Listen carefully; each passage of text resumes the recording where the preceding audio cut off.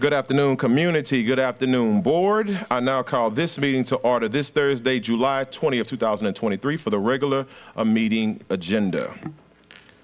First item of business that we have is going to be our meeting opening, which is going to be our invocation and our Pledge of Allegiance. The invocation will be led by School Board Member Michael Gode, and the pledge will be led by Cadet Captain Dawson Woods of Liberty Magnet High School, accompanied by his senior Army instructor, Colonel Retired Jonah M. Hughes.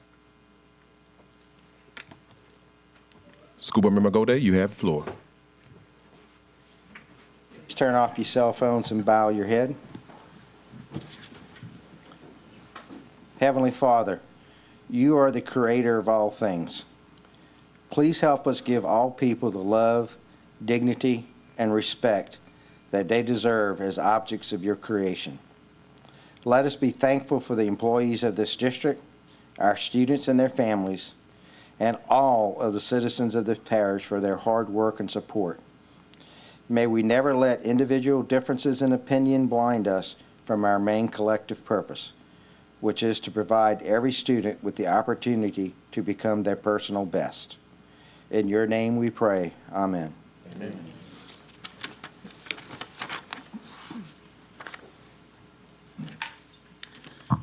Good evening, ladies and gentlemen, Dr. Nurses, and esteemed members of the school board. It is my distinct honor to introduce to you one of the most outstanding JRTC cadets of the Patriot Battalion, Cadet Captain Dawson Woods. He is a rising senior and is preparing to enter his fourth year in JRTC program. Currently, he serves as the deputy commander for our Raiders team, and he's our battalion team liaison. He's also a member of our color guard and our drill team.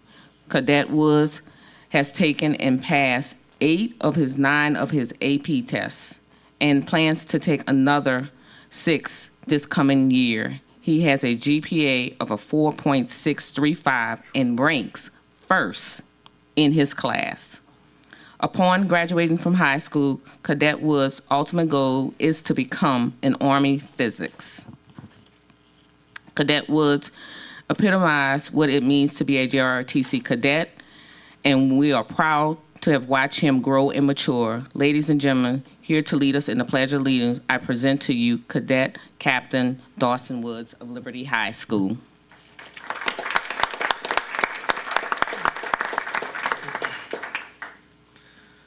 I pledge allegiance to the flag of the United States of America and to the republic for which it stands, one nation, under God, indivisible, with liberty and justice for all.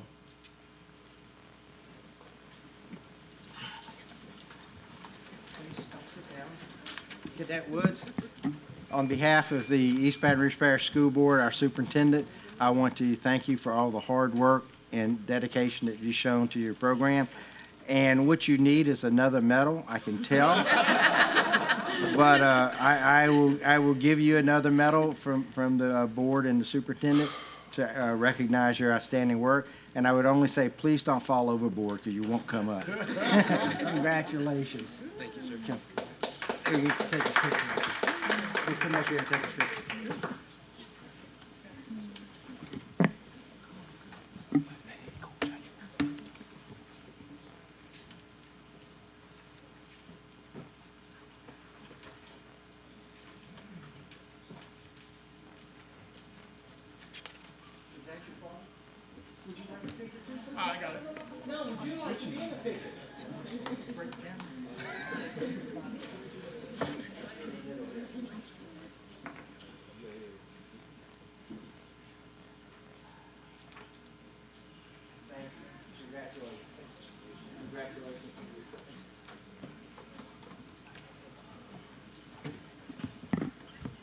Thank you all. Before I move on, I'd just like to say it goes without saying that these are the types of students that represent our school district every single day. These are the types of stories you don't hear about, the GPAs, the hard work that goes into student achievement that they attain to every single day inside of our classrooms. And these are the types of stories that we need to start telling around our school district. All right, moving right along, Madam Secretary, we're going to move to item A2, call to order and roll call. District 2, President Lannis. Present. District 3, Vice President Powell Lewis. Present. District 1, Mr. Blue. Here. District 4, Ms. Stewart. District 5, Mr. Lewis. Present. District 6, Mr. Russ. Present. District 7, Mr. Goday. Present. District 8, Ms. Kennison. Here. District 9, Mr. Martin. Present. We have a quorum. Thank you. Moving right along, we're now going to item B1 minutes. Meeting minutes, approval of the school board minutes of the June 15, 2023 regular meeting and June 29, 2023 special meeting as published in the official journal. Can I get a motion? Moved by School Board Member Michael Goday, seconded by School Board Member Patrick Martin. This time now, I'll see if we have any names in the queue for discussion amongst the board. Seeing none, I'll now go to the community or public comment. Seeing none, I come back to the board. Madam Secretary, please call for the vote. Please vote.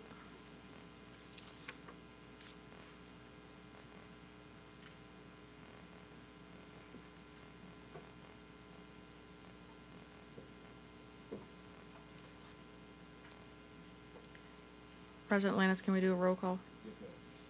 Yes. District 1, Mr. Blue. Yes. District 2, President Lannis. Yay. District 3, Vice President Powell Lewis. Yes. District 5, Mr. Lewis. Yay. District 6, Mr. Russ. Yay. District 7, Mr. Goday. Yes. District 8, Ms. Kennison. Yay. District 9, Mr. Martin. Yay. Motion carries. Thank you. Moving right along to item C1. These all of items C1 through C3 will be for information only, and it's only if they have a report to present. First up, we have item C1, monthly financial report. Do we have a report?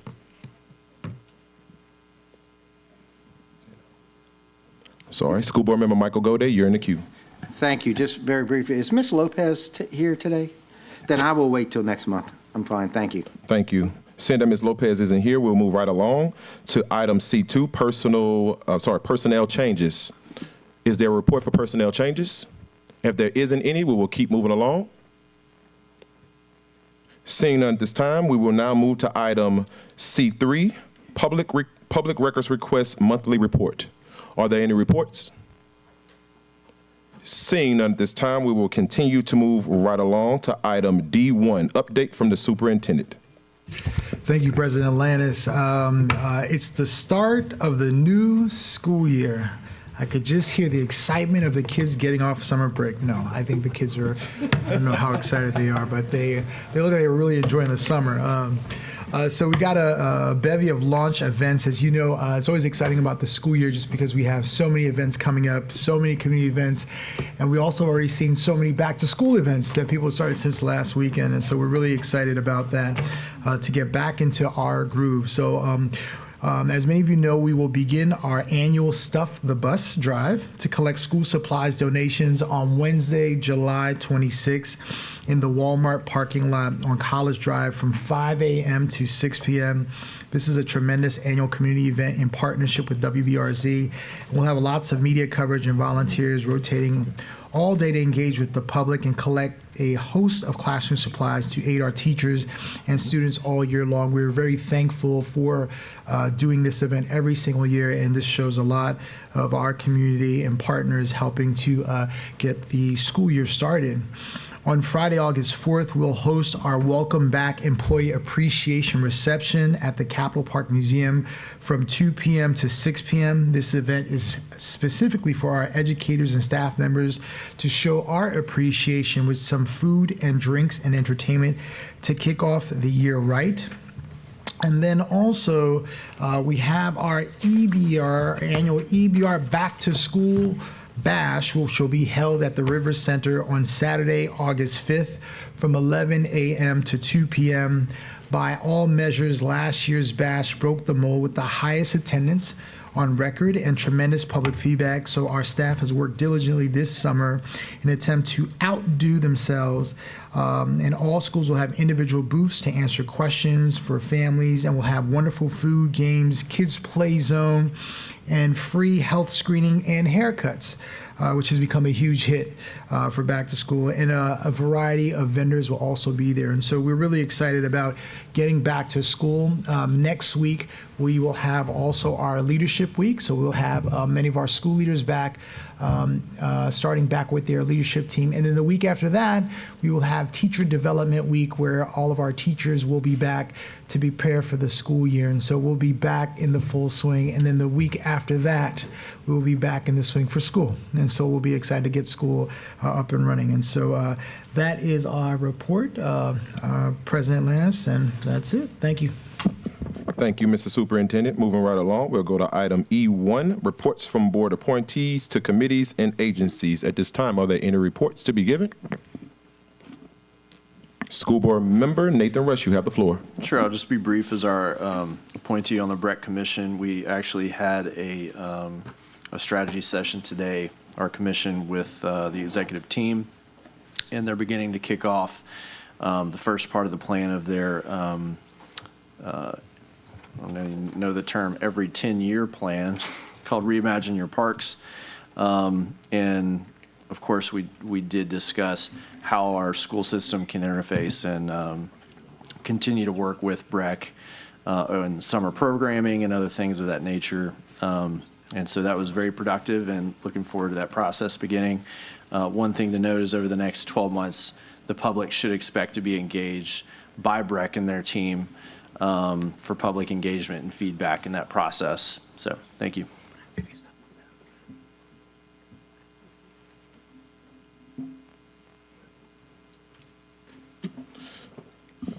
Thank you. Moving right along, we'll go to the next item on the agenda, which is F1 for presentations. At this time, I would like to move up item F2 to be the first presentation of the night. But before I can move forward, I want to make sure for my fellow board members that there's no objections to this move. Okay, at this time, seeing none, the first item we have up is going to be for the Center for High School Success presentation. You have the floor. So, President Lance, right before Dr. Nelson comes up, I just wanted to give some context. As many of you know, 2 years ago we began, we usually do this, but we start tracking ninth graders' success. As many of you know, ninth grade success is a predictor of kids either making it or dropping out of high school. And we've had tremendous success working with the Center for High School Success. And so Dr. Nelson and their team will engage us in that conversation, but we wanted to just make sure people know where we have really wanted to push our investment at the high school level. Good evening, board. Thanks for having me. I got to stand here about 6 months ago and give you an update where we were mid-year with ninth graders. And I just wanted to take a little bit of time to remind you why, as you can see, the slide deck says ninth grade matters most. So I'm thinking about that. Can I forward this, or do I have someone else do it? There we go. Just to remind you, we often think about high school in terms of seniors, and we think about putting effort and energy into those. Actually, the research says the opposite, that the ninth grade year matters the most. And as the slide says, ninth graders are 3 to 5 more times more likely to fail a class than any other grade. And for every F a child gets in ninth grade, they have a 30% chance less of graduating. So that's a hugely important grade for all of the EBR students. And across the country, we're seeing the same stuff. And to talk about that, we'll move forward. I wanted to tell an actual story, and I'm gonna have some help from my friend James Smith in the Graduation Excellence Department. We'll keep going forward here. This is John Weathers Jr., who was a straight A student at Park Forest Middle School back in the early 90s. He had a very, very tough family tragedy happen when he was in 8th grade and dropped to all Fs. And you all probably know students like this that are similar, that you serve in your communities. the intervention that took place for John. James, would you mind coming up, or do you want me to tell the story? That's well, basically, James Smith of the Graduation Excellence Department mentored Mr. Weathers and other students. He took it out of his own time to pull students together, tutored them, forged relationships with them. James has told me the story that they would be on competing football teams, and yet they'd come across the field and give each other high fives and hugs even after the games of rival schools, and really help them track their data. Now, that's the intervention he had, and moving forward, you can probably guess what happened. That the Mr. Weathers Jr. turned around, got back to straight A's, and ended up on a full scholarship to LSU, and moved on to a 4.0 in medical school. And today, if we can click one more time, Mr. Weathers Jr. is an optometrist, and a highly successful one at that. So I wanted to give James Smith a round of applause for his personal work with a student that could be a statistic and is not, and is helping others. And in the bowl down at the bottom there, you can see, again, that 9th grade on track. If you finish the year in 9th grade with 1 F or less, that's a higher predictor of high school graduation than all other factors combined, your zip code, your race, your income level. And if you end on track, you have a 4 times higher of graduating. So your investment in this is a pretty smart one. So why don't we move forward? So here's the headline that I hope everyone here remembers, is that in the last 2 years at EBR, there's been a steep increase in 9th grade on track, which is 1 F or less. So we'll go forward. And a key to this success has been a collaboration with James and Larry's Graduation Excellence Department. And you can see their names, Larry, James, James Smith, and Jane Sylvie in that group. And then the Pathways to Bright Futures group, Miss Smith, Miss Levatino, and Miss Mayweather. The 3 of our groups work together in conjunction to really enhance the 9th grade success for every student. We'll keep moving forward. So here's the big news that I hope you can all keep remember, that 2 years ago, only 59% of your 9th graders were on track at the end of the school year. We started working together with those 3 departments. Then that jumped up to 71% last year. And then that jumped up to 82% this year, which is a 39% increase. That's kind of a number you think, okay, yeah, that's great. What does it really mean? Well, yeah, I think round of applause. Thank you. Well, when you look at it from a national context, we also serve schools, 164 schools across the country. About 1/3 of those schools are in that we have the results. And comparatively to 2 full states worth of schools, Colorado, you can see, jumped up 38% in the 2 years, but has a much lower on-track rate when you look at 30-plus schools in Colorado. And Arizona, 56 to 66%. Again, some nice growth, but nowhere near what you're doing here in EBR. And in fact, of all the states that are in right now, you're number 1 across the country. And I wanted to highlight the next slide. You can take a look. Well, you have that data in front of you. This is a breakdown of all the schools. You'll see a lot of green, which means growth over the course of those 2 years at every high school, major high school here in EBR. And I wanted to, if you have any questions about individual schools, I'm glad to answer those. But I really wanted to highlight the 4 reasons that we have for success. One, already talked about strong leadership. We've got a 9th grade leader at every school, the principals involved, the 2 departments I just mentioned. There's close tracking of student data. 9th graders now know where they are. In the past, when we came in, they'd say, what is a grade point average? And now they have time to understand that, make progress towards that. The PBF group, Ms. Levatino, Ms. Mayweather, have done an amazing job that the PBF coordinators make sure the 9th grade staff have that data and help with students. Interventions like Mr. Smith provided, mentoring, tutoring, mental health support, homework support, that's being flooded into 9th graders now and targeted to them personally. And then lastly, it's become kind of a cool thing to be a 9th grader. They have different shirts, they have celebrations. If they get their homework done, they go on field trips. It has really turned it from if you all remember 9th grade, a time that you were kind of scared and intimidated, to a place that it's a celebratory and place that you want to be. Next slide. So here's some additional really good news. Over at Terra High School, if you took a look at their data, and it's up on the slides again, they have 173% growth, which is kind of mind-boggling. So two years ago, they only had 33% of their ninth graders were on track to graduate. This last year that just finished, they jumped to 90%, 173% growth. I scoured all the data from all our schools at CHSS that's in, and they went to the top. You have the -- school in all of the nation in on-track growth for the last 2 years in the country. So give a round of applause to Terra. Their administrators are here right now, Mr. Heyman, Mr. Rawls. Could you just stand up? And let's give them a round of applause. And it comes down to, it's like anything in life, whether you're trying to be a great cook or athlete or scholar, it's consistency and hard work. And those two gentlemen, along with their PBF coordinator, Mr. Robinson, consistently do the work, consistently talk with ninth graders, consistently support staff, and that's why you see these incredible results. Next slide. So that's it. We aren't going to rest. We hope to see that kind of results from Terra at all our schools.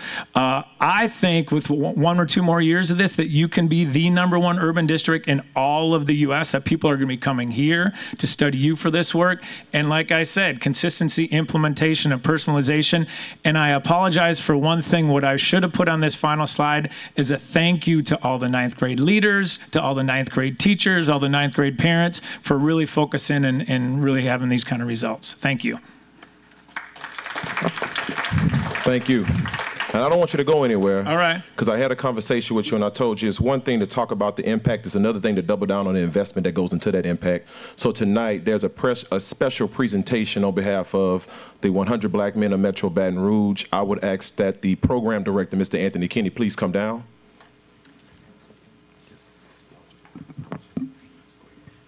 While we're waiting for him to come down, I want to highlight this because, perception is not always reality. We are a school district of 89% minority. Over 70% of our students come from poverty.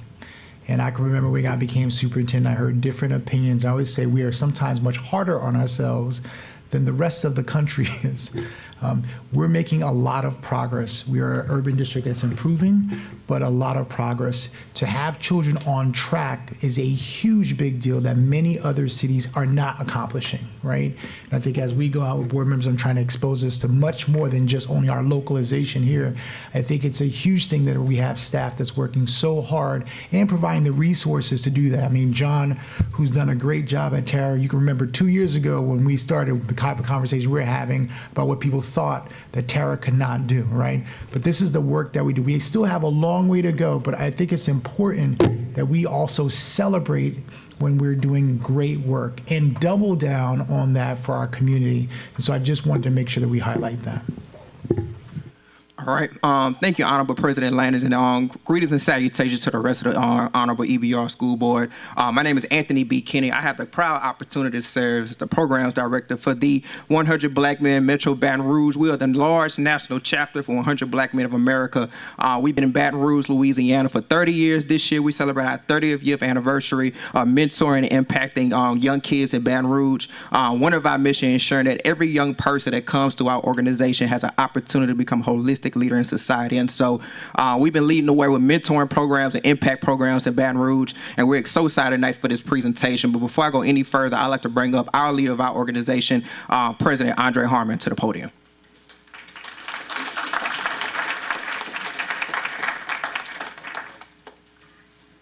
Good afternoon. My name is Andre Harmon, and I am the new president of the 100 Black Men of Metro Baton Rouge, as we like to say.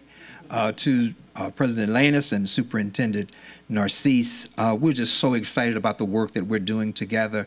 Today is just another example of how great a good partnership can actually be. As you know, last October, we worked with Apple Computers to help purchase 500 iPads for students in need under our Bridging the Gap literacy initiative. Today, we are extremely excited to announce we're investing $150,000 to collaborate with the Literacy Department to help grow the My Brother Can Read program under this initiative to help drive high-impact tutoring and mentoring to 8th and 9th grade. We are just elated to be here to present this check to you, and we have some other things for you, but it's going to be later on. Once we break the tension in the room, we'll make sure that we give you some other good things, okay? So anyway, let's show them the check. Okay, so look, while I'm up here, and I don't know the protocol, you'll tell me later, can I have all the members of the 100 Black Men of Metro Baton Rouge to just stand for a minute so that you can see that we are a force to be reckoned with in the community. Things that you need done, if you can't get it done through us, you can't get it done. Thank you. Thank you. At this time now, I ask that the members of the 100 come down to do a picture with the check as well as with our school board members. Please, in the middle, be real quick.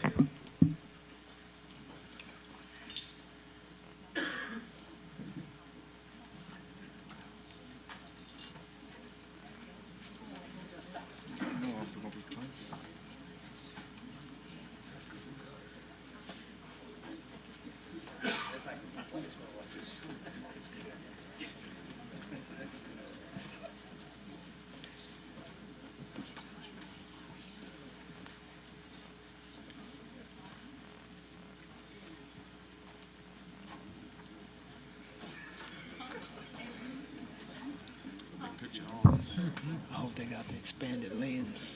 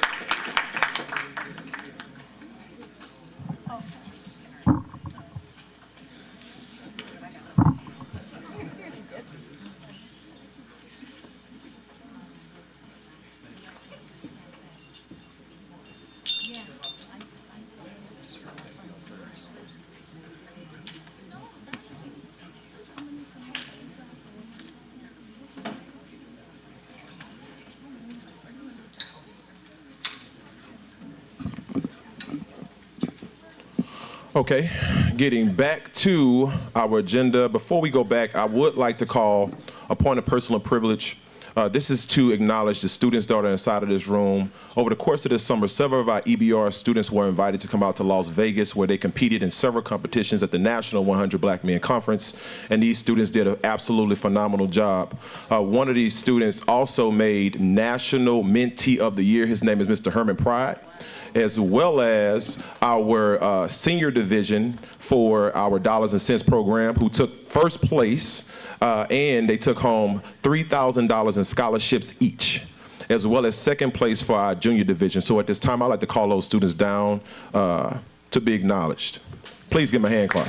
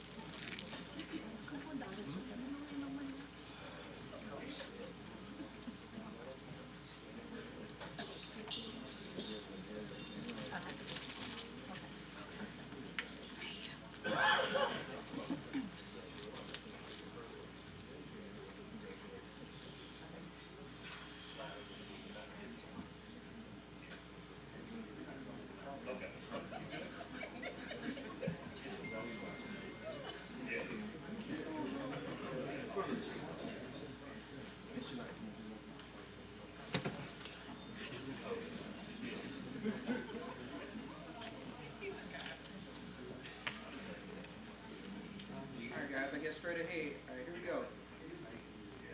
All right. 1, smiley face.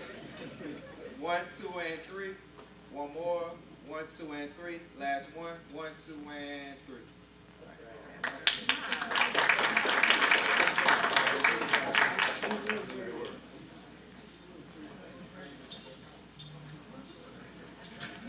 I can't get it out. You put it there, Coach.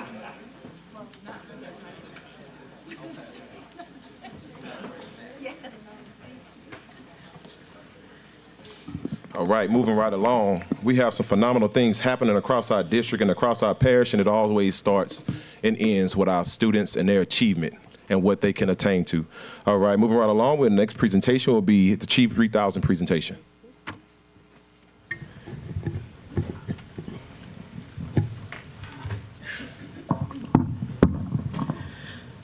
Before we get started, can we just give them another hand? It just makes my heart bubble with joy. Just come on, we can do better than that. These are our children. Representation matters.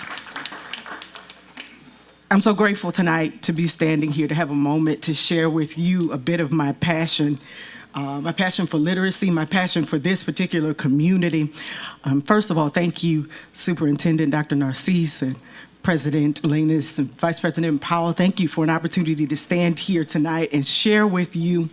Our intent tonight is to inspire you even more through what has been going on across the district, through the idea of partnership. And purposeful partnership releases power. And how do we see that power? That power is seen through progress. It's the secret sauce to what we do when we partner with others, because there's nothing that we can do alone. Nothing happens in isolation. We have to partner with others to get that done. All right, we can go to the next slide. Okay, and these are just high-level overview statistics of what we have done. I want to help you to feast your eyes, focus right there on the Achieve 3000 data. When we first started, we only had a level set of 76% across the district. That was our first year of implementation. Only 76% of students across the district logged in and took that initial test, which gives us our Lexile. And again, just for our reference point, Lexile is going to be that reading measure. And of course, if we can improve in reading, then we can improve across all content levels. Well, this year, we were able to achieve a 96% participation rate in our level set, which means that the data that we're looking at, it's accurate. It's 96% of students across the district. And then with SmartyAds, even though we rostered less students this year, if you look very closely at lessons completed, we had more completion of activities with our students across the district, which is definitely something to celebrate, because we prepared those students for readiness going out of second grade into third grade. So what does that look like across the board? Next slide, please. So our literacy pathway here in East Baton Rouge, what we've built out specifically for you, each one of these rungs on the ladder, it adds on to the next. So that's what I want you to understand about that. We'll point out here that through pre-K and through second grade, that's where we use our SmartyAds, okay? And with our students there, they're gonna be studying phonemic awareness, phonics, and spelling and vocabulary. All of those things are still important, okay? And from there, when our students come out of SmartyAds, which is pretty gamified, for them to enjoy the process of moving forward. There's an aunt and coach that drives them through the instructional process there. We go into what is called Achieve 3000, which is the one that we have been talking about. And here lies where the growth actually starts beginning. Elementary through third through fifth here, we're gonna get them differentiated skills-based instruction. And so the beauty of this program, what it does to support across the board, is when students take that initial test and as they move through it, it differentiates the instruction for students. And so students are receiving vocabulary, the reading prompts, everything on their level. Okay, so I could be sitting here, Martina could be sitting here, we can be reading on the same topic, but we'll be reading different levels of information because it gives it to us on our just right reading level. And so that builds upon what's already happened in Smarty Ants. Additionally, I want you to look down right at that last bullet there with elementary. We have customized content alignment to state standards. So I heard them mention that things are happening all over the nation that can be celebrated here. One of the great things that has happened here because of our work here in East Baton Rouge and across the state of Louisiana, alignments to your guidebooks, to your Tier 1 curriculum are now going to appear within the platform. We had already created them. We had created alignments for guidebooks, also for your social studies scope and sequence. We are working to complete science as well, but the ones for guidebook are already going to be there. So that takes some of the work off of teachers having to look for articles that match what's going on in their classrooms, because the intent is to embed it in the lesson plans. This is not a sit and get. Teachers work along with students to make sure that this is facilitated. And then from there, we go to middle school, and you have there your writing center, additional pieces of foundational reading support through Word Studio. In Achieve Literacy, this is something you already have, and this gives us assistance in foundational skills. So if you have a student that's in 6 through 8, right, and they're still struggling maybe with R-controlled vowels or sounding out words or phonemic awareness, this program is for them. And we have also been using it with our elementary as well. There's a little workaround to it, but you can get to those particular activities for them. There's a teacher data dashboard and skills progression there. Now, we're already to high school, but we are building as we go. So we started with Smarty Ants, we went to Achieve in elementary and middle, and now for high school, what we've added as a piece there is the Career Center and Workforce Development, and that is a huge piece for us, huge piece for us. We've had a chance to share that across the district with high schools and with our schools there, and even participated in your Aspire Fair to show those things to students, to give them access to different careers, college and career, and help them to get ready for that through this system. And then there are custom activities there for them to complete, and we also add a whole lot of work there around LEAP 2025 assessment. So there are embedded technology-enhanced questions within the platform that assist our students in preparing for testing. You can go to the next one. Oh, I can? Okay, good. Great. All right, so how do we get this done? How do we get this done? We are doing this by adding to our stakeholder engagement and progress monitoring. That's what gives us the implementation fidelity that we want across the board.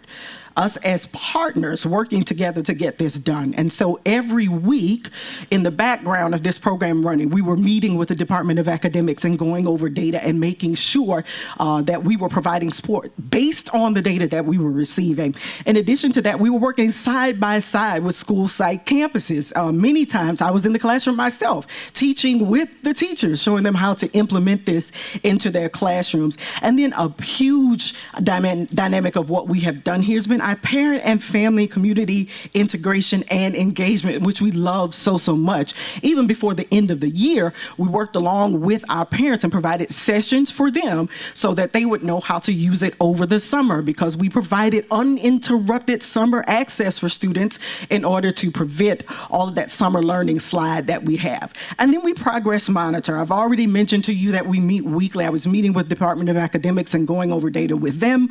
They've worked side by side with me the entire time. All of your content trainers and your supervisors of content have been aware of everything that we're doing across the board. We analyzed our data during the fall and the winter, and then the spring level for the post-test, and then we completed a data share agreement so that we could have correlations to LEAP data. Now, of course, the data has not populated yet for this year, but we are doing that, and we are also in the process of triangulating our data with ANET as well, so that you can see how it works across the board.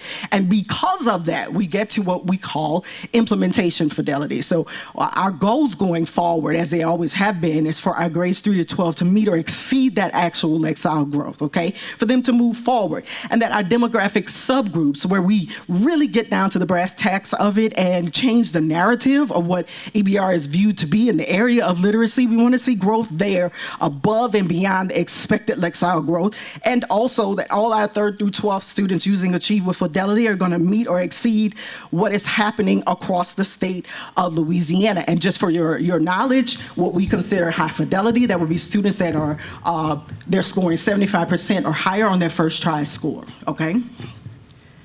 All right.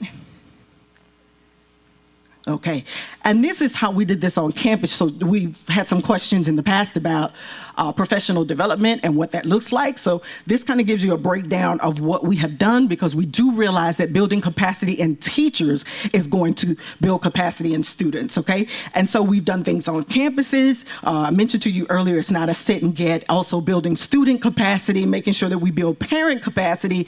We've met on the district level, also on district initiatives, and then implementation planning meetings. So that happens at the beginning of the year. And this is what this looks like data-wise. All right, so overall district, what we're looking at here, our elementary school students who were scoring at high fidelity, they grew 2 times the expected growth, okay? Middle school students, 2.5 times the expected growth, and then high school students, 2.9 times the expected growth. So you'll see the greater the usage, the greater the fidelity, the higher the scores.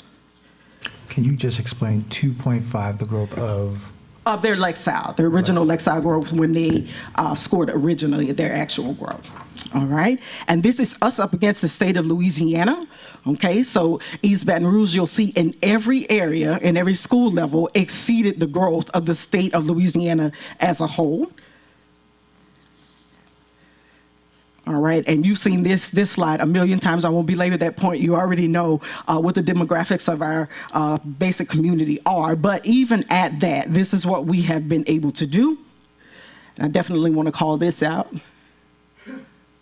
All right, so not just in magnet schools, not just in high performing schools, not just one demographic or regional area, we are seeing substantial growth in our subgroups, which is super, super important. And that shifts the narrative that we have here. So I want to call out for you, just from this side, that Hispanic and Latinx students, their average Lexile growth exceeded that of their white counterparts.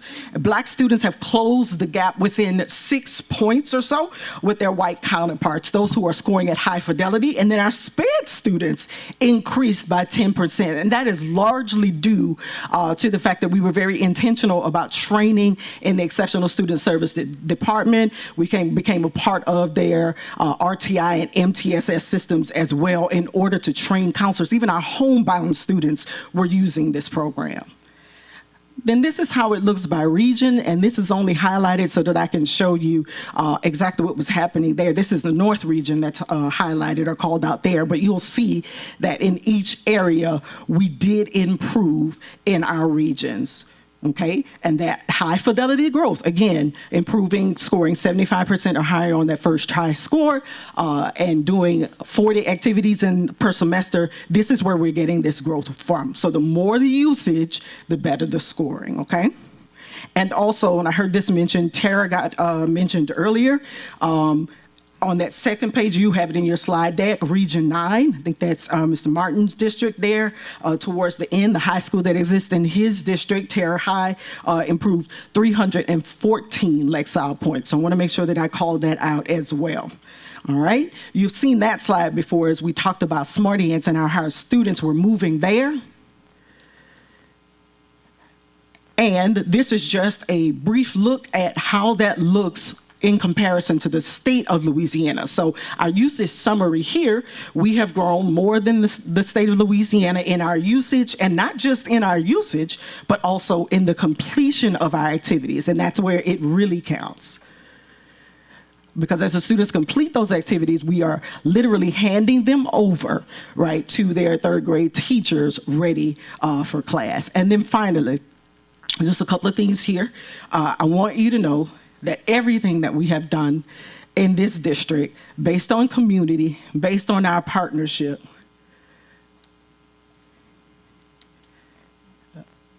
It's not, there we go.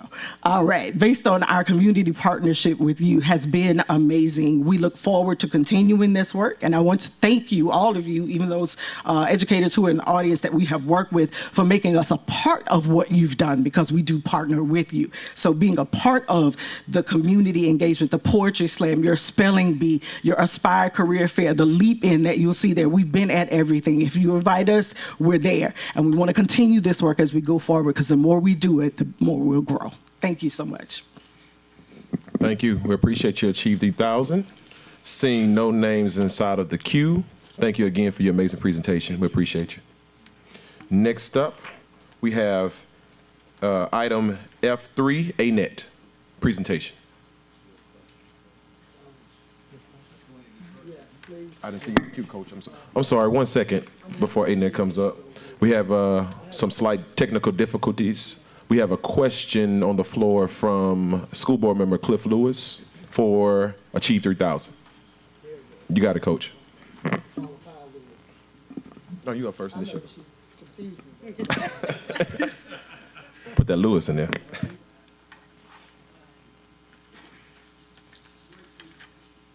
Thank you, sir. Great presentation. You talked a lot about completions and things of that sort, and how we're performing around the state. But I didn't hear you say anything about how this has helped our kids with LEAP testing, because the state, in my opinion, this is my, could probably care less about this. They want to know how our kids are doing on the LEAP. Okay, post-COVID, we were at 42% ELA. Then you had that year that was a wash. Right. Okay, 2021, we dipped to 34. 21-22, we were stagnant at 34. But that was an 8% decrease. An 8% decrease. So how does that work? I mean, what about the LEAP test? How are our kids doing on the LEAP test? According to what we provided you with before, and again, this is correlation. There's no causation in, we can't say that Achieve is causing the students to do that. We can only say that it's impacting. So I want to make sure I'm clear on that. But as the correlated data stated in the last presentation that you had with the slides with the gray and the blue, our students who scored at least at 91% as a cutoff, okay, on their average percentile scores, they scored basic or above. If they had completed about 1 through 39 activities, and students who did 40 or more activities were at the 99th percentile.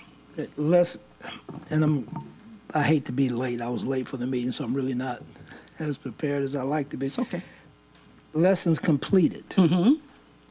How does that correlate? What does that say? So the correlation They just there. completed, or were they graded? Were they scored? Oh, yes. Yes. All of them are scored in there in the system based on how the students are performing. But the high fidelity usage, what we're shooting for, is 75% on the first try. Okay. 40 activities in the fall, another 40 in the spring. That'll give you 80, which is what's going to give us the big growth. Now, of course, everybody's not doing that. We know that. But the ones who are, that we've discussed, they are growing to the degree of that slide that we showed, 2.5% growth and those kind of things. And I probably misspoke when I said the state could care less. I'm sure they care a great deal. Yeah. Okay, they care a great deal. The state's concerned about how our kids do only. And I guess what I'm asking, I need to know what this does, what this program does to accelerate how we do on LEAP. And you're not telling me that. You're giving me a lot of numbers, a lot of completions, teacher logins, all that stuff. But I want to know how they're doing on the LEAP test. How is all this translating to success on the LEAP test? Because those are the things that are going to help this district move forward. Not so much how many logins or test completions or pre-test or post-test. In its most simplistic form, Please. the way that I can say this is improvement in reading will improve everything. You read to do everything. So you read in ELA, they're going to read in social studies, they read in science, all of those levels. So if we're improving Lexile levels, if we're increasing the level of rigor, and not just fluency, right? Not just I can call words on the page, but when I read it, I can comprehend. That's what's measured in those questions, those activities that you're asking about.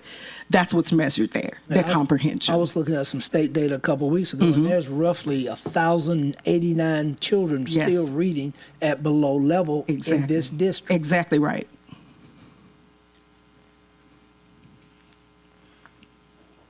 Can I just add to that, Board Member Lewis? We have to remember that there is a sense of when kids walk into school, they have two sets of gaps, right? They have to, one, I don't know if you remember, there was the phonemic awareness and whole language days where there was a debate around how kids would read in schools. Well, in every program that you do to help a child understand comprehension reading, that takes time, right? So the way that the programs are set up is if you get them to learn and read at a certain grade level, then when they go read a paragraph or anything like that, their comprehension level gets better so they can answer the question that needs to be answered. And that translates over time, right? So when we began to put programs like this and benchmark them across the entire system, as you can imagine, there were variance levels, right? And I always think about the first year I came to East Baton Rouge, different schools were doing different programs, and we did not have an alignment of that from every grade level. And you know, we have students that go from one school to another school to another school, right? What you're seeing in terms of progression, if you have, I know we have Dr. Abernathy who's here.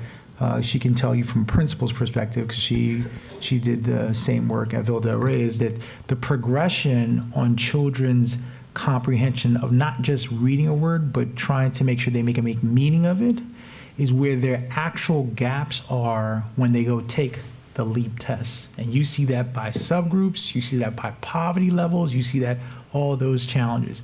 And a combination of all that is what helps them to perform better on the state assessment.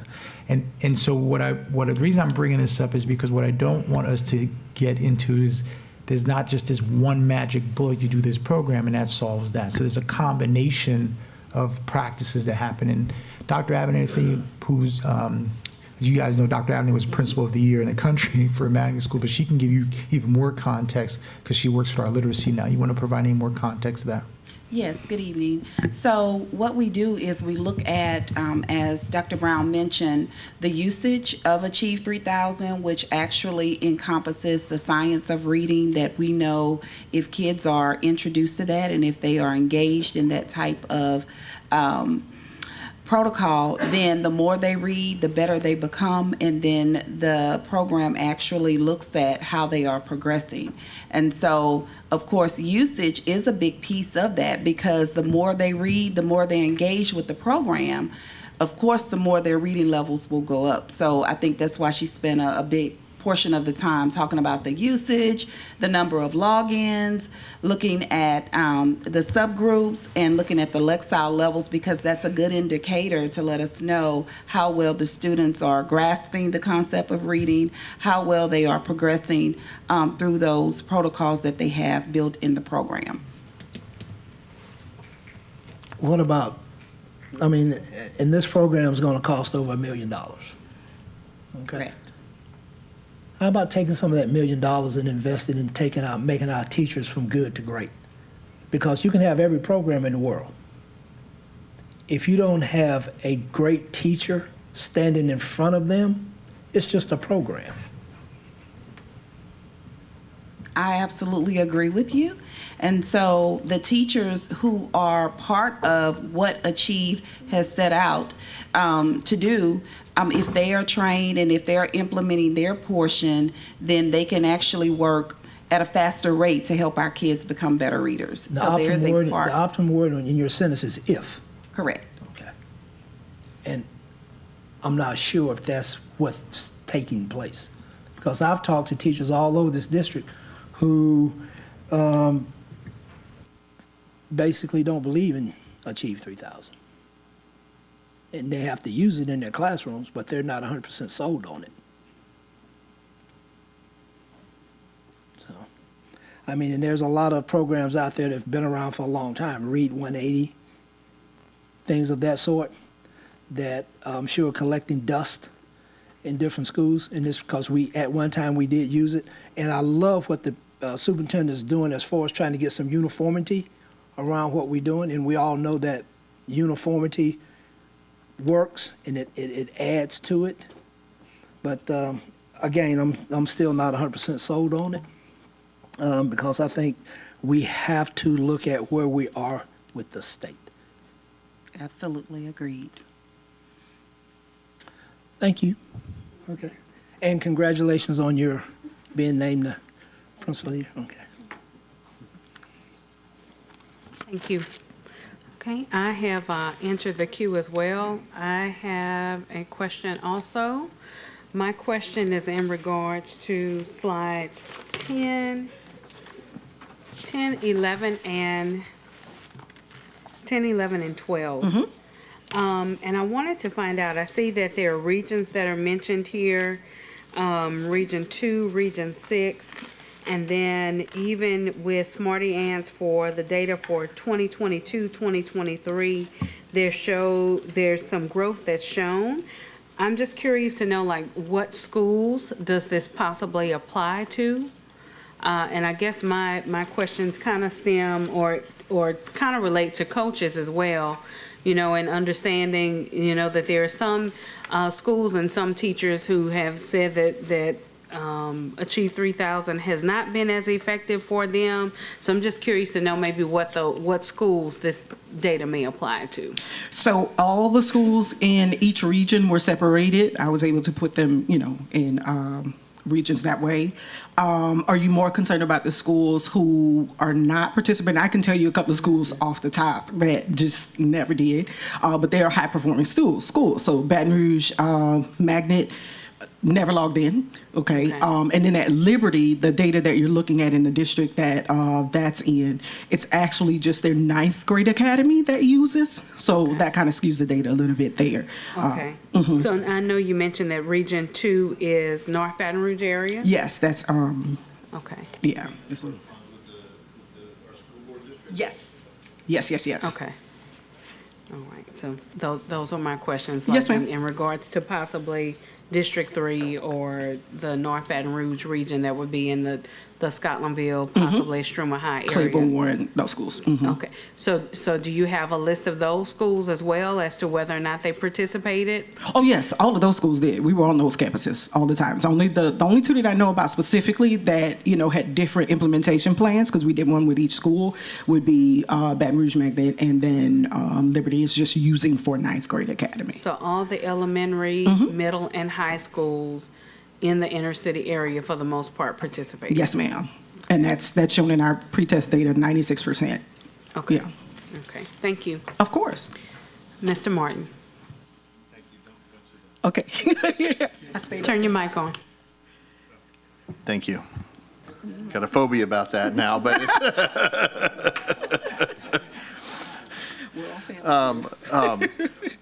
could somebody put up the slide, one of the slides that Ms. Powell Lewis was talking about, what impact has Achieve 3000 had on students by region, and pull up the slide. I'll use my Region 9 as an example. I just want to make sure I understand what I'm seeing. So we look at Region 9, we look at elementary school group, right? And it says expected growth 111 lexiles, actual growth 129 lexiles, and then high fidelity growth 198 lexiles.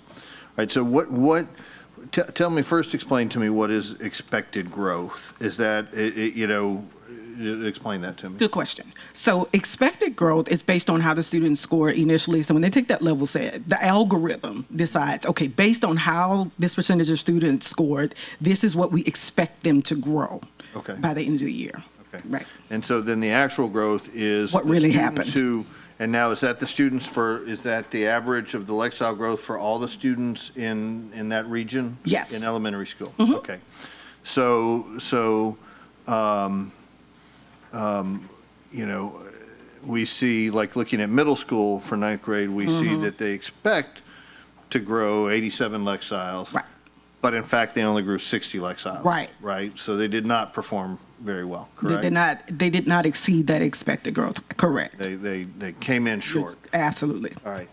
And then we look at high fidelity growth. Now, I'm presuming that means that the students who actually did the work, put in the work on it, then they did well. And those Okay. students who were actually working in the platform, doing those activities per week at the 75% for the high fidelity students, they increased that much. So I think one of the questions or concerns that I have is, one of the complaints that we've heard from some folks about this is that this is sometimes perceived as make work. Right? It's not actually helping us make work. They got to struggle through it, and they just don't bother, right? Or the individual students find it boring, and just don't do it. So then we would generally kind of tend to expect by human nature that the kids that are easier learners, let's say, right, are going to be the ones more likely to practice this program with high fidelity. So there's some self-selection almost in that group, right? So as you point out, correlation, not causation. Absolutely. Very hard to tease those two apart. Okay. So do we know what percentage of the children in these areas are using with high fidelity? We looked at that across the system to see, I know you said there's a couple of schools that are just not doing it, right? Got that. But in terms of the schools that are trying to implement it, do we know which schools are actually getting a 25 or 50 or 75% rate of getting high fidelity usage? The percentage overall? Overall, doing or that? school by school, I'm just kind of curious, like what percentage of kids are using the program with high fidelity? So slide 6 kind of gives you it may be a little small down at the bottom. We teased out those numbers. Look all the way down to the bottom of the page. I'm not sure. That's correct. All right, that one right there, okay. Oh my God, that's so small. Okay, all right. All right, great. Dr. Abernathy just reminded me that we do have an expectation that's been across the district that they have to complete 3 activities a week at that 75% first try score, at least 3 a week. And the intention was to do at least 1 article in every content area. Right, but what percentage of the kids are using it with high fidelity? I mean, are using it often enough to be considered high fidelity users? I mean, is that 2% or 5% or Not 2% at 80% of the kids use it with high fidelity? Because our level set was at 96, I'm going to say somewhere between 80 to 90. I would have to do some math here to figure those numbers out. But those numbers, are actual numbers, real time, of what was actually happening on campuses in each one of those categories that you're asking about. The other question I have is how does the software work? And let's say you've got a 5th grader that comes in and they've been struggling, right? So they're really reading at a 2nd or 3rd grade level, all right? They open up the software and try to do it. What's going to happen? Does the software, after the first time they take a quiz and don't do well, the software does some kind of assessment and then starts them off with material that's at a 2nd grade level that's appropriate for where they are, or how does that work? Absolutely. So the first thing they're going to see is a set of questions, their level set, right? And based on how they answer, it's semi-adaptive. It's going to move with that student. And once that test is done, whatever that score is, it's going to equate to a Lexile level, and they'll get work based on that level. And then what happens, Mr. Martin, is towards the end of the month, okay, after a month has gone by, they've done activities. If they have 4 at that 75% first try score, then it's going to move them up. And so the next time they have an article, the next month, then it's going to be at that level. It continues to increase them as they go along. And there are supports in there as well for students. So highlighting vocabulary changes, how many languages, and I don't even remember at this point that they can change it to. It works for every student. And so then is the student, though, let's say, again, this 5th grader that starts off at 2nd, 3rd grade level, because I think what I heard you talk about was the software is designed to pull, so that they're at the same time they're learning to read, they're getting immersed in their social studies or whatever, right? Are they going to be getting let's say they're reading at a second grade level, the software is giving them stuff at a second grade level. Is it giving them the same kind of social studies material? Are they learning just a simpler language? Are they Simpler learning about language. Sacagawea or Harriet Tubman or whomever? Absolutely. At a second grade language level instead of a At fifth? their level, because our tier ones, okay, so your guidebooks, Pearson, those kind of things, those are designed for students who are on level. There are some supports in there, of course, but this supplements that.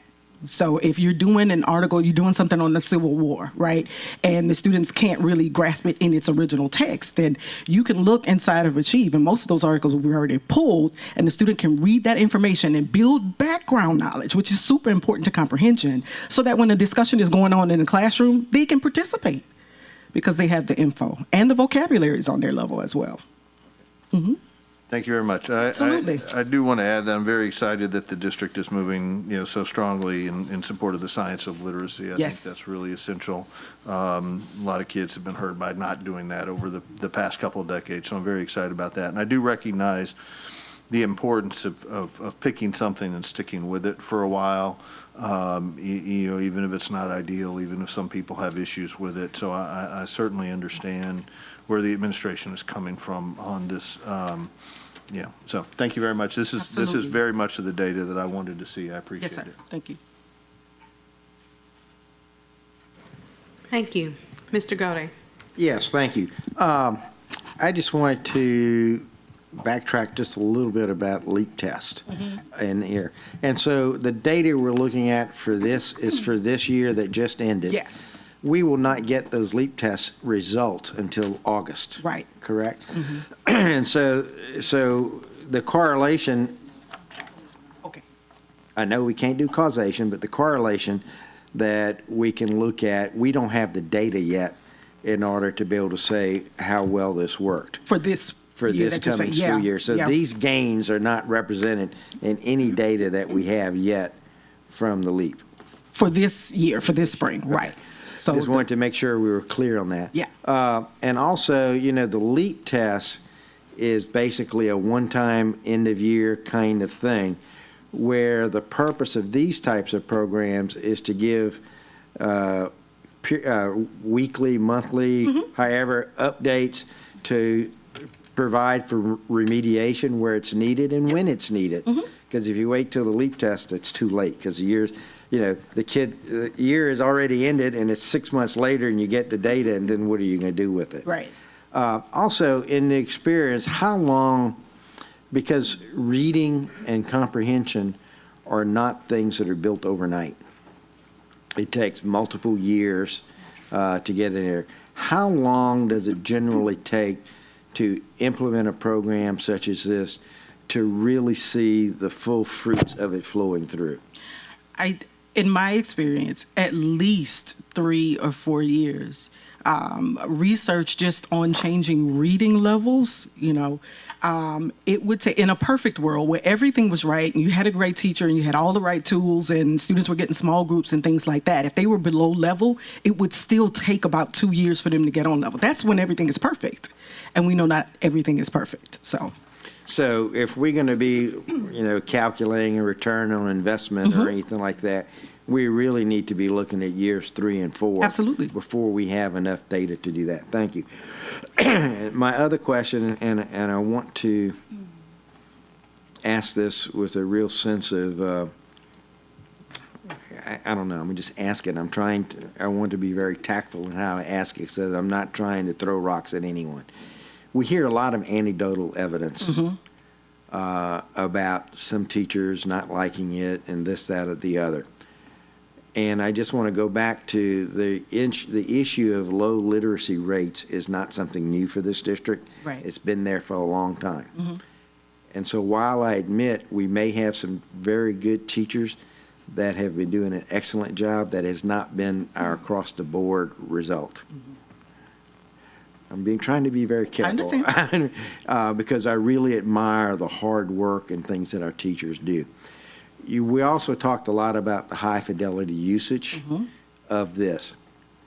Will we have the data to build, because I also, like Mr. Martin, this is a little bit self-selecting, I understand that, but it's also, I think it'd be interesting to see if there's any data that we have on a classroom level that says this classroom really pushed it, this classroom really didn't. This classroom shows these lifestyles growth, this classroom didn't. This class showed this amount of leap improvement, this class didn't. Will we be able to have that data? Absolutely. That gets us beyond some of the anecdotal type of evidence Yeah. to real data that we can look at. We've celebrated that across the district for 2 years, like done awards in classrooms that have excelled and been kind of the model classroom in that school where teachers are just rock stars and doing what they do. Certain campuses, we've done that all across the district for the last 2 years. So yes, that is available. Okay, because what I would like to see is us to get really data-driven. And because I know, look, I've dealt with software programs and things, there's no program that everyone's going to like. Yes, sir. There's no one program that's going to match every teacher's desires and capabilities and talents. Yes, sir. I get it. You know, some teachers might do better without it, but most teachers won't. And so I'm trying to focus on the students. You got it. I'm really trying to focus on the students. So as we come into this, I'd be very interested to see the correlation between fidelity of use and the improvement in LEAP. Because that gets it out of some of that gray area of. It teases it out of the weeds. Yeah. Okay. Yeah. Thank you very much. And thank you for all the hard work you're doing. Thank you And I for want to saying thank so. I know this is difficult for many, many, many of our teachers. It's a change, but we've gone years and years and years with low scores. And if we don't change, we aren't going to make any difference. You know, the old definition of insanity. And so I really appreciate how difficult it is to implement new ways of teaching, how difficult it is to implement new tools in your teaching and those sorts of things. And I just want to applaud all of our faculty that have taken the time and effort to try to push this through. Because at the end, I really think this is something that we need for our kids. Yes, sir. Thank you. Thank you. Thank you. Ms. Kennison. Thank you. I have kind of further or similar questions about the high fidelity usage. Most of the data in the presentation was in that group, right? And you're telling me that these are the student numbers? Yes. Okay, so looking at it quickly, I don't have my glasses on, but it looks like it's about 10% in all the groups. If you look at the, would I be correct? In ballpark, about 10% would be the group that we're looking at? Super high fidelity. Okay. All right. So if you look at the blue one and then the orange one, that's right. any usage, so actual usage, and then usage of at least one article, and then you can add that to high fidelity, So but about- just high fidelity. About yes. 10%? Okay, so can I request that you come back and give us another presentation outside of the high fidelity usage? Because if there's 10% of kids from what I gather, are kids that already know how to read. Not necessarily. Well, if they got 75% on their first try, they're doing okay, right?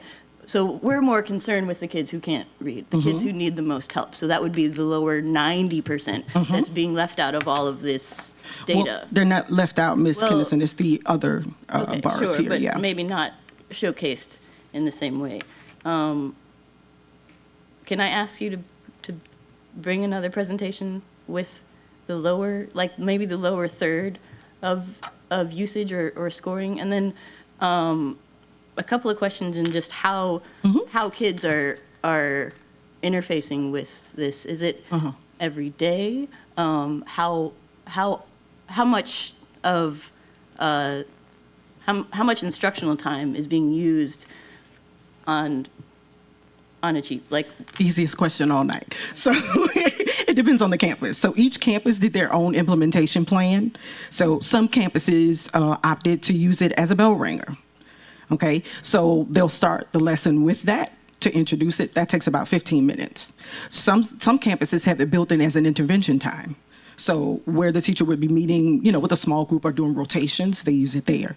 Other campuses are using it embedded within the time that they're using for English language arts. And I think that's the 90-minute block still yet on most campuses, right? So they use, right, How much?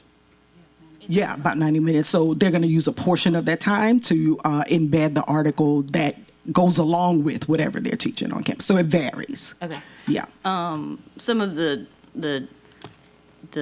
kids that I talked to about it said they were about 30 minutes a day, and where they read an article and then they answer some multiple choice questions. Yeah. Is there anything beyond, like, what happens beyond that? Like, Writing. There's a writing center embedded, and there's a question in each article with the 5-step articles with the text. They can go in and actually do the writing. The teacher goes back and grades that. It just all depends on the campus as to how they use it. and you said that it's on an individual basis as far as kid to kid. So there could be multiple kids in the same classroom who are doing different exercises. So Yes. chances are that the teacher is not giving real-time feedback. Well, it depends on the teacher. Okay. Like on campuses where it's running well, expert campuses, those we were talking about there, they are involved. The teacher is facilitating from the front of the class because the teacher can change, the Lexile level to make it where it projects to everyone. They can do all of that. Okay.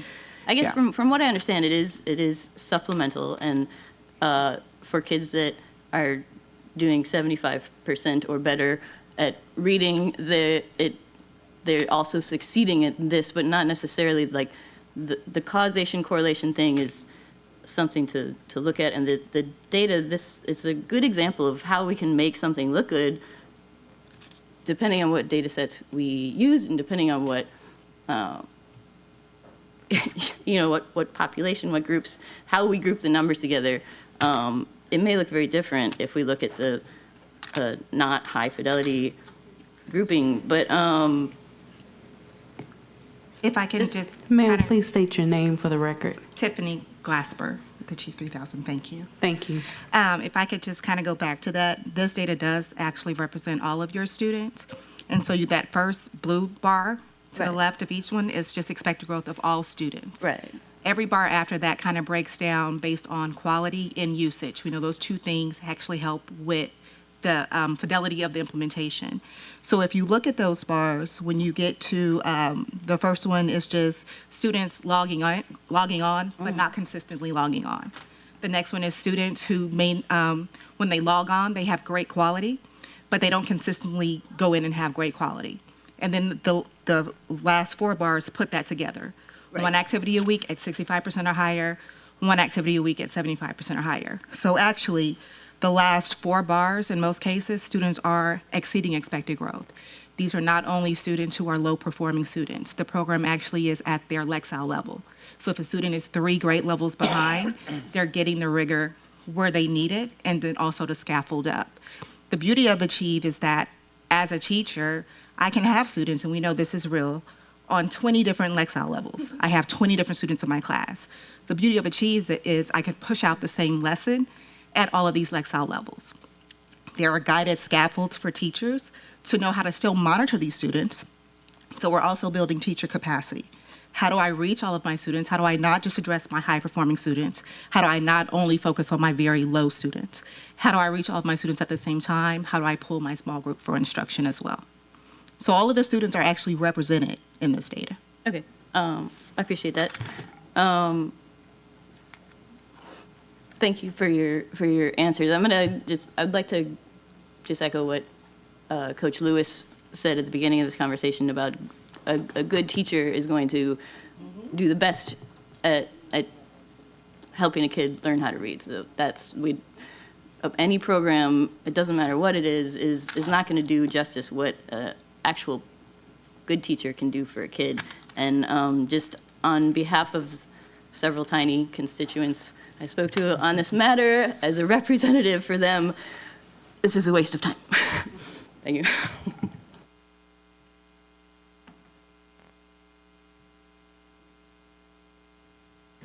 Thank you. All right, thank you so much. We will now move to the next presentation.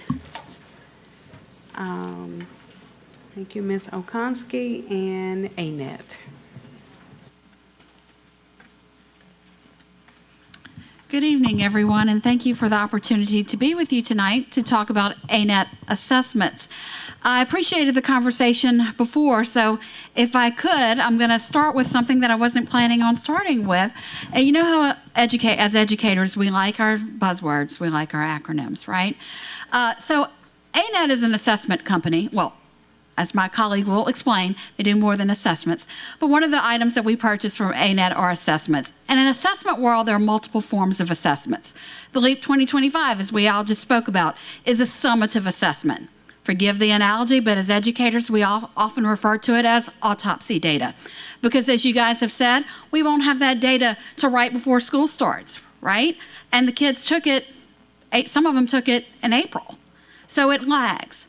So what we as educators do is we employ what are called formative assessments. Those are assessments to inform our instruction, to take a temperature check along the way, to see how we're doing. So we can intervene and make mid-course corrections before that summative assessment at the end of the term.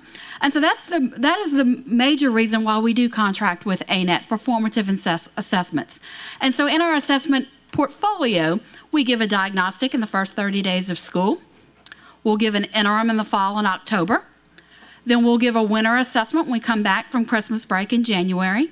And then we'll give a final assessment in early March. So we still have about 30 days before that testing window. We like to think of those interims as pieces of a pie or a puzzle. They are aligned to our 9 weeks, so they cover the standards that were just taught during those 9 weeks.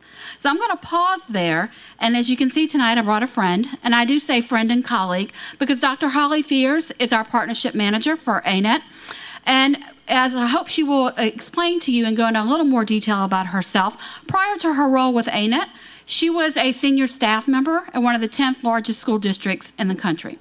And so as senior staff for an urban school district, she is able to serve not only as a consultant for our schools and our principals and our teachers, but also to coach us as district staff, as someone who has walked through the shoes of a chief academic officer, of a principal supervisor, of a literacy director, and so forth. So without further ado, I'm going to ask you to welcome Dr. Holly Fears, and thank you for being here tonight, torn meniscus and all. She's dedicated to our team. Thank you, and Andrea and I are going to go back and forth with some of the slides. But yes, I'm going to hold on to the nice little podium here only for EBR. Would I have come through the airport with crutches? So my name is Holly Fears, and I have been with ANET for almost 2 years. Prior to that, I worked for a couple of different nonprofit organizations training throughout the state of Louisiana. I've trained for the Louisiana Department of Education. I've trained content leaders. I actually did most of the content leader training for the teachers that are in EBR. So I have been working in EBR for about 4 years. And we are having technical difficulties. There we go. Okay, so ANET, or Achievement Network, is an organization that started about 15 years ago. It started with the mission of improving instruction through coaching teachers. And then through that process, they found that teachers were creating their own assessments. As they were creating their own assessments, they weren't always aligned to the standards. And we know that the standards have changed over 15 years, but even back then they weren't aligned to the standards because as a teacher, I'm not an assessment writer. So what they did was they hired assessment writers and created selling interim assessments. Those assessments are not designed to say this student is going to score this on a state assessment. They're designed to say, what does this child know right now and what do they need to know in relation to the standards? So it's not a predictor. There is some correlation that probably can be made that we could do when we get LEAP scores back. But for our purposes, we're focused on how are these students being measured in accordance with the standards, which is what we're actually measuring, which is what LEAP is also measuring. So we focus on equity for all. We focus on coaching teachers, coaching district leaders, working as a thought partner. I can't tell you how many times I get a phone call from Dr. Narcisse or from Ms. Okonski, and they have something that they need, and we figure out how to create that service or how to create that support. So we are working across the country. We have 31 schools, school districts, or independent charters just in the state of Louisiana. And throughout EBR, we've actually had a partnership for several years. Maybe.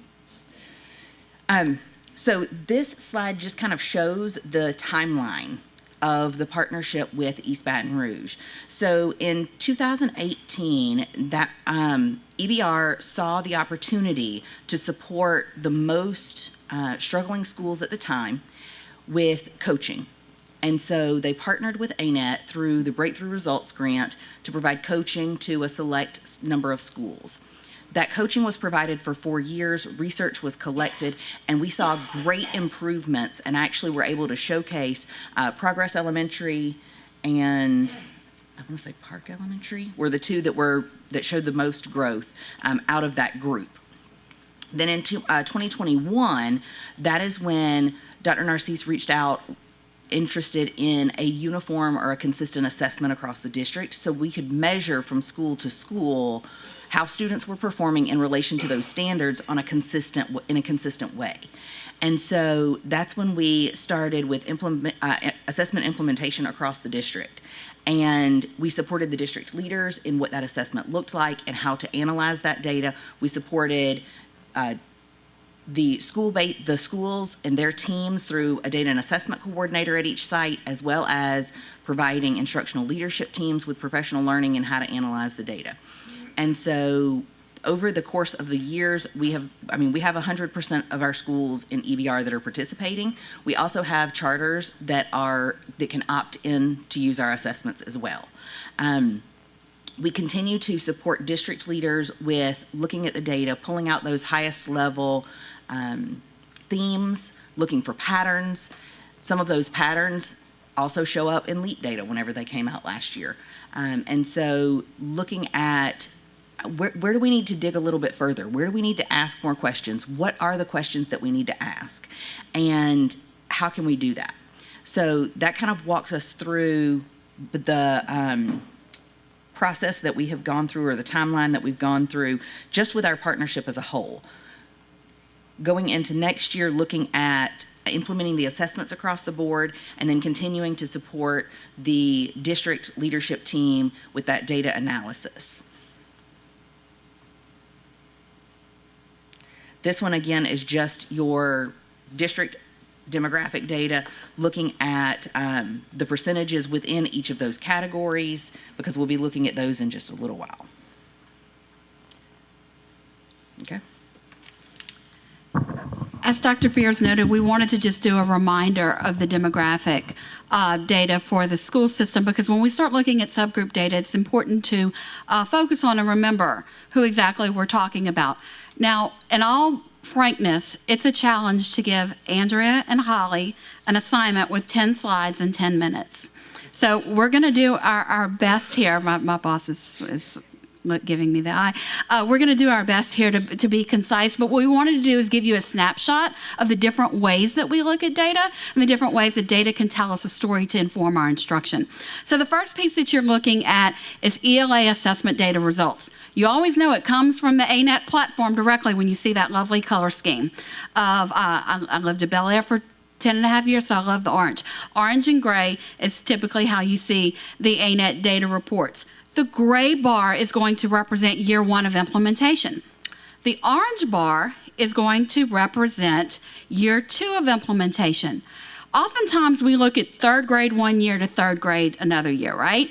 But what we're looking at here is I was in 3rd grade last year, and now this year I'm in 4th grade. I'd like to call your attention to the transition between 7th grade and 8th grade. Last year in this very room, in about January or February, this lady to the left of me told our cabinet, I think you guys have an issue with 7th grade ELA. She did. And she said, one of the benefits that we get with the ANET partnership is she has access to their network data. And so that she can see what other school districts who are taking the same assessment that we're taking, how their kids are doing. And one of the things that we should have said in the beginning is we select an assessment from their portfolio of assessments based on our curriculum vendor. If we're using Eureka Math, we give the Eureka Math assessment. If a school, some of our magnet high schools are using a more advanced curriculum, we're pulling that assessment, and that's the assessment that we're matching them with. So when we looked at the 7th grade last year, then the next interim came in, and we still saw that something was off. When I presented the LEAP data last year in this room, 7th grade data was off. Now, in 2 or 3 weeks, we're going to see what happens. But if you look at this right now, those students who are now in 8th grade have regained some of that gap. Now, this is full transparency. Not every grade level has done that, as you can see. But this is one of the ways that we look at our ANET data so that we can intervene early on. We look at it this way after each assessment cycle. What you're seeing right now is percent correct for the sum total of the whole school year. So we're going to look at the same view in math. And again, if you focus on that 7th to 8th grade, there was something going on with 7th grade last year, you can see a difference. One of the things that we took the summer to do this year was the help of the academics team and the curriculum team is to look at the standards at certain grade levels in math.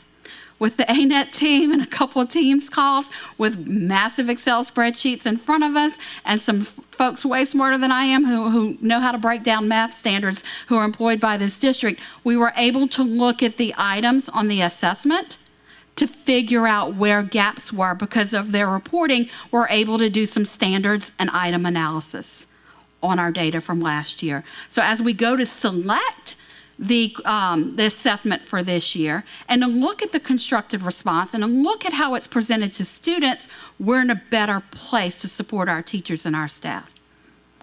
So we're going to switch focus here for a minute, and we're going to go back to ELA, and this is by major subgroup. And I want to thank the ANET team for this, because the way that this slide is structured is the lighter shades of the color are the previous year, the bolder shades are the current year. And so in the blue family, you'll see English language learners, and then in the green family, you'll see economically disadvantaged or students who are on free and reduced lunch. And you'll notice that this percentage is, again, the percent correct, rolled up for the sum total of assessments for this most recent school year. I will say that when we looked at our LEAP data last year, we employ a PhD statistician who is our data analyst on staff. I think he might have taught some people in here in high school math. And Dr. Earl tells us that, as Dr. Fears alluded to, 1 year doesn't make a trend, but it shows a pattern.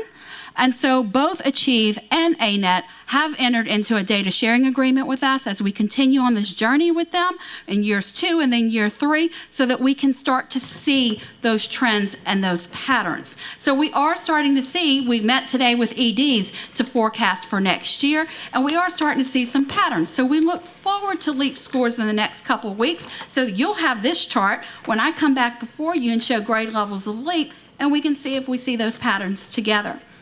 On the next one is a similar slide for math assessment. Again, your blue family of shade is the English language learners. The green is economically disadvantaged. The lighter tone is the previous year.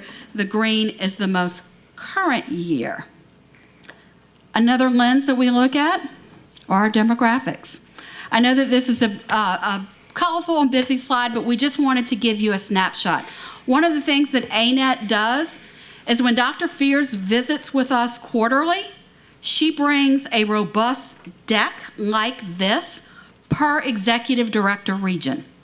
So each executive director gets a set of slides drilled down to their cohort at not only grade level to grade level, or last year to current year, but also down to student demographic groups and other major subgroups. I will point out that in last year's data, what we saw was that our African American subgroups did outperform their peers statewide. So, there's not often times where an EBR subgroup has a higher average than the statewide average. That was one of the things that we saw. We also saw our Asian subgroup outperforming their statewide peers. In the first year of implementation of ANET, we saw +2 gains across all grade levels and subjects in ELA.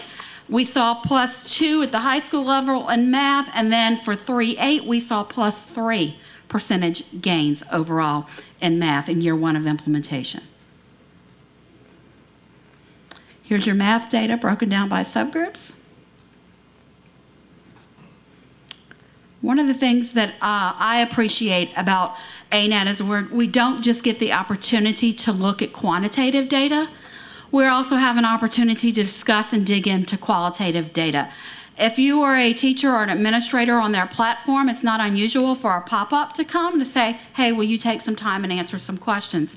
After every presentation they give, and this year they did 4 quarterly ones for every school's instructional leadership team, as well as 3 or 4 for our district support leadership team that meets on cabinet and then again on Fridays. And so they give us surveys, they give us evaluations. And so we, Dr. Fears and I were able to pull a few items here that shows you how the respondents felt about their session. I believe the data that you gave me for this is all from this semester, correct? So 98% of school leaders agreed or strongly agreed that they could immediately apply the session's learnings. After each assessment cycle, the principal came in with +2 or +3 guests on their instructional leadership team.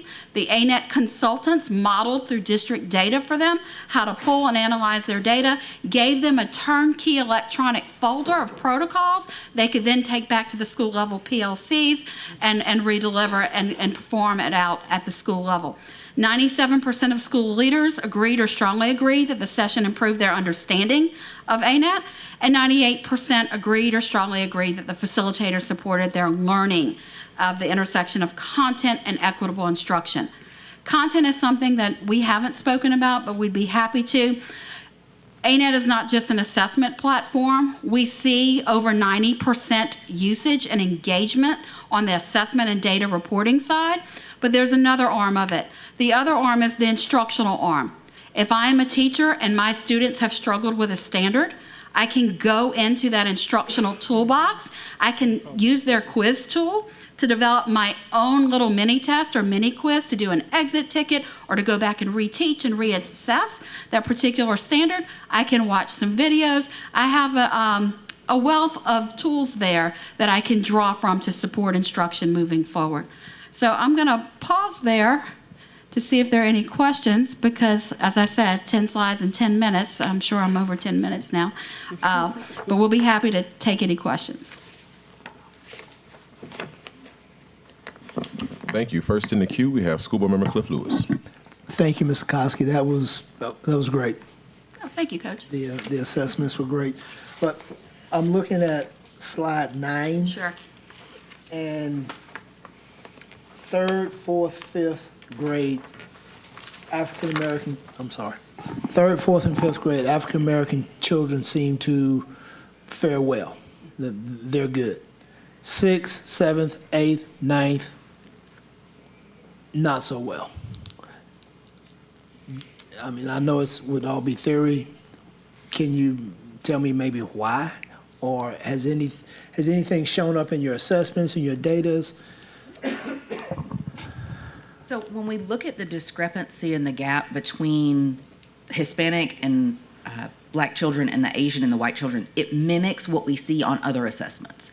The gap continues to grow. However, we have resources that are built in that teachers can use to analyze the standard, to analyze at the student level, to analyze a specific group of students. So a teacher can go in and they can pull a report by subgroup or by demographic data and look at how their students performed on that. Can they look at those subgroups by schools? Yes, sir. Whenever I'm saying they can look at it, if I'm a teacher, I'm seeing my class only. If I'm a principal, I'm seeing my school. If I am a regional executive director, I'm seeing the schools within my region. So they can go in and they have filters and we have resource documents that we provide to them and we show them how to use those filters to be able to go in and select either literally by student name or by group of students. And then once they get that data, they can dig further into to see how that group of students performed on individual standards, on a passage if it's an ELA task, because we're looking at how they performed on a type of text more than an individual standard. What was their answer? What did they not choose? And it gives the teachers a rationale within the analysis guides that help them understand, okay, if a child chose this answer instead of this one, this may be why. And so then they can go in and they can actually pull lessons that we have that are provided within the platform to pull that group of students and provide additional instruction. Interventions. Correct. These middle schools, where are they located?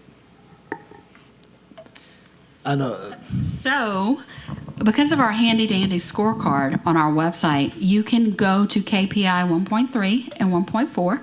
You can pull the drop down and you can see the average percent correct for every school within the school system. So we are reporting after each ANET assessment cycle, we're reporting that school's results publicly as part of our strategic plan.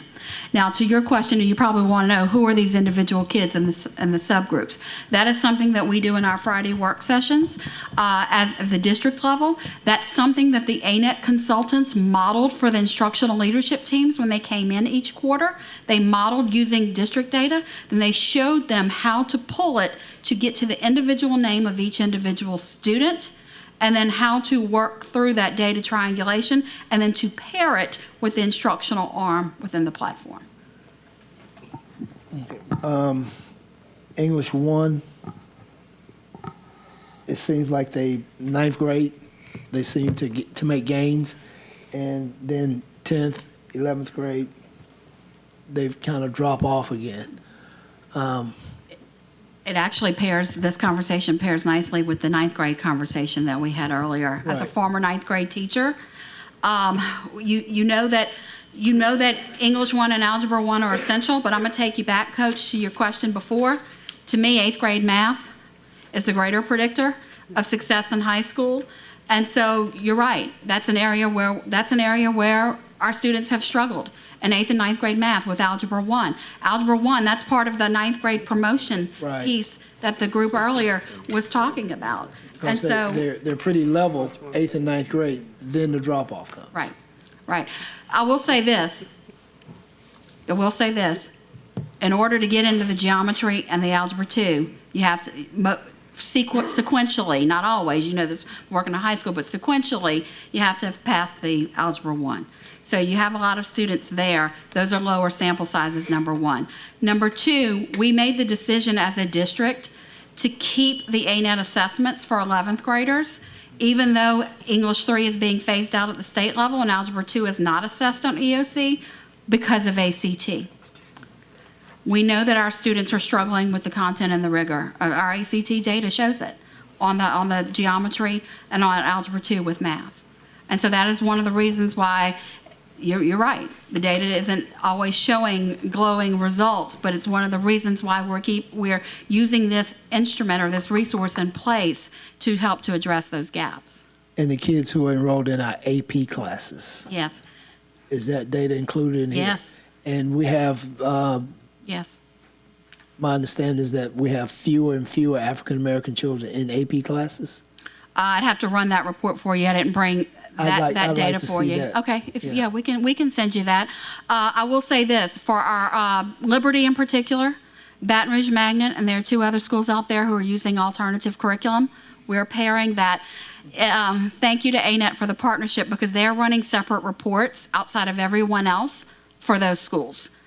Because they are on a separate assessment cycle that is more aligned to the higher level curriculum that they are using. And their data is reported publicly as well. We also have 3 or 4 charter partners who have opted in with us. And as part of our strategic plan, their data is shared publicly on the web as well. Board Member Lou, just your comment, we don't have the numbers, but we'll get you numbers. We actually have more kids taking advanced placement classes in the system. And I would even say we've doubled more Black students than we've ever had.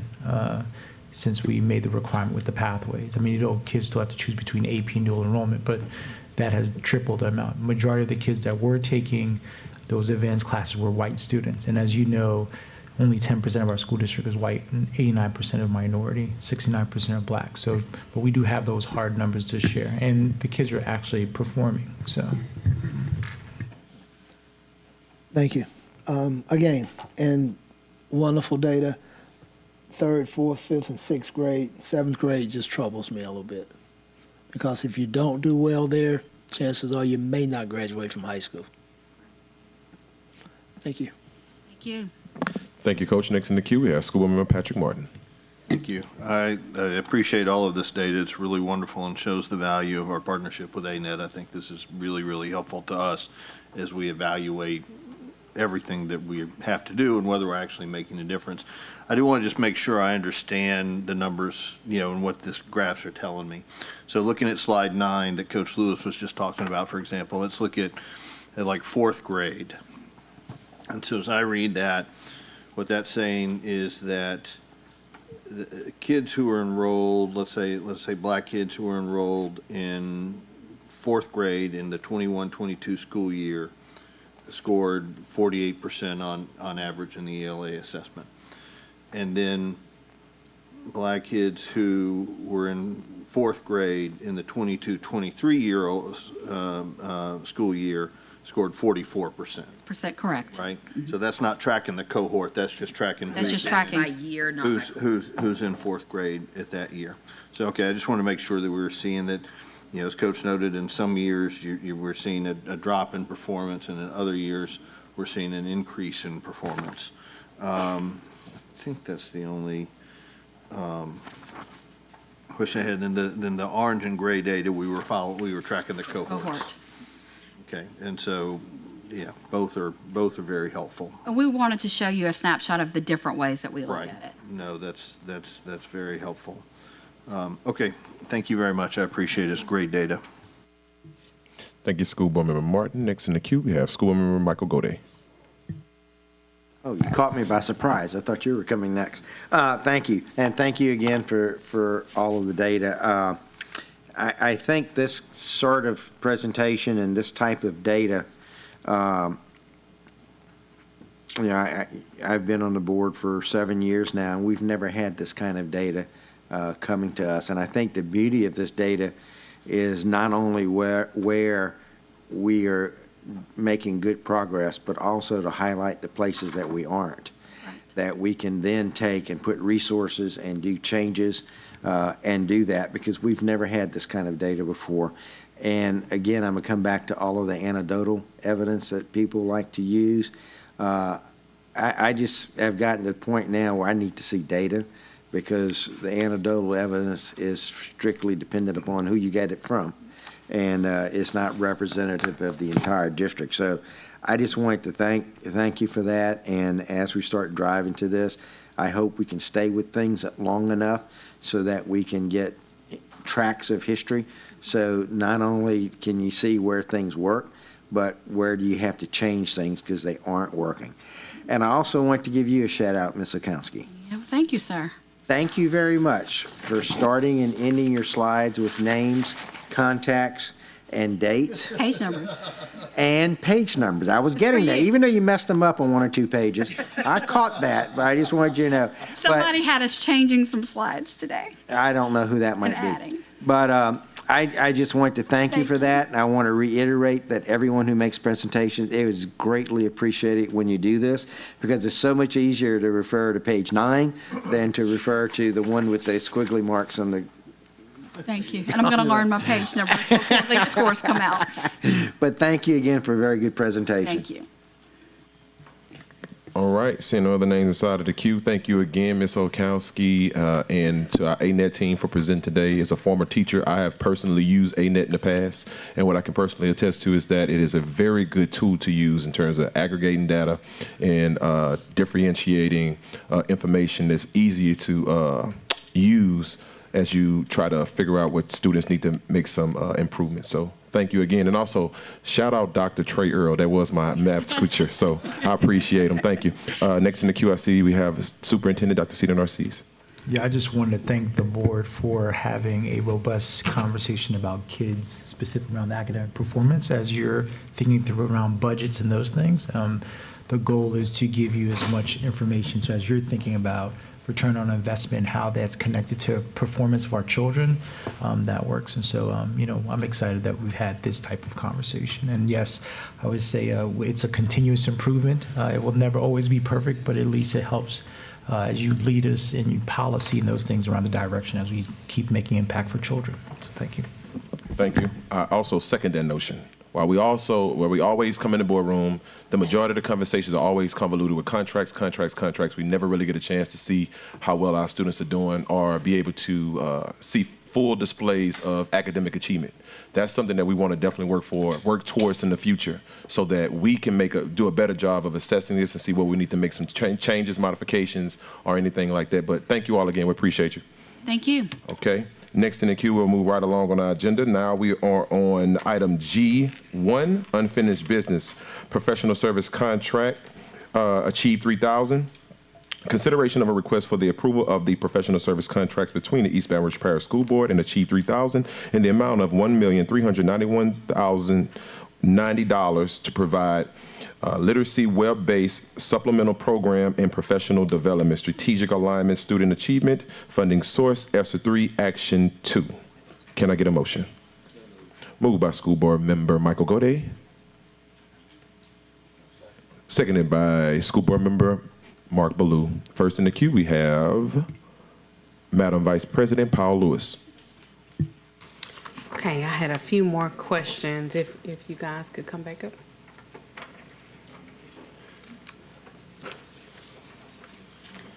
And this may be a district level question, but I wanted to ask how many years. I heard you all mention that we've used Achieve 3000 for the past 2 years, but is that the limitation of time that we've used Achieve 3000 within our district, or has it been longer?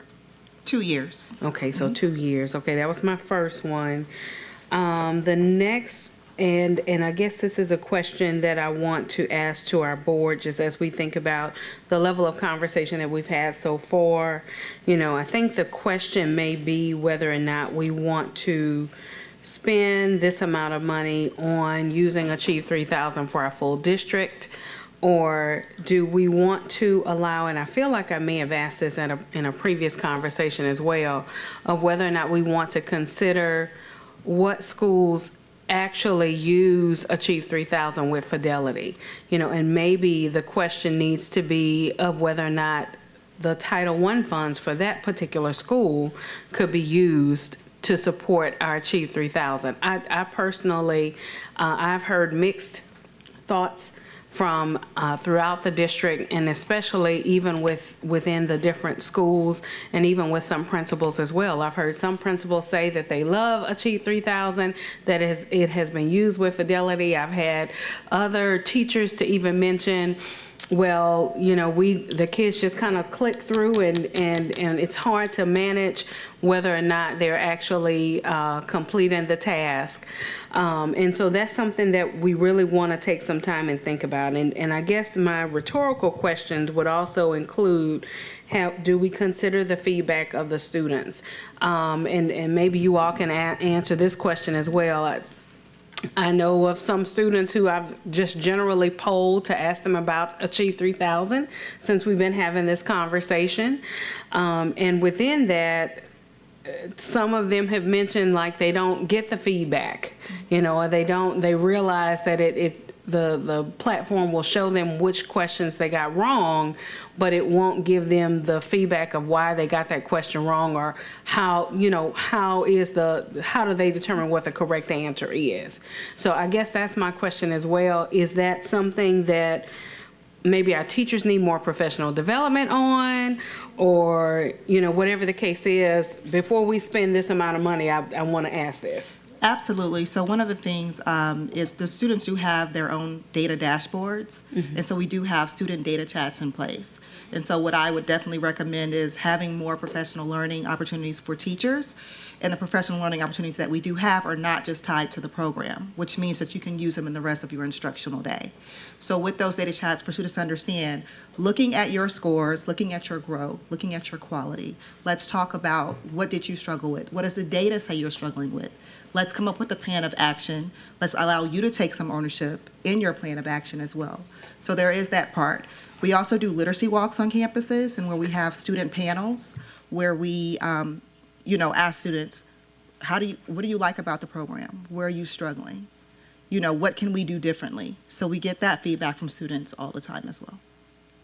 And so I guess what I'm hearing you say as well is it's pretty much up to the teacher to be able to guide those feedback conversations as a result of using the platform. It helps when teachers are involved in the instructional day and monitoring, but students have access to their own individual data dashboards 24/7. Okay. All right. I think those are my only questions for now. Thank you.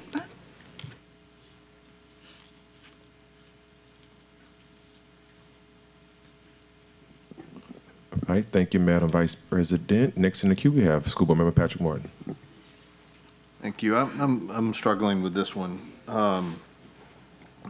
because I think that if the student's not bothering to use the program, if they're frustrated by it, they just think it's a waste of time, then they're not getting any value out of it, and why are we spending money on it for that kid? On the other hand, it does take time to build a culture to use tools that are available, right? That we provided. And so I think there's a certain amount of sense to just sticking with it for a while in order to evaluate it. We've heard multiple times, we've talked about this at, how many meetings now have we talked about it? 3 or 4 meetings we've talked about this program.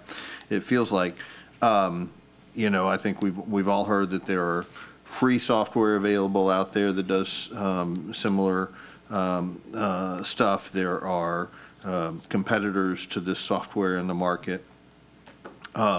This is the one we've chosen to go with, from before I joined the board. And so I don't particularly want to vote to change in midstream.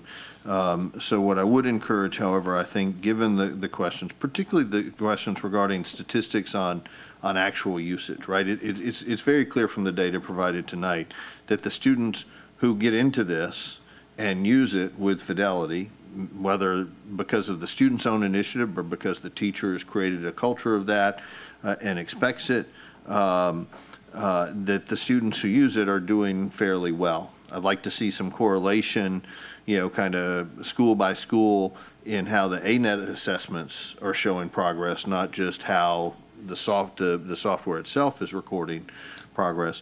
So what I'd like to ask the superintendent to do is come back to us in maybe 6 months or something like that, 4 months, whenever's the right time, to give us an update on this, to compare, Coach Lewis's question about LEAP scores. We'll have LEAP scores in a few weeks, and we can really assess this as part of an overall review of our literacy efforts, right? To see if because we're this is not the only step we're taking toward improving literacy, right? And the proof is ultimately in the pudding, and so we kind of maybe we need a literacy focused workshop in a few months where we look at this and other components of literacy and see, kind of school by school, grade by grade, are we getting the improvement that we need in the ANET and ultimately the LEAP test? Can we do that? Yeah, we can definitely do that, Board Member Martin. And I agree. I'd like to actually bring all these back in 6 months to give you school by school and also classroom by classroom, which was another question. And just so the board, and I know this board wasn't here when we created this, but we have followed the literacy blueprint that was created in collaboration with LSU Southern and multiple community partners around our literacy plan. And I'll have our chief of literacy come back when we get to a workshop to have more detailed conversation, because they were actually just following that plan, and then for any recommendations, adjustments, or any policy implications that the board may want to chime into that. Okay, thank you. That's all I have, President Landis. Thank you. All right, at this time, let's see if we have any cue cards. Public.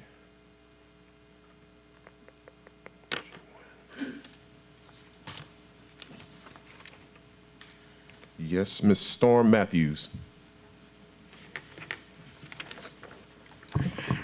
I first want to say that Courtney did a phenomenal job with her presentation.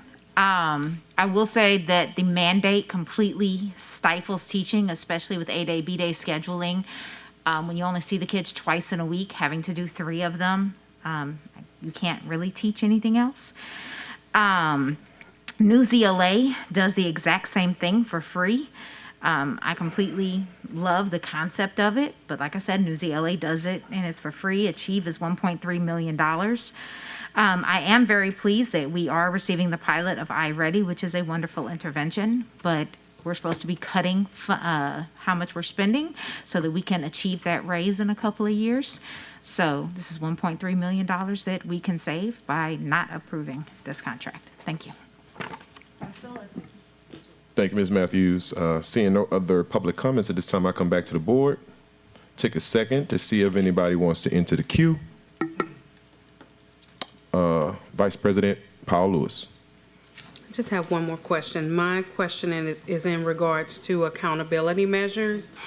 So do we currently, Dr. Narcisse, have any accountability measures that are attached to require either teachers and or school site leaders to monitor the use of Achieve 3000? If you could explain it for us. Yes, so school leaders start over the summertime, which is a great question because next week is Leadership Week. All schools have an action plan, and within that action plan, they write down in their plan what they're going to utilize in their strategy and what they're going to progress monitor. They have a progress monitoring observation and scale and all that, which they actually have, and which I can share with the board too. So that's how we work through with those leaders and their teams to make sure that they're following through.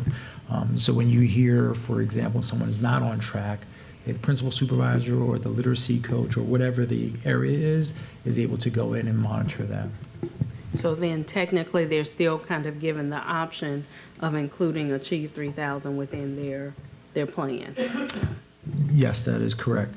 One thing I do just want to highlight, Vice President Powell, about any program, what you will notice the pattern is any program that is used to full implementation and fidelity, you get performance. And so the caution I always say is when we provide too much autonomy without saying we want this utilization, that can cause a little bit of a challenge. And so we try to keep certain things tight, certain things loose. So. Thank you, Madam Vice President. Next in the queue, we have School Board Member Michael Gode. Yes, thank you, President Lannis. Just a few quick comments on the subject. I think everyone probably agrees that it takes 3 to 4 years to show the value and benefit of a program. I know also one of the issues that we had coming in from talking to our teachers and others were don't change programs on me every 2 years. Because right when we start getting used to one program, then we got to stop doing that program and look at something else. So I think consistency plays a large part, not only for the teachers, but also for the students. I also think that we don't have any data yet coming back from this until we get the LEAP results coming through this. So, once we get those LEAP results, we'll have much better ability to correlate those who are implementing it and those who are not implementing it, and what are the LEAP results in their different classrooms. Because right now, the only thing I've heard is anecdotal evidence about a few principals or a few teachers or this or that. We have 70-something principals, and a few is a few. I just don't have any data to say how we go about do this. And then there's a lot of talk about accountability. And, we have our matrix that we're put up there that we're driving through. and trying to hold our staff and our superintendent accountable for results. And, you know, if this is the program and the direction they want to go and work with this, and it has a logical basis for it, I think it's incumbent upon us to follow their lead. They are the professional educators that are leading this, and they are the ones that are going to be held responsible for the results. And, you know, it's kind of like having a football team and you go tell your coach, you're going to be held to fact that whether or not you win or lose, but we're going to tell you what plays to call. That doesn't work very well. And so I think we need to allow our superintendent and his staff to fully implement a program that is nationally known, nationally recognized, certified by our state, and showing signs of progress until we have definitive results on it. If not, then we're injecting ourselves into trying to run the district. And we're supposed to be an oversight board, not an operational board. And after 4 years, if this thing isn't working, I'll be the first one to vote against the contract. But let's be cautious about reacting too soon or reacting to anecdotal evidence or comments by friends and family on this thing, because we have a much bigger picture to play. We have to play for all of the kids in our district. And all of our kids in our district are not the ones talking to us. They're the ones shown in that data. So I'm a vote to continue this, and I will be the first one looking at the data. If the data shows it's not working, I'll be the first one to vote against it. But let's use that as our criteria, whether or not we vote for or against this. Do we have the data to say it's working or it's not? So thank you. Thank you, School Board Member Gode. It's nice to know you're coming back after 4 years. Okay. Seeing no other names inside of the queue at this time, Madam Secretary, please call for the vote. Please vote.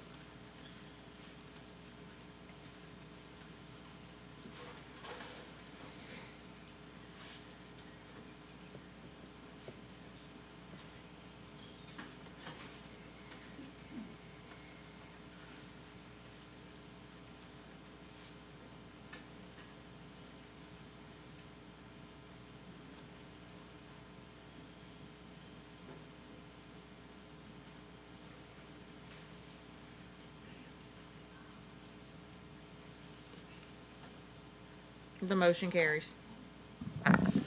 Thank you. Moving right along. Next item is item G2, professional service contract.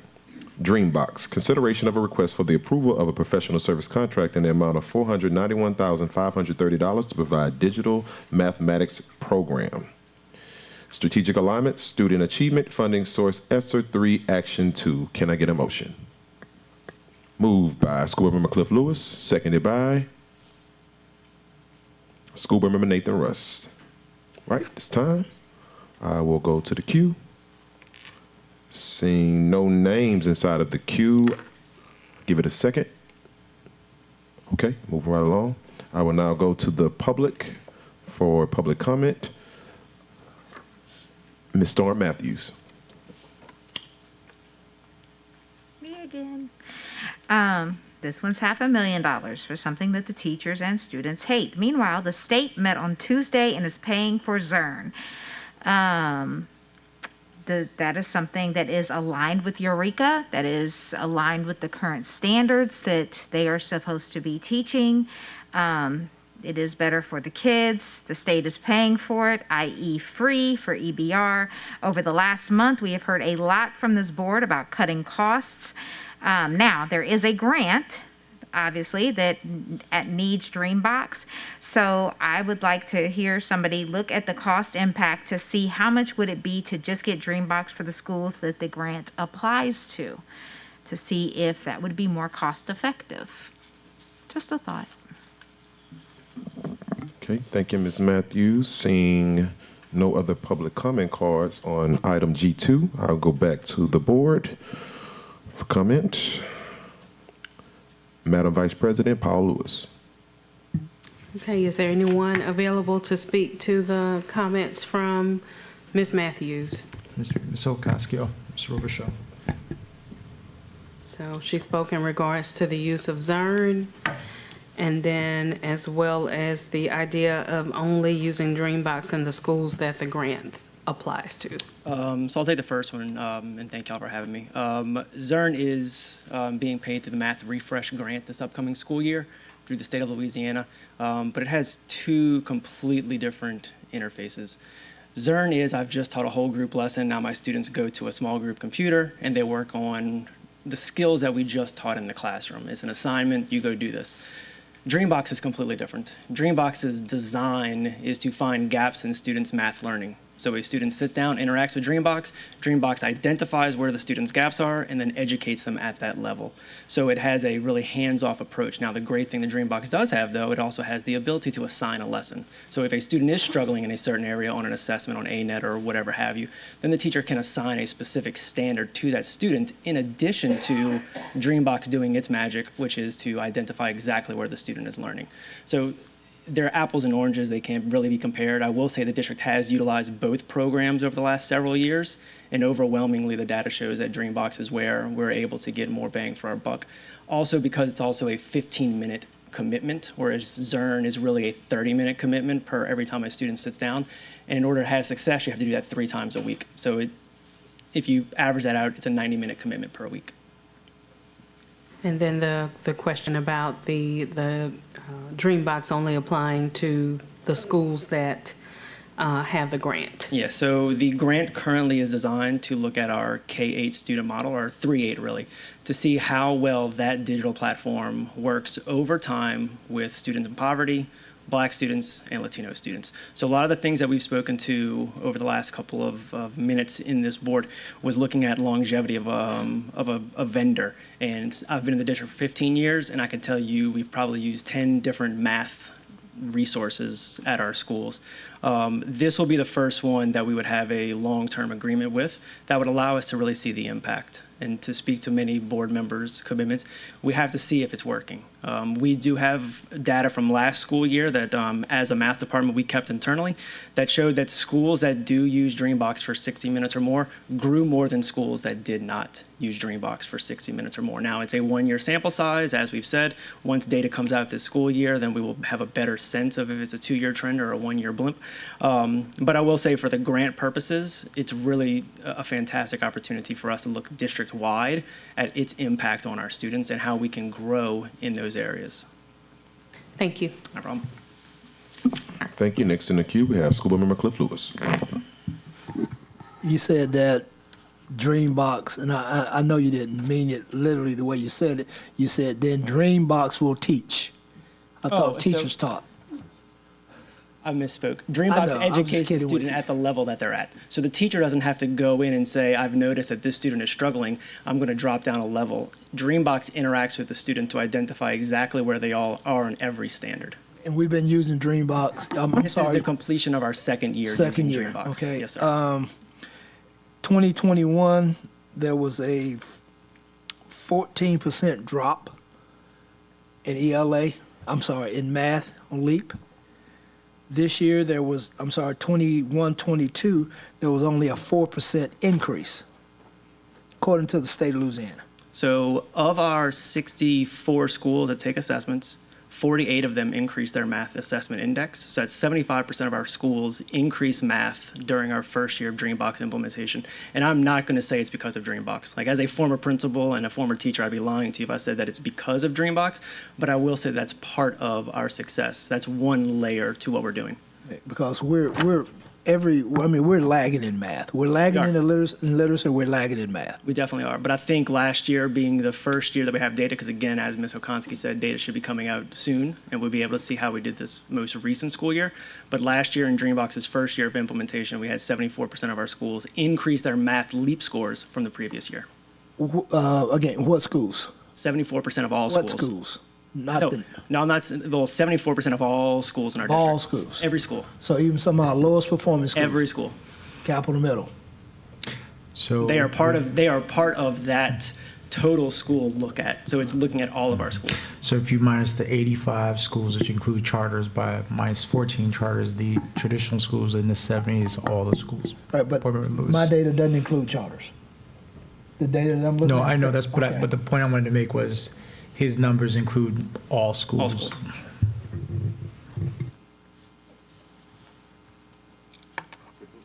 I'm done.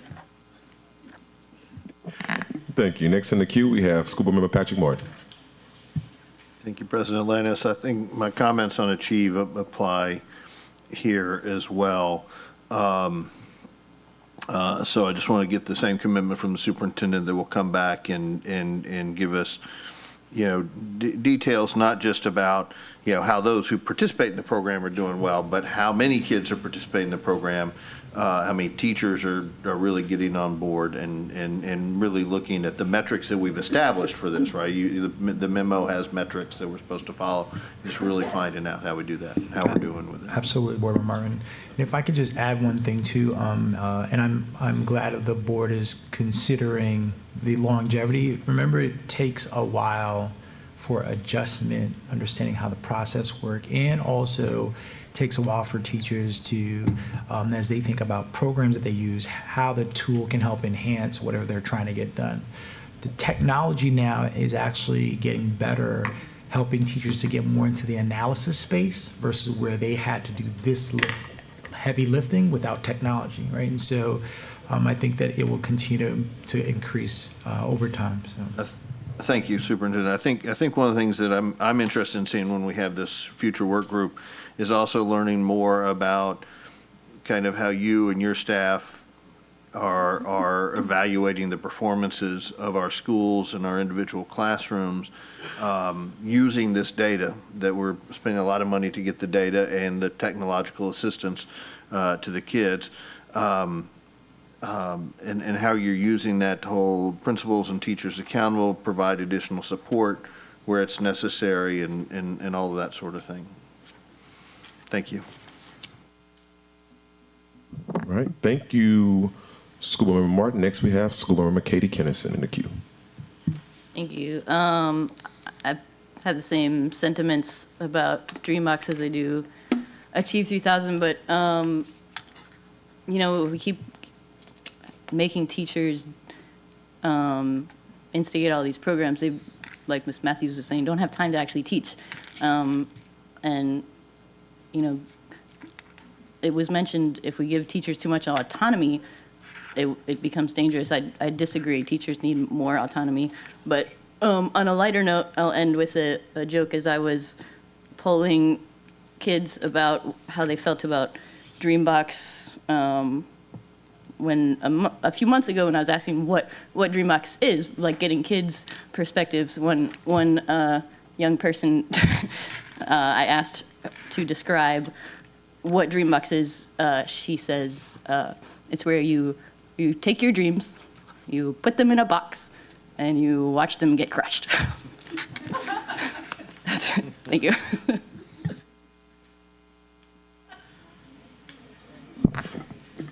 Thank you, School Board Member Kennison.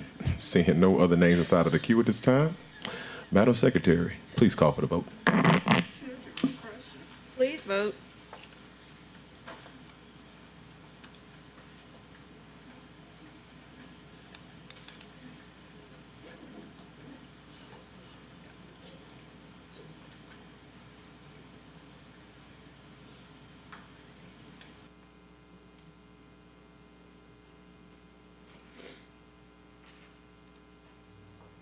The motion carries.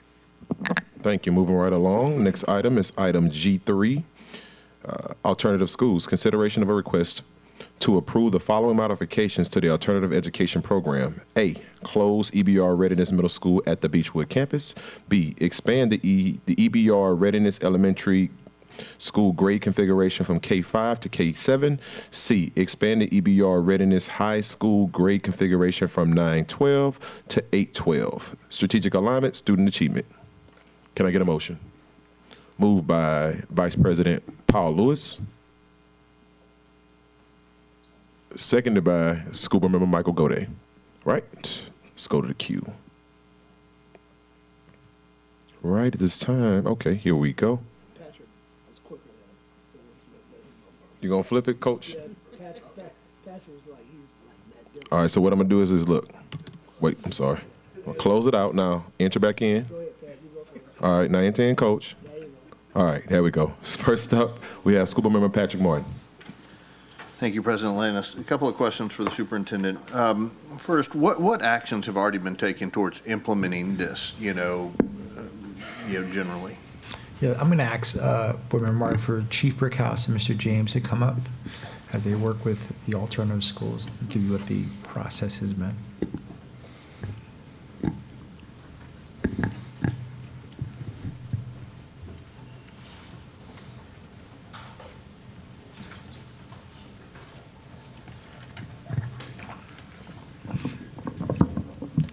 Well, I guess I just lean down. In terms of the actions, what has been, we have, of course, developed a proposal in terms of how we would see the changes in alternative programming. In addition, we have worked with trying to go out and see if about the adding the additional related services to the programming. As I stated to you last time, those MOUs will be brought forth next month if approved as part of what the as a partnership with the different entities that we were trying to work with to help support the alternative ed programming. So have we transferred personnel in relation to this closure of one school and realignment, consolidation, or whatever you want to call it, to the other schools? I believe that the personnel has been identified and notified that there possibly may be changes. I'm not sure if it's actually been transferred because it hasn't been approved as of yet. However, as you know, this is we are in a kind of a short time span. So in the event that this request is approved, then that'll give us a significant amount of time to ensure that the students are ready, the teachers and students are ready to start on the opening day of school. What are the consequences if the board chose not to vote for this tonight? What are the consequences? I mean, school starts in a week, right? What are the consequences? One, we won't have enough staffing to have to really support the programming for next year. One of the reasons we tried to look at this of kind of collapsing some of the schools is because of the staffing. We don't have enough staffing for elementary, middle, and a high school programming, as well as to open another alternative site. So if we were able to, or if we're not able to have the proposal approved, then therefore we're going to be in significant staffing gaps at the opening of school. Because at this current time, if we were to look at the programming in the way that it is, we would only have very few vacancies at this point. So, Superintendent, this is my challenge. This has essentially already been done. If we say no to this, then it puts everybody in a severe box. Particularly given that school's open in 2 weeks or so.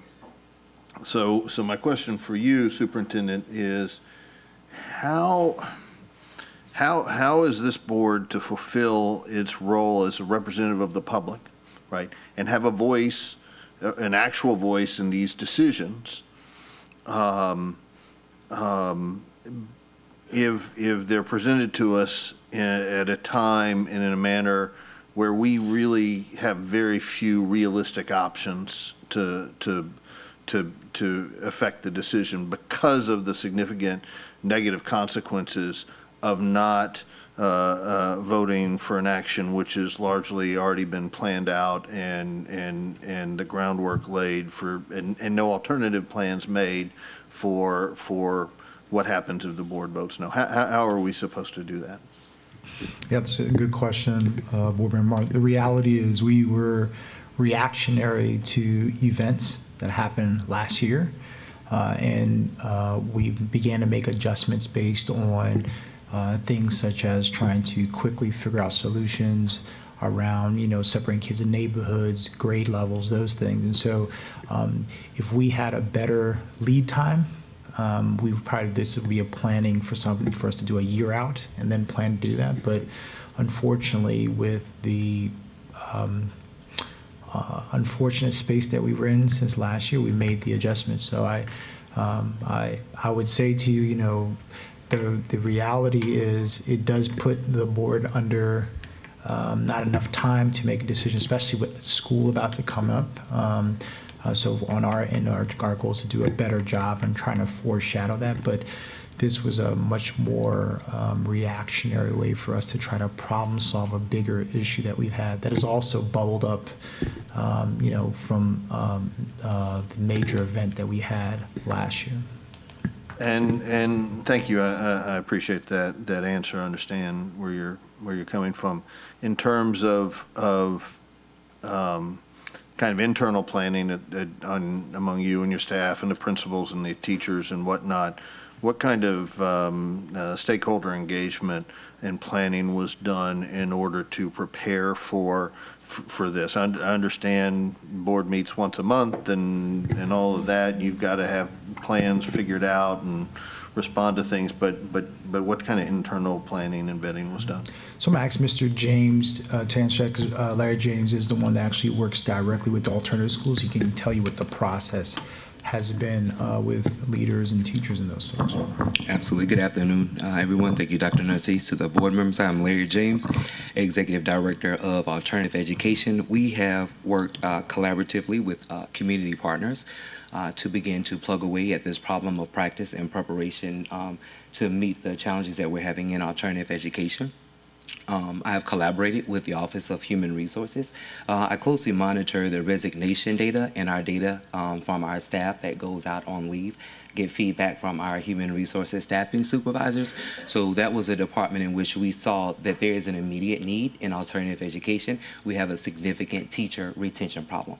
So I have worked to this end with community partners in developing a response to develop partnerships to remove some of these barriers to the challenges that they're having during the school day. The human resource question. So, Jane, can you name who the community partners were? Absolutely. Staff? Yep, absolutely. I mean, without saying the name, but just so I can hear which category. Yeah, so we are working with, when we have put out a request to 100 Black men of Baton Rouge, Family Roads of Baton Rouge, Pelican Credit Union, Peak Mental Health Services, several others. We did work, we did have a small focus group of teachers that we got feedback around their challenges. In addition to that, throughout the year, toward the end of the school year, and to the superintendent's points, I met consecutively with the teachers and department leaders throughout all of the alternative ed schools and got this feedback from them in terms of that there was a need to develop a response to the challenges that we are having in alternative education. The principals and teachers at these schools, what kind of consultation happened with them? Absolutely. So yes, principals were involved to the extent that we discussed the problem of practice. We put on the table some things that we would have to, some opportunity costs, some trade-offs, and some things like that. And so I did work with our executive team here to develop a response to that. So yes, principals were included in terms of talking about the problem of practice. But as the executive director, it's my responsibility to work collaboratively with the superintendent and the executive team to develop that response. So to answer your question in terms of, was there a principal who agreed to do this? Was there a teacher who agreed to do this, right? So they were all brought into the conversation. And so it's never a thing, we have to make a decision. It's something that's not going to always be favorable with everyone. And so it wasn't necessarily getting feedback from the principal and teachers was not something that they would yield the decision and say, okay, these are the executive decisions that we need to make to close these gaps in alternative education. So absolutely they were engaged around their concerns, around the work environment. Working in alternative education is a very challenging environment. And so for those of you that have been following alternative education very closely within the last year, you have seen that we have had significant challenges with staffing, right? And so I have met with those staff members who have expressed their discontent and their concern about the safety in working in alternative education. So all of the concerns were heard from teachers and from administrators, absolutely. I think one of my most significant... I'm sorry, School Member Martin, we are 4 minutes and 45 seconds over. So Okay. we can come back after we do public comment. Okay. Okay, no problem. Sorry about that. Next in the queue, we have Coach Cliff Lewis. Mr. James, what were some of the concerns besides safety that they expressed? Absolutely. Well, the number one concern was safety. Another concern, the teachers were concerned about some type of stipend, an incentive. It is one of my feedback that I received from staff that previously in alternative education, staff did receive some type of stipend or incentive for working there. Another concern was teacher coverage. In alternative education, we have significant staffing gaps, right? From teacher attendance to teachers going out on leave. So what happens is those teachers that do show up to work every day, on the time that contractually they're supposed to be planning, they're covering classes. They're having to do duty. And so that was another concern for them. So they're not actually able to live out the duties and responsibility that they have contracted to with the district because they're having to cover for their peers. That was one concern. Another concern that we have is student attendance. As we're speaking specifically about the Beechwood campus, which is located in the northern quarter of our district, those students have about an hour and 45-minute, possibly hour and 30-minute commute to the school. So we had a significant number of students that were arriving to school late due to the location of the school. So that was a concern of teachers as well. Okay, who's going to be the principal at the high school? That has, I'm not at liberty at this moment to discuss personnel matters publicly, and so a decision has not been, go ahead. We will have, that decision will happen next day or two. Okay. Again, the middle school, you're gonna put, let me see, where is it? You're gonna put middle school kids on the campus with the elementary school kids, correct? Yes. Okay. Now, we talked about the barriers and the different things that we're going to do. I don't know if that's going to help because, kids will find a way to do things they want to do. We're talking about putting these kids at the Greenville site. Yes, sir, right here down the street. A lot of those kids are from that community. In the past, you've had dust-ups between the kids at the alternative school and the kids at Capital Middle.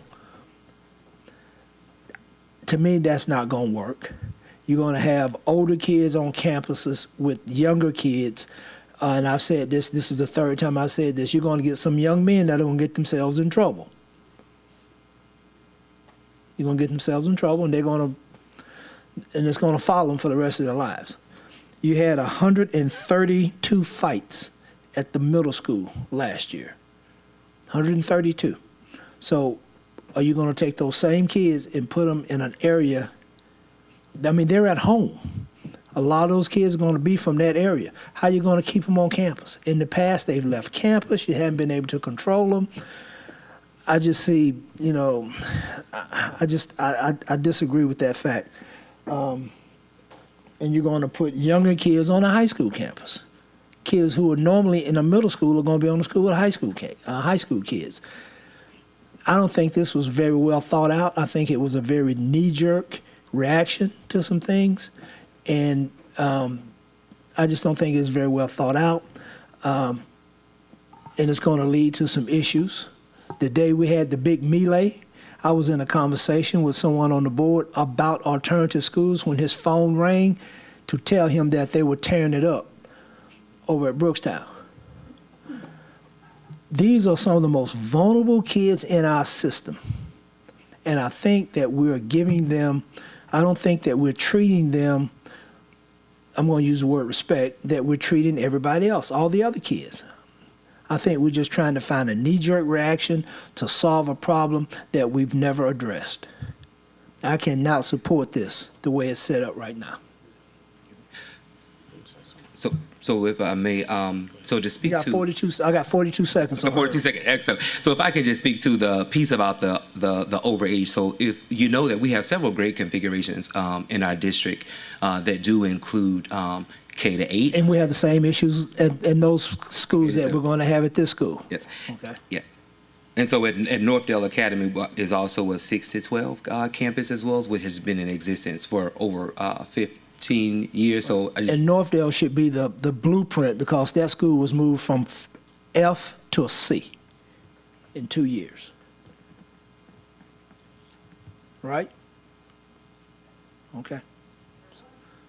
We also have, we have several, 6 through 12 campuses. You also have Struma, you also have Glen Oaks High School. and you also have Northeast High School. All of those schools are 6 to 12, 7 to 12, which is the same basically age configuration. So it's not necessarily the age of the students, it's just how we're able to support the students and the teachers in the building. Because we do have that in our district currently at this time. And those students that will be coming to the alternative school are not students that are coming from out of state or from another district. They're coming from schools that are actually in our district at this current time, or will be. And I'd also like to add that overage, these are middle school students. These are not overage students. These are middle school students who have been subjected to due process in our district, and so they're going over to be expelled. So they're not necessarily overage. They're going over to be what? They were expelled. Expel. Yeah. So that on the same campus with the K to 5 students who have also been subjected to the due process. So we're expelling kids, right? We're putting them in a place. So are we going to do anything to find out? Not necessarily. We know what they did to get there, but are we going to do anything to find out what happened to them for them to end up there? Were those the community partners you're talking about? Yeah, so I'm sorry, Coach. It's got to be the last question. We're a minute and 24. I know. Yes, sir. Yes, sir. So in response to your concern about, okay, they are subjected to the due process, what do we do when we get there? Our schools are equipped with one school counselor, often a social worker. And so what happens is schools are not equipped to respond to the needs of students in real time, aside from the counselor. So I have worked to develop an initiative that is based off of the research from the Casey Foundation, in which we implement school youth-based services, which on site you have several umbrellas of wraparound supports for students, which we currently do not have in any of our alternative ed sites. And so I do hear you in that. I do own the challenge that the school is located in the neighborhood, but there are also opportunity costs when you trade it off. So yes, they may be closer to their neighborhood, but we also have students that were traveling an hour and 45 minutes. If you live in the southern quarter or the district and you are expelled, you have an hour and 45-minute ride to Beechwood. Also note that the same area in which we're talking about, the Capital Middle School area specifically, when those students were expelled, they were expelled and put on the same bus with each other to ride an hour and 15 minutes up to Beechwood. And so if you check the data, and also with the Baton Rouge Police Department, you will see that there are several recorded incidents of violence that take place on a weekly basis on that route. And so we just have to make a decision as a board and as superintendent. What are those opportunity? What are those trade-offs? Well, that ain't their fault. Okay. All right. Next in the queue, we have Vice President Powell Lewis. Okay, Mr. James, if you'll come back to the mic. I just wanted to ask, with everything that's been stated, Yes, ma'am. and I know we've mentioned this at a previous meeting as well, of talking about there being partitions to separate the different age groups. Tell me what, if you can you give us a synopsis of what the safety plan will be? Absolutely. Considering that this is considered as our most at-risk population of students. Yes, ma'am. So I'll first start with the Brookstown campus. The Brookstown campus, previously a middle school, is a sprawling campus. It is significantly underutilized. There were several buildings on the Brookstown campus that have not been in use, right? And so, for example, the 8th grade students will be in a building to themselves. Okay, the high school students, the 9 through 12 students, and please note that even though it is a 5 grade level configuration, 12th grade students are significantly, the expulsion rate is significantly lower. So essentially Brookstown is just essentially 8th, 9th, 10th, and 11th grade, right? So 8th grade will be alone. When it comes to the morning admission, 8th grade will enter through a different door from high schoolers. In an expulsion site, our students are subjected to a search, right? So middle school, they will be searched and they will go directly to class. Same with the high school, and they will not eat breakfast in the cafeteria. Breakfast will be served on the go. That is one change from last year. If you rewind the events from last year, one of the part of the daily routine is that those students transition once they were checked to the gym or the cafeteria, and they were there, right? And imagine those days that half the staff called out, right?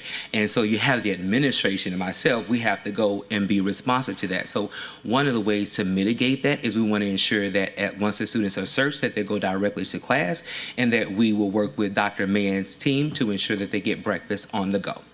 That is one thing. As it relates to the transportation, as it relates to the students on the K-7 campus that I'm recommending, those 6th and 7th grade students, they will come at a different time.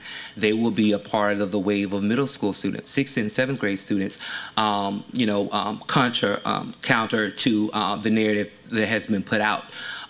They will not be riding on the same bus. That was never the plan. I worked closely with Chief Spalding's team and Director Moore to ensure that K-5 students will be on a bus, 6th and 7th grade students will be on a bus. So at the elementary level, they will not be on the bus.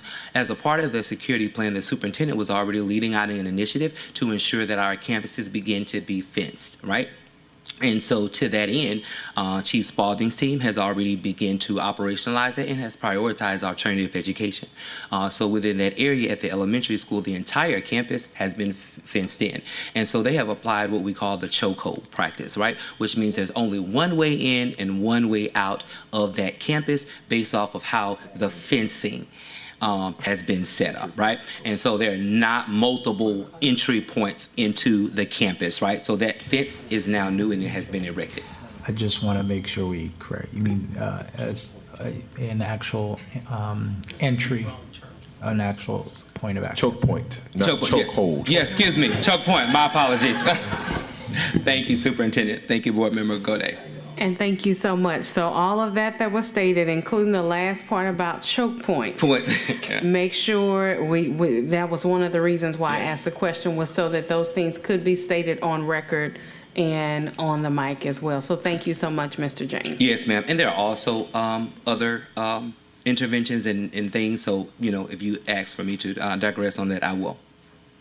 Thank you. Yes, ma'am. Thank you, Madam Vice President. Okay, next, I'll put myself inside of the queue. I'll try to be as quick and concise as possible to add some context to the conversation as it regards multi-level configurations. So currently, as it stands, we have multiple schools that have multi-level configurations. And I'll just name a few: Bear Fair, Mayfair, Forest Heights, Northeast, Glen Oaks, Estruma High, McKinley's new model, the one we just approved for J.K. Haynes. So that's less of a concern to me. When I think about what happened at Brookstown, it had less to do with the grade configuration and more to do with the behavioral monitoring of what's happening with kids. You had kids that had literally just had a fight that had slewed from the community, that slewed over into the schools, and then those same kids were put and placed at the same sites. That's progress monitoring that should have never happened. And I can appreciate the fact that we can own that space right now and say that we should have done a better job with that. Another concern of mine is, I think that Vice President Powell brought this up last time, is that what do you do with the buildings Beechwood after you move those kids from that site? The last thing I want to see happen is that we have dilapidated, abandoned buildings in those areas, that nothing's happening at those schools, because what we tend to see happen is that people that are inside of those communities are people who may not be from those communities. They break into those schools, they terrorize and tear those buildings up, and those schools are still a part of our responsibility. So I would like to know, what are our plans for ensuring, one, that nobody can have access to those buildings if we're not going to use them, and then two, make sure that we get some level of metrics to let our board know how we're going to behavior monitor these students at these schools to justify these moves that we're talking about making. So with the with the Beechwood site, I know that just based on the fact that we are closing the site, that we'll be saving some funding. Part of the, of course, one of the things is that all of the teachers will be reallocated throughout the transition region. So no teacher will be transferred. In terms of the Beechwood site, in terms of the funding, I believe after speaking with Mrs. Spalding and Mr. Morales, we will save about $38,000 on custodial services. We still, of course, will have to deal with the upkeep, but we still be able to save. There will be some significant savings based on that. Before you go, Ms. Spalding, I just want to comment on something. I don't want the idea of why we're doing this to be connected to a dollar. I don't want to associate school safety to saving money, because that shouldn't be the reason why we do this. And I'm not trying to attempt to say that that's what you're saying. No. I'm just saying in the instance of this conversation, it's an easier conversation to say that we're doing this to help benefit students in this way, like A, B, C, and D. But I don't want us to start any conversation with we're doing this in order to save money or we're saving dollars by doing this. Well, it certainly wasn't any intent to say that we're doing this for any financial reason. We're doing this because we saw the need based on, one, some of the incidents and things that we were having that were taking place in alternative education. The other piece is that we also, as you know, based on the incident that took place last year, part of the reason that that incident took place is that we only had one alternative program, one alternative high school, one alternative middle school, one alternative elementary school. So no matter what happened, if you had a group fight or then you were expelled, you all went back to the same school. So now what we have tried to do in terms of trying to just make sure that we're addressing some of the concerns is that we are trying to separate our students. So that's why the Rosenwald site was developed, so that in the event that we have some similar issues this year, all the students don't necessarily have to go to the same site. They can be split up in terms and still continue with their educational programming.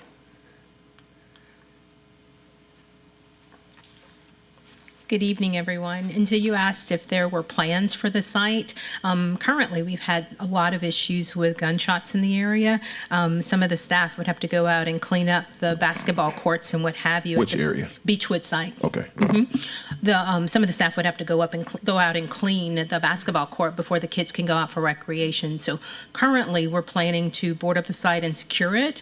And as the master plan unfolds, we'll be able to determine how to best utilize that site, whether it's to repurpose it in the community, whether it's to provide alternative programming there, or what have you. Not alternative schools, but maybe after school programming, a community site or what have you.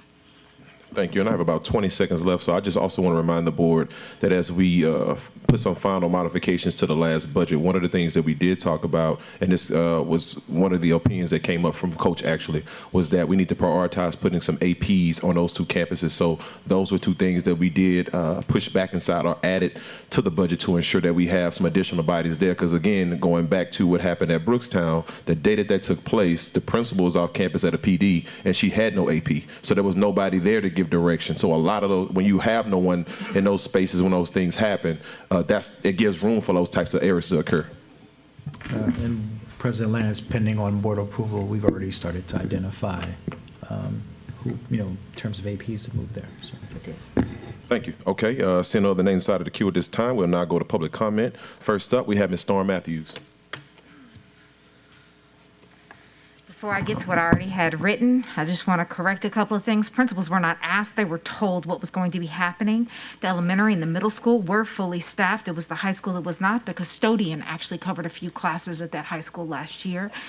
The teachers from the middle school do not know where they're going to be teaching next year. They don't know what they're going to be teaching. Teachers plan during the summer.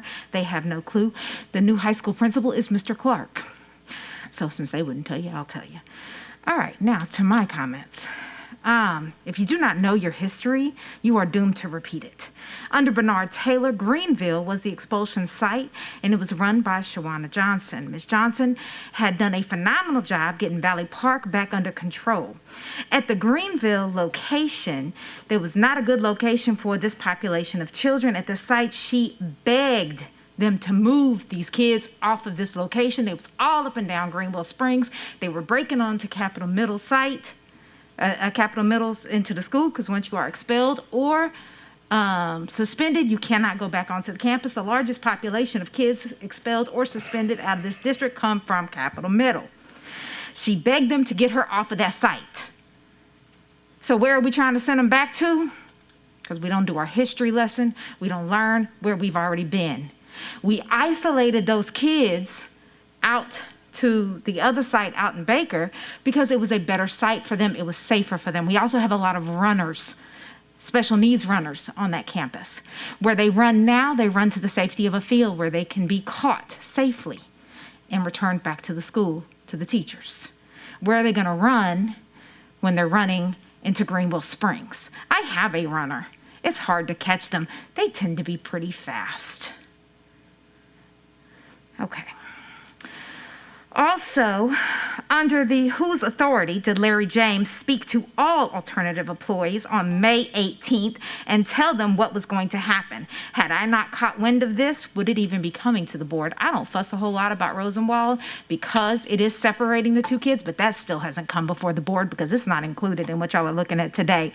Lastly, according to Bulletin 131, revised March 2021, approval to operate any alternative program must be obtained from BESI. 1A, school system choosing to implement an alternative school or program shall notify the LDE on or before March 15th annually. The LDE will submit to BESI the annual list of sites to approve or disapprove by April 1. So, did y'all do that? Did you cross your T's and dot your I's? Because this meeting was on May 18th that he had with the teachers, letting everybody know this is July 20th. I think we've missed that deadline, people. Maybe next year. Thank you, Ms. Matthews. Next, we have Ms. Courtney Serpy. I'm sorry, is that a P or a D? Serpy. Okay, I got it right, okay. And I'll just call down the next person right behind her, Ms. Sharon Law. Okay. All right, so I've taught at EBR Readiness for 2 years now.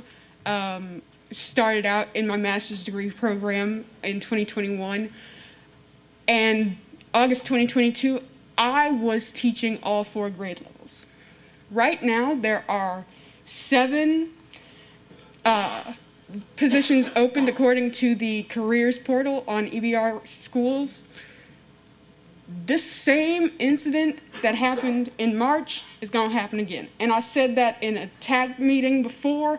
I know you've probably heard me say everything about the staffing model that kind of gutted the school in the first place. But we do not have the staff to keep our kids safe. The staff wasn't there. We didn't have enough people to break up a fight. We didn't have enough people to take these kids from the cafeteria to the classroom. We started out with 13 actual teachers, 13 certified teachers, ended with 6. There was no conversations that I can think of where we would have said that, oh yeah, let's add some more kids. We hit 200 students on average, kind of in February. We didn't have enough staff at that time to take care of those kids. There are 17 classrooms that I can think of in the hallway that I worked in. There were 6 teachers. Until we get the staff, we can't promise the safety. And those kids, once again, they are our most vulnerable students. They need that element of safety. We know that the metal detectors don't keep everything out. I caught a kid with a vape on almost the last day of school.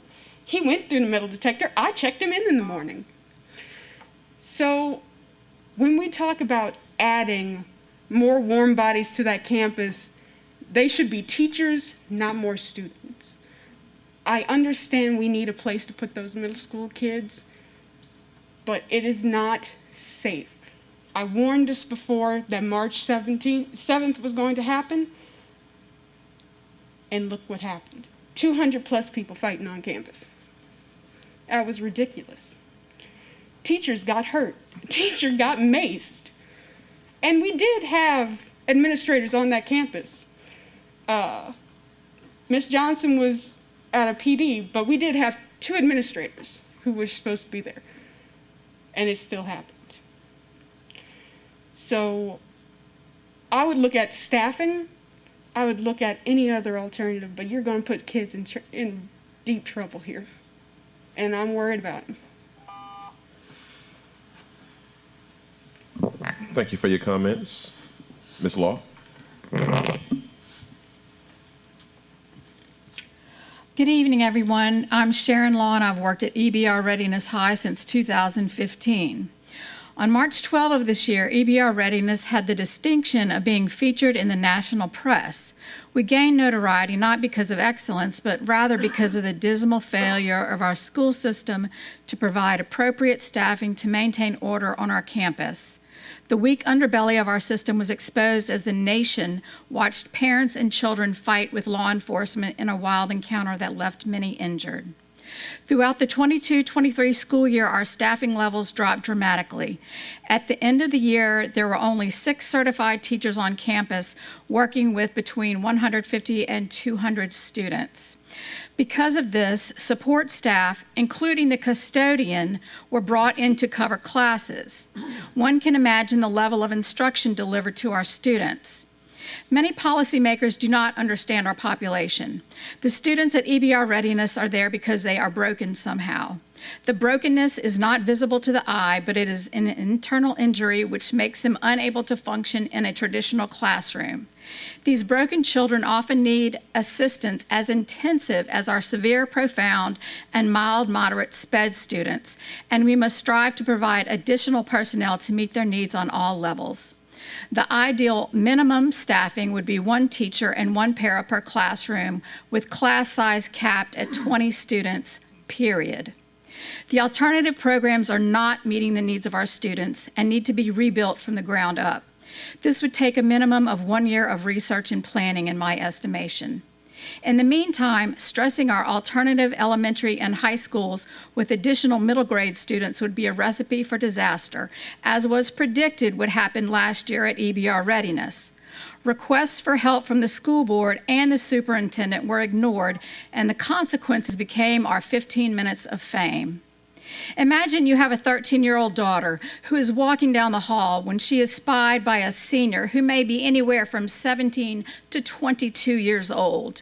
Do you want your 13-year-old daughter to have to deal with this 17 to 22-year-old male, or do you want her to feel safe enough to learn? 13 and 14-year-olds do not need to be in a hypersexualized hit-it-and-quit-it environment. But this will happen if 8th graders are placed in our high school. I do not feel safe at work. Just thinking about returning to the same environment with double the amount of students makes me apoplectic. Please rethink your plan to adjust the middle grades and give those of us who know these students a chance to redesign the alternative programs. Thank you. Thank you, Ms. Law. Next, we have Mr. Jamie Robertson.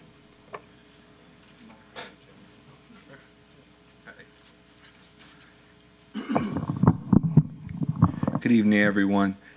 Recently, this district has began to go down a horrible road with this trend and adding so many grade levels, even in the traditional schools, and it's not working.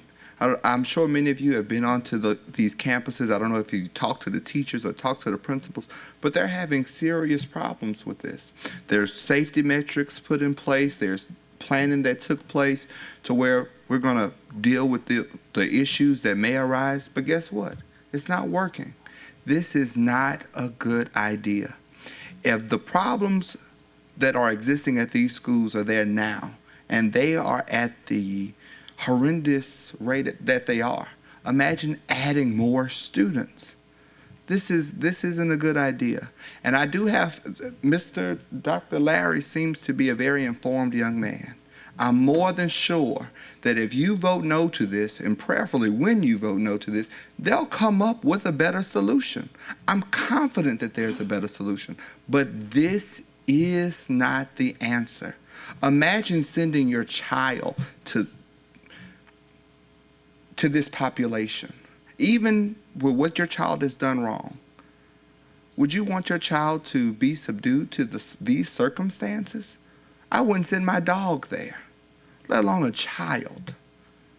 And when you talk about children having to drive an hour and a half or ride the bus for an hour and 45 minutes, my sympathy goes out the window when we're giving you an alternative option to better yourself. There should be a level of difficulty when you're trying to get to this school, because hopefully you'll say, you know what, I'm gonna stick it out here because I like the bus ride to my neighborhood school. So that shouldn't even be a factor. And then when you consider the fact that we don't have the adequate staff, and that's why we're merging these schools together, guess what? There's a lot of other schools in this district that do not have adequate staff, or we're gonna use this idea and merge those schools together as well. This is not good. This is horrible, and I pray that you will vote your conscience on this. Thank you. Thank you, sir. Next, we have Ms. Tanja McMillan.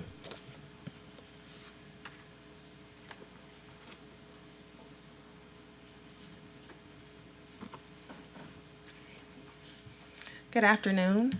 As a parent of a child here in East Baton Rouge Parish Schools, I just want to emphasize the importance of the people who have the authority to send kids to alternative schools being properly trained and knowing what they're doing. My son was 8 years old, tickled a child on the playground, one of his friends. The little boy hit his mouth on my son's knee. My son was written up and suspended, even though it was horseplay. They were playing, both of the kids admitted that. He was suspended and recommended that he go to an alternative site for his suspension. On his suspension, it was noted that he caused someone severe or serious bodily injury. Let me read that definition to you. The school board's definition of serious bodily injury is serious bodily injury. It involves substantial risk of death, extreme physical pain, protracted and obvious disfigurement, or protracted loss or impairment of the function of a bodily member, organ, or mental faculty. He tickled someone and they hit his mouth on his knee. Even after I sent an email to the district, I sent an email to my principal, I sent an email to several people. The administrator who made this mistake, if we want to call it a mistake, made no attempts to correct her mistake at all. Instead, she advised me that the child was disciplined according to the school's code of conduct and to contact our principal if I had a problem with it. That took about 3 visits to the school to get that changed. This was even after the parents of the other child emailed the principal, the vice principal, and told her that her child was not injured, that they were just playing, that my son had already apologized. So we have to make sure that the people who have the authority to send 8-year-olds to alternative schools are either properly trained and know that serious bodily injury is not hitting your mouth on someone's knee when you're being tickled, or are not maliciously doing it. That's it. Thank you. Thank you. Next up, we have Ms. LaDonna Washington.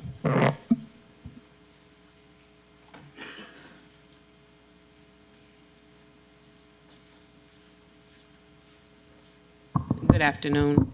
This is my first school board member meeting ever, so nice to meet all of you all. As I was sitting listening to the people that were for and against merging these schools, I have to piggyback on what the parent just said. As a teacher in this district, I've worked at Capital Middle School.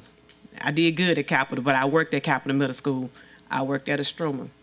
I know what's going to happen if you put those kids over by Capital Middle.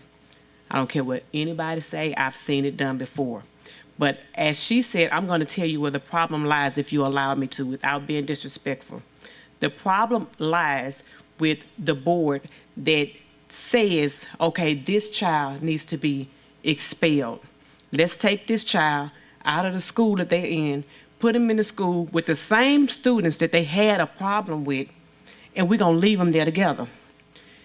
Some of the things that the kids are being expelled for, I have to scratch my head. So I always wondered, who sits on those boards? I was a coach. I'm going back to an incident that happened at a school. I was a boys track coach. The girls went. They had a fight from Estroma. They had a fight. One girl bagged up, hands like this, did not even defend herself on camera, but her sister came around and hit the girl that was jumping on her. They expelled her. She didn't even hit the girl back. So I'm like, why was she expelled? But guess where she went? To the same discipline center with the girl that jumped on her and her sister and everything else. When we get to the point where we say teachers are not trained, most of them not trained to handle things. What you might think is wrong is something I'm not going to think is wrong because we're different people. I like to literally show how I'm saying something. So if I was here right now and I got upset and I just start saying, what's going on with you? Ha, ha, ha, ha. Where you going to think I'm at? Am I at a 1 or am I at a 4? Your 1 is not my 4. The problem is everybody think that that's a 4. And all I want to do is if I'm angry, I just want answers. Everybody deserves a chance to calm down in their anger state and give you the answers. Most teachers do not do that. I'm a teacher, and I'm just going to say, sometimes I'm not for the teacher.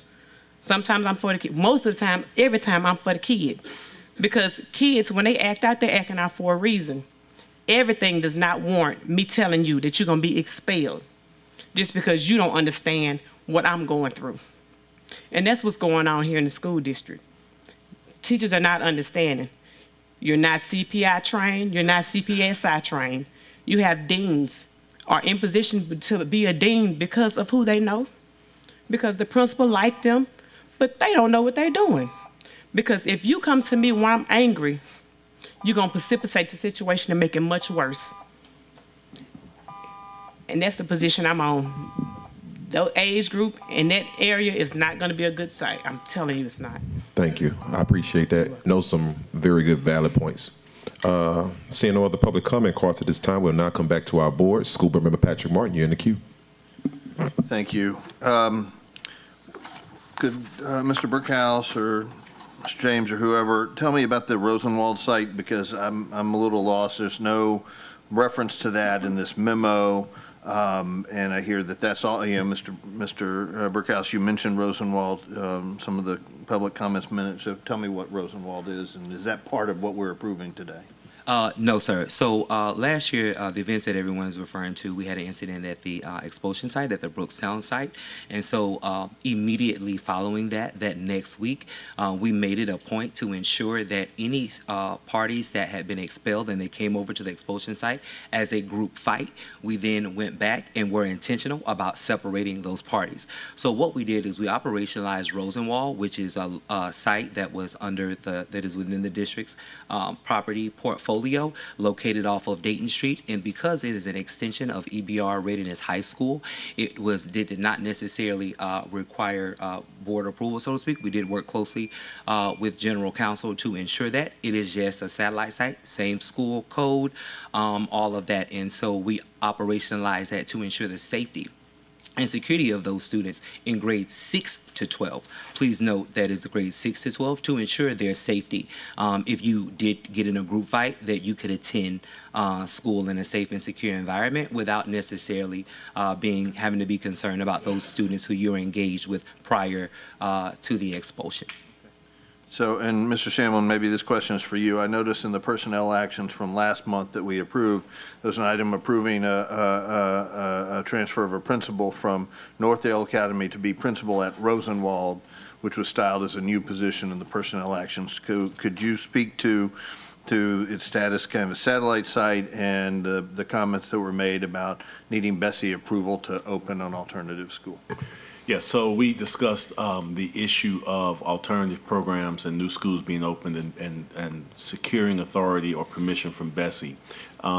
It's my understanding after some research that as long as with alternative school setting, we maintain the site and the site code, but create branches of the school with the same site code, there's no need to go back to Bessie for reauthorization.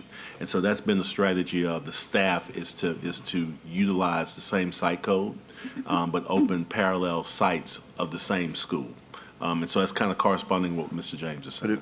But if we've got a principal, right? Mm-hmm. So we got two principals of the same site code. Mm-hmm. That seems to be, like what's stopping us from having one site code for the whole for the whole school district at that point? I mean, if it's a separate facility and it's got its own principal, at what point does that no longer become just a satellite site, but a separate independent site because it's got its own principal and all that? Yeah, that's a good question. I can only say that based upon my research, and my advice to staff is that when this is done, that Bessie be properly notified of the changes so that they, so that they can log that.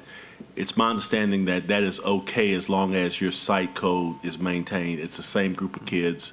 As far as the administrator, how the superintendent decides to set up the administration, he could have a situation where you may have a principal and a number of assistant principals working under that person, or a principal that manages more than one site. So I can't speak to the staffing and how that was set up, only to how the site was organized and how the site code is handled. I mean, it seems to me if it's physically separate and it's got its own principal, that becomes a new school. But I'll defer to council on that at the end of the day. I have a question about staffing levels. I asked you, Mr. Brickhouse, last time about how many kindergartners we have or how many little ones or whatever, and you talked about how staffing level. I mean, the enrollment changes throughout the year, and I've seen some of the public record data that the district provided recently, and it changes significantly. I mean, it starts off almost nobody in the alternative schools, as is appropriate, right? Yes. And then it grows by 10 or 20 or 50 people in multiple grades. And so how do you plan for the staffing for that generally? Yes. So that's a great question. So every year, the one thing that everyone needs to remember that students in grades K to 5 are expelled in significantly lower rates. So, for example, we ended the year last year with 77 students, right, on a campus that can hold about 500, 400 something students, right? So having the staffing levels, it would definitely assist us as a district with the recommendation that I'm bringing forth to ensure that the elementary and the high school open at appropriate staffing levels to ensure that every classroom is covered with the teacher. So do you generally, you have some idea based on past experiences, Yes, sir. what the enrollment's going to be at the end of the year? Absolutely. Right. Elementary, middle, high school. I mean, I think the data I'm looking at here is in 22-23. It started in the Superintendent's Academy at 74 and grew to 192 by the end of the year, right? So are you staffing the beginning of the year for 74 or for 192? We're staffed for the maximum capacity. That is one of the things that that we do grapple with in terms of staffing, especially when you look at the school's portfolio and you see that there are other staffing needs, and you have some of my campuses that literally open with 20 students or 30 students. So we are ensuring that we open up fully with that. I'm going to work closely with those school leaders so that we can double up staff as need be to help in the classroom. And then as those numbers begin to rise, we can ensure that those staff members go back in place. But to the point of the previous question, we open at maximum capacity staffing levels, and we do not staff backwards, right? So when we start with lower staff and add them, we start with the full staff. I have real concerns. I'm sorry, School Board Member Martin, we're over time by 1 minute and 20 seconds. Okay, can I have 15 seconds to wrap up? Yes, sir, go ahead. Thank you.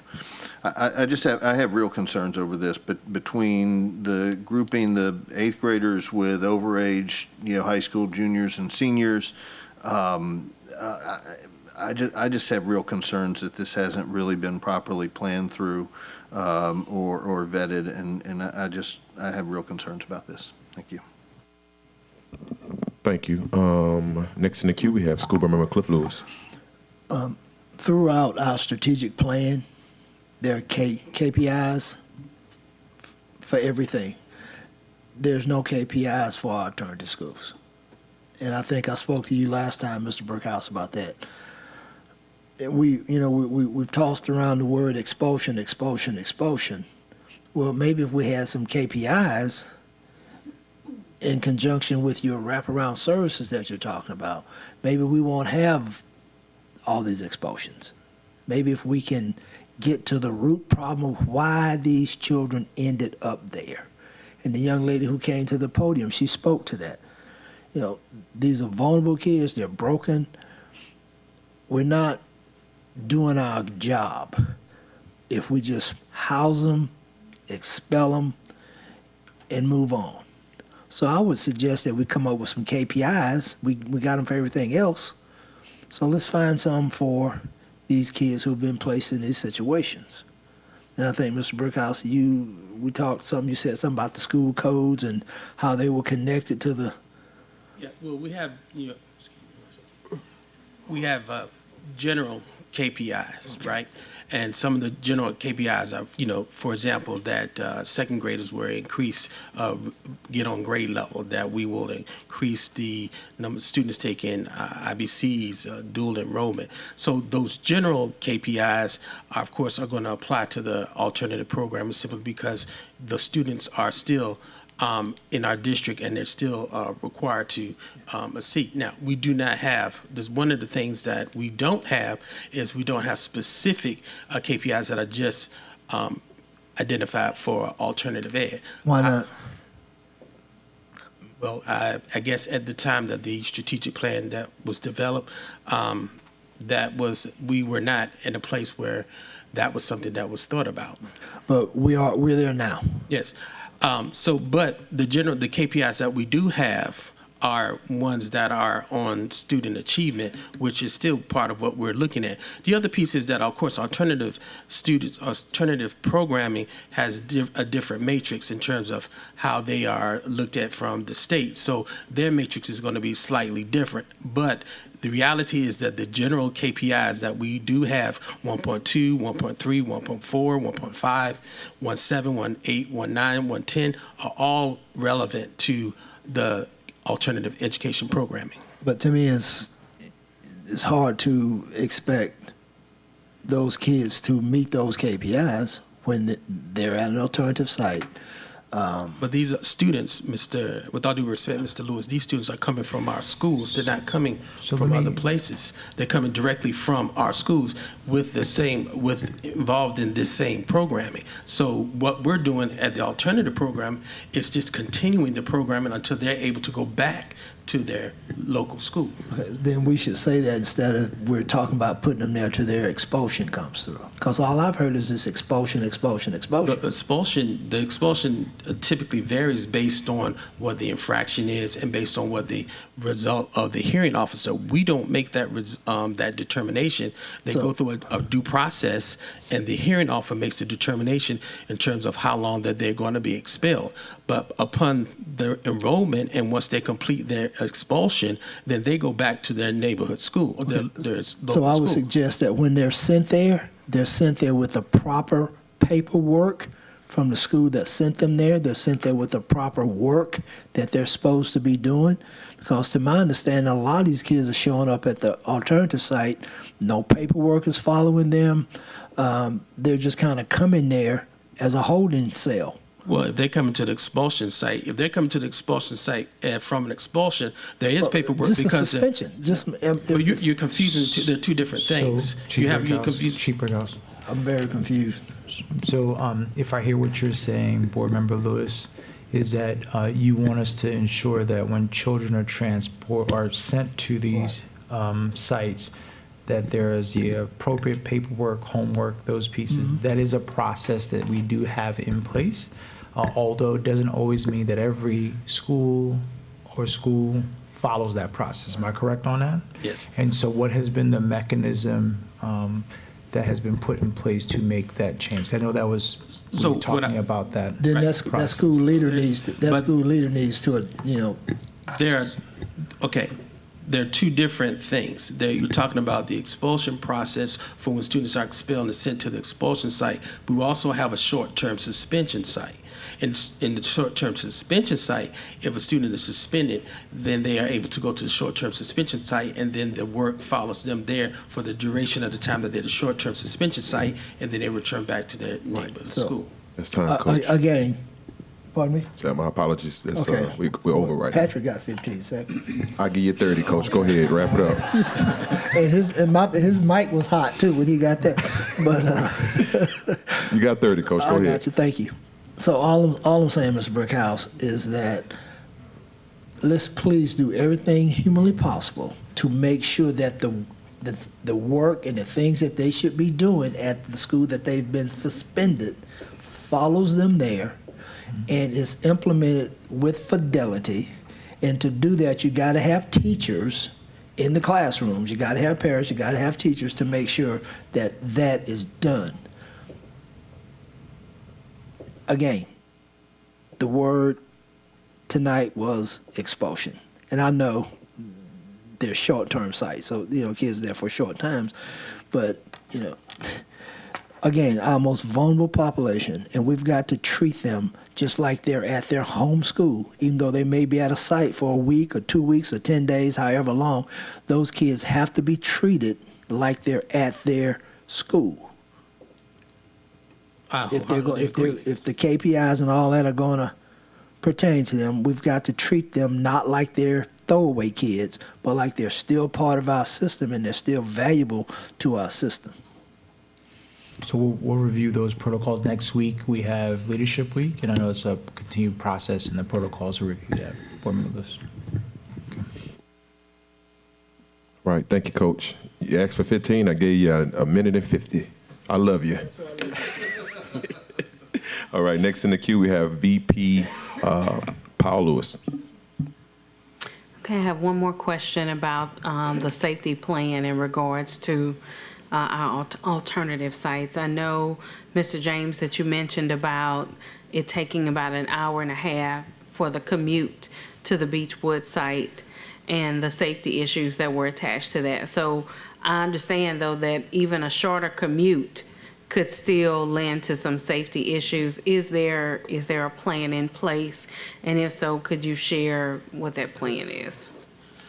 Just so we're clear, in terms of additional safety precautions, of course, as you stated, we're going to be getting the 2 additional VPs. But in addition, because of the because the alternative schools are part of our priorities, are going to be part of our priority schools, then we're also going to make sure that we also have our SROs there as well as another level of safety. Thank you. Mr. James.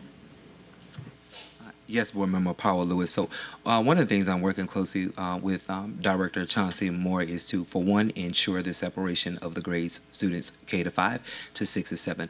Another, working closely with Mr. Noel to see the possibility of looking into bus attendance.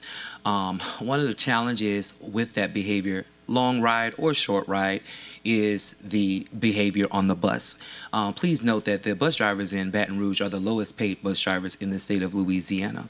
The Transportation Department does try to provide an additional $1 for those bus drivers who do opt into driving routes for alternative education. So please note that we're also short of bus drivers who are willing. Bus drivers in alternative education are subjected to very challenging work conditions.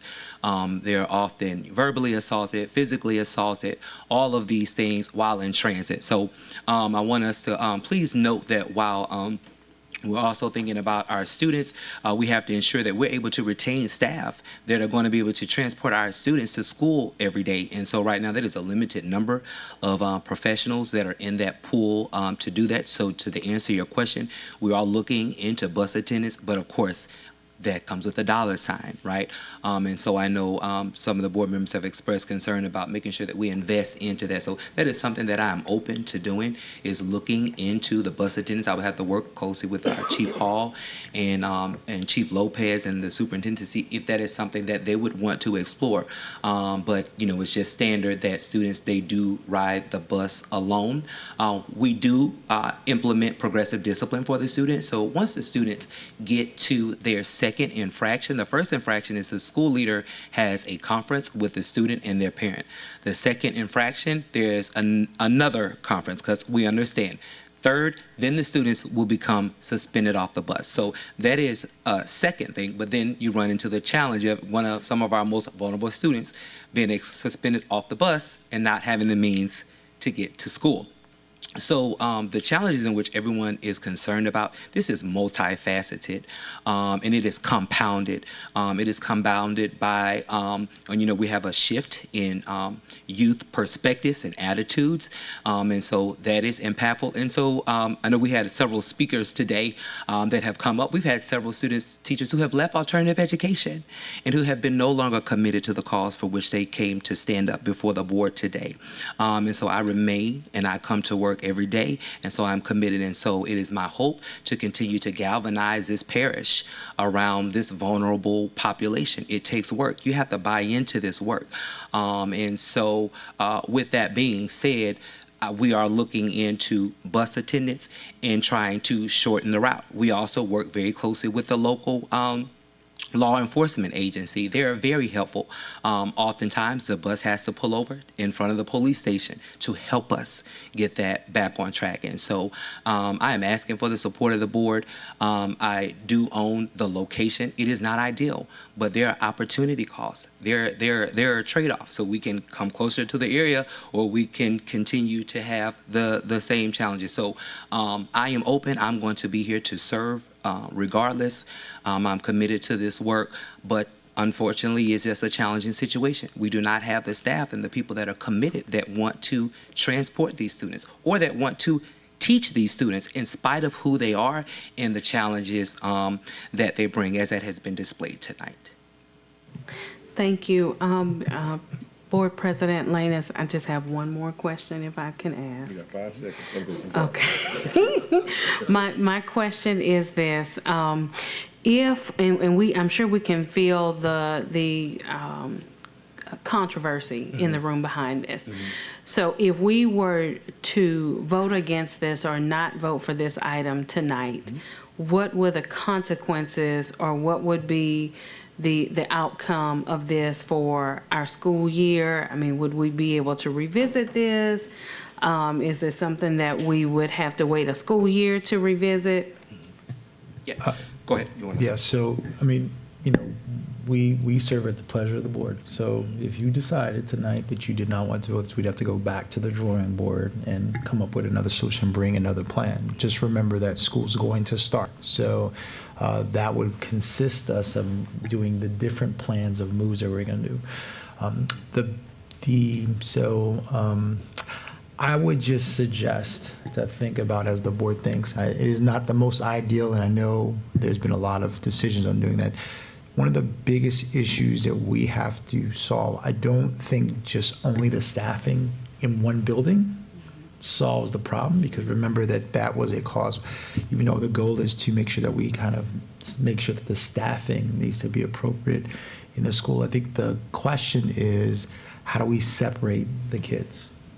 And so that is a bigger issue. So if the board would like, we can, there's ways that we can go about this. For an example, if you said, hey, let's go with this plan temporarily, and you guys bring us back something additional to amend a better plan to vet through, we can do that. But one of the biggest concerns that I have the most, even though I don't think this is the most ideal plan as of right now, and I'm also hearing the concerns, is that I am concerned about all those children being in one place. And so that is the bigger concern I have that we have to solve. And also the staffing. We need to make sure that we get the staffing right. As Mr. James said, it is a challenge because you need people who want to be there. There has been a lot of conversation on incentivizing all those pieces that comes with a dollar amount. I don't know, quite frankly, if that only solves the problem, because you still need to have people that want to go there. Because I do think people say, well, if you just pay them where they'll come. I don't think that's always necessarily true as well. But I will say this, one of the things that we have seen that has worked to our favor is working with community partners to help us to work there. But I do think that that's a long-term strategy. We have not dived into the alternative school space to fully vet a solid plan on that. And I think we just haven't done that as of yet. And so that's a lot of work that we have to do. But for the immediate stopgap, I would say, minimally, I would just suggest the board to think about, let's just get this up and running. Maybe we come back in a month from now and say, hey, we wanted to do X, Y, and Z. But whatever we do, school's around the corner, and so we'll just have to make some adjustments accordingly. But all the points that you heard Mr. James said around distance for the school, we're working on the staffing piece. If you overstaff, then you're moving folks from other schools or you're hiring additional to. All those have a cost. And there is opportunity, even though we know the different set of neighborhood issues, but we have to have some set of strategy to start addressing the current problem we have. But I don't think this is the long-term problem, if that makes sense. Thank you, Superintendent. Thank you, School Board Member Vice President Paul Lewis. Next we have School Board Member Michael Gode. Thank you, Mr. Landis. Mr. James, we've heard a lot about staffing Yes, sir. issues. Last year, when you ended the year, how many vacancies did you have in your teaching profession? Yes, sir. So at EBR Readiness High School, essentially the entire staff requested a transfer. So I am essentially restaffing the school from the ground up. I noticed that there were some things that were circulating around the Southern University Law Center in the efforts that I had made to recruit teachers. For some time now, Chancellor John Pierre has worked closely with the district to send teachers this way. I am personally working to ensure that we get teachers in these schools. So as of right now, there are only 2 vacancies at EBR Readiness High School. At EBR Readiness Elementary, only 2. In the event that this does not pass, the board will be in a situation in which we need to staff the elementary, the middle, and the high, and Rosenwald, all right? Because if we don't, then I won't be able to open Rosenwald, then I won't be able to keep parties separated. So we can keep them up Beechwood, but now I am faced with a situation. Now I have to keep parties separate, right? And then I also supervise the Juvenile Detention Center as well. So we have an MOU with the Office of Juvenile Justice, which I have to operationalize that. That also falls under my purview, right? And I had to staff that from the ground up as well. So that was, you've covered my point. Yes. It's one thing to say you don't have enough resources, but creating more slots doesn't mean you've created the person to fill that slot. Correct. And so, so we can do all we want. We could say, okay, you have 15 new slots. You don't have 15 bodies to put in those slots. Correct. That's the only point I wanted to make. But I also wanted to come back and say, I think this has been a very, very healthy discussion. I would have to be the first one to say I am totally out of my depth when it comes into this discussion, because it's not something I've spent a lot of time in research or experience. And I can also understand how this is a very vulnerable population. And I think we as a district have not spent the time and effort in the past to taking care of these students who obviously need the care, because as I think Coach and others said, a lot of times these kids are as much victim as perpetrators in any of the things that happen to them, if not more so victims. So I really am glad the spotlight this is getting and the work it's been getting on. And so thank you, and Yes, thank sir. you for all of your staff and all the people who work on that. I really don't know I don't have a clue of what's the right answer in any of this. I'll be the first one to admit it. But I'm just hoping you guys are pulling your heads together and doing the best you can with what you have. I do have one more question. Yes, sir. And Mr. Shamlin's going to shoot me. Okay. But, we've been talking about cameras on buses for a long time, both internal and external cameras. And, I took an Uber the other day, and in fact, yesterday, and the Uber driver had a front-facing camera and a rear-facing camera. So not only did he track what's going on in traffic, but he also tracked what's going on in the back seat. We got to get off the dime and get cameras in our buses, both from a legal liability point for car accidents, but also from a student safety point of view for doing that. So we've been talking about this for 2 years. We got to get it moving.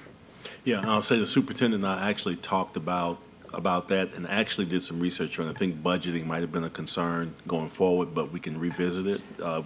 Dr. Narcisse, we can revisit it and bring a I will be blunt. I'm making the request. Gotcha. I can't instruct you to do things, but I'm making the request that we do this, because when we talk about safety, and particularly if it's on these, we can start off with these buses. But we have to start providing better security for not only for our students, but for our bus drivers. And, you know, we spend hundreds of thousands of dollars a year on automobile accidents with our school buses. And if we had cameras recording those accidents, I think our costs would go down. And everything doesn't come down to dollars. I know people have talked a lot, and I'm going to be finished in a real second, Mr. Lannis, but people have talked a lot about opportunity costs. I want to make sure I understand opportunity costs isn't just money. It's resources and everything else. And I think that we're overestimating the cost of doing some of these things without understanding the safety and savings we might get from having them in. So I strongly encourage, as we go through this, that cameras be part of what we look at in our transportation system. So I'm going to make the request urgently that that gets done and looked at, and some proposals being brought to the board. Because at the end of the day, if it fits in the budget or not, I'd like to have a choice of making that decision. And you can instruct me to do that. And I think I have a proposal. I'll make sure the board has something if it's available no later than Monday. No, I view this as a team. I won't instruct. I will request. Yes, sir. Okay, thank you. Thank you, Board Member Gode. I'm now inside of the queue. I'll try to be as quick as possible so we can keep it moving right along. This is a perplexing issue. It's perplexing for several reasons. But what I will say is that my philosophy moving forward is the process has to be just as important as the product. I'm not going to question the amount of work that you all have put into trying to change alternative schools. But I will not walk away and say that hearing a principal come to the mic and giving their perspective of what they're dealing with, that we can't take that into consideration. Hearing a teacher who deals with this and has given us in-depth conversations, in-depth insight on what they see happening at these schools, that we just walk away and we don't take that into consideration. I was there at Brookstown the day that the melee took place, and it was one of the most horrifying things I have ever seen before. For several reasons. I won't go into all of them, but the thing that I think, one word that's literally just came out, as school board member Gode just brought up, is liability. You know, we can take this plan and say, let's use this temporarily, but what happens on the first day of school if this happens again? And then we walk away knowing and noting that these concerns are brought to our attention, yet we did not take the necessary steps in the process to ensure that everybody had a collaborative voice in it and what feels good and comfortable for them, and ensuring that our school board can protect this integrity and knowing that we heard those concerns and we followed up with fidelity, as you would say, Coach. So for me, I'm going to vote no, not because I don't believe that you all didn't put in the work, but I would love to see this process be worked out in a way that makes sense, not just for our board, but for our entire district. So again, I wanted to explain that to you guys because I didn't want you to think that I'm voting no because I'm taking away from your work. I know the amount of work you put into this, but I do think that it needs to be a plan that is well thought out, that emphasizes school safety, that emphasizes behavioral tracking for those students, ensuring that when they are on campuses that we have a fully staffed building. And I know you said already, Mr. James, that you all have only 2 vacancies at both campuses.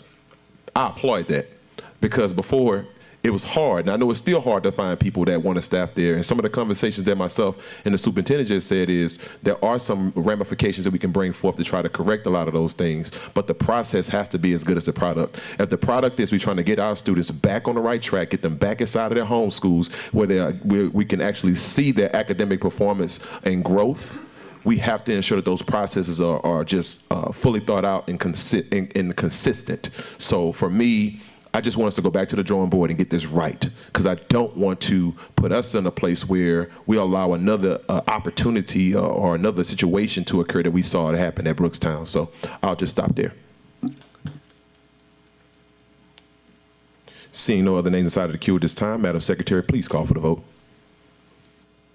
Please vote.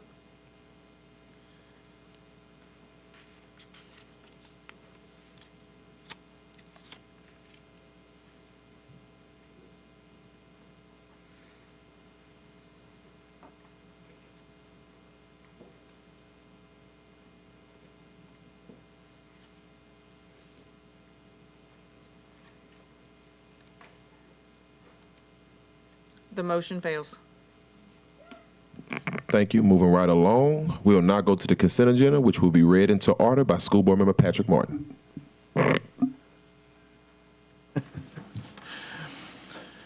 The following items are to be approved as part of the consent agenda and are considered to be routine and will be enacted with one motion. There will be no separate discussion of items unless a board member so requests, in which event the item will be removed from the consent agenda and considered as an item on the regular agenda for a separate vote preceding the last item on the regular agenda. 2, policy KF, use of school facilities. Consideration of a request for the approval of policy KF, use of school facilities. Mr. Rust. Number 3, superintendent contract negotiation. Consideration of a request to authorize the board president to begin discussions with Dr. Narcisse and negotiating attorney regarding the terms of a contract to replace the current contract that exists between Dr. Narcisse and the EBR school board upon its expiration.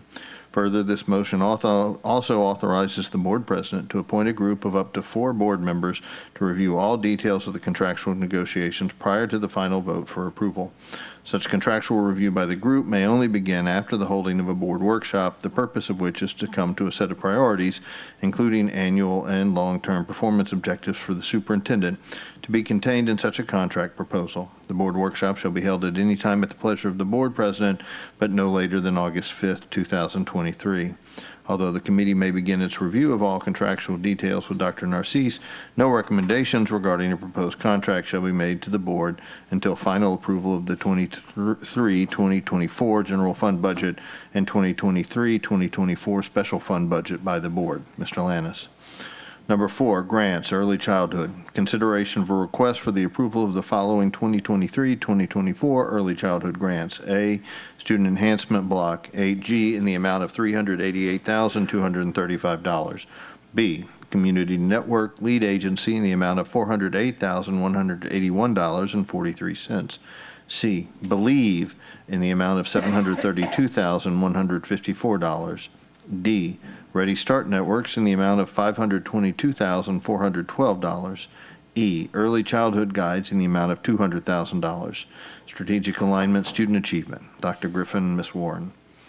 5, Memorandum of Understanding Early Childhood B3.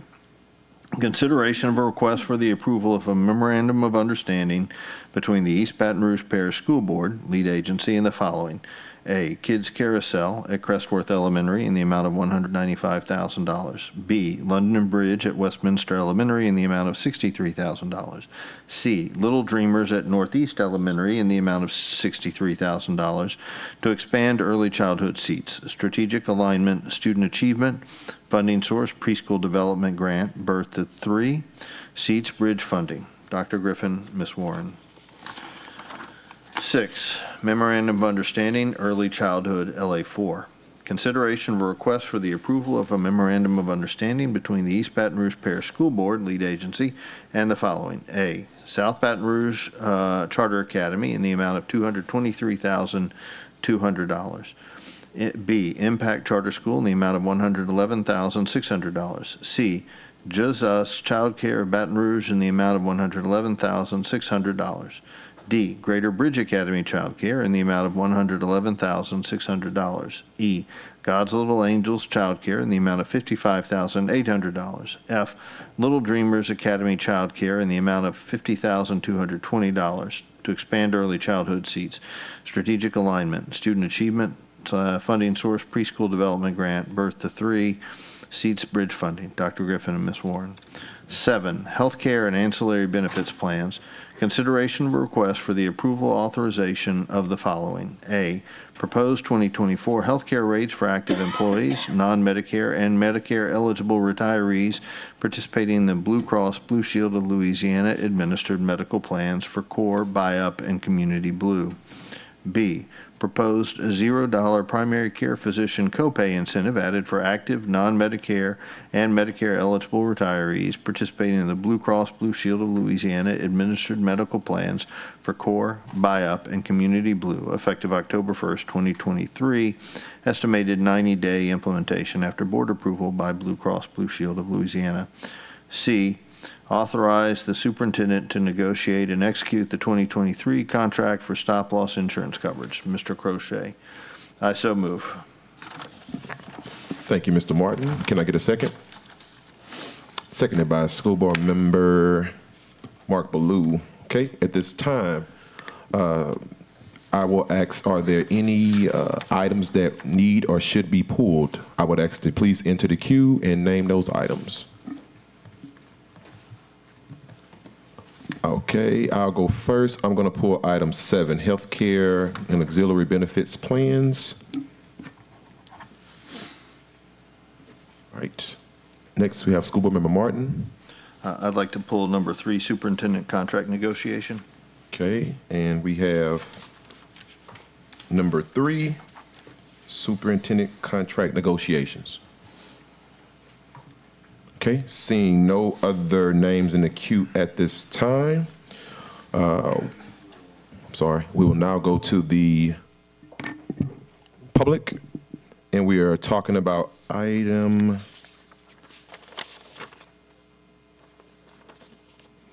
H1, consent agenda. Let me see 1 second. We are not the general public. Okay. All right. At this time now, I call to the mic Mr. Jamie Robertson.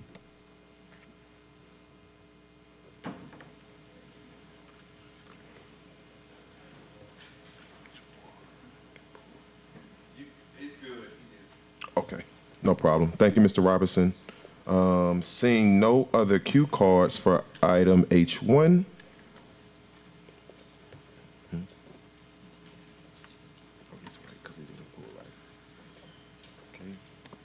One more cue card for item H4. Ms. Tanja McMillan.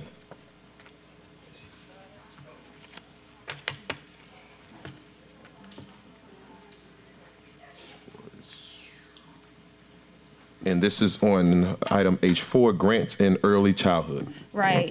Okay, again, I'm Tanya McMillan, parent of a child here in East Baton Rouge Parish School System. I was hoping that one of my lovely school board representatives would have spoke about these grants, because I sent you guys all an email about one in particular.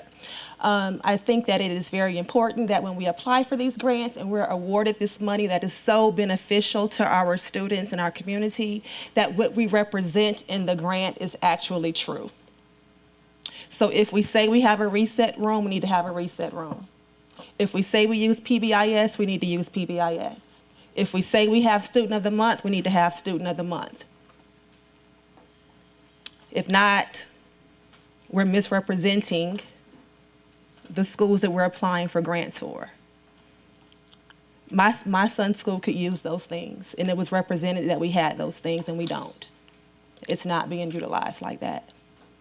So I just want to make sure you guys all aware of that, and the importance, again, of being truthful in grant applications. There's huge repercussions. Thank you. Thank you, Ms. McMillan. Okay, seeing all the cue cards at this time, I'll come back to the board. I'll give everyone a second to see if anyone wants to enter the queue before we go to the vote. Okay, seeing no names in the queue at this time, Madam Secretary, please call for the vote. Please vote.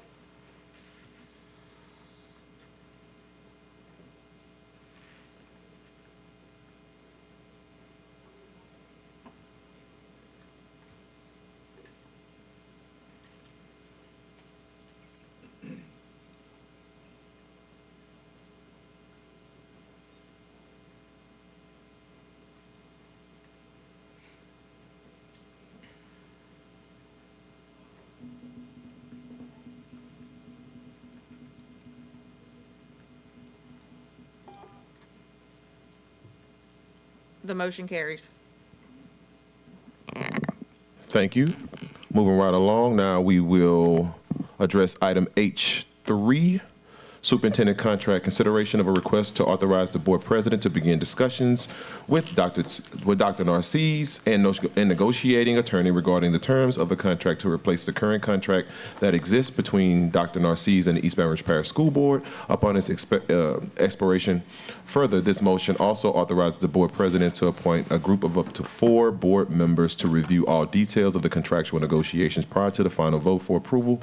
Such contractual review by the group may only begin after the holding of a board workshop the purpose of which is to come up with a set of priorities, including annual and long-term performance objectives for the superintendent to be contained in such a contractual proposal. The board's workshop shall be held at the same time at the pleasure of held at any time at the pleasure of the board president, but no later than August 5th, 2023. Although the committee may begin its review of the contractual details with Dr. Narcisse, no recommendations regarding the proposed contract shall be made by the board until final approval of the 2023-2024 general fund budget and 2023-2024 special fund budget by the board.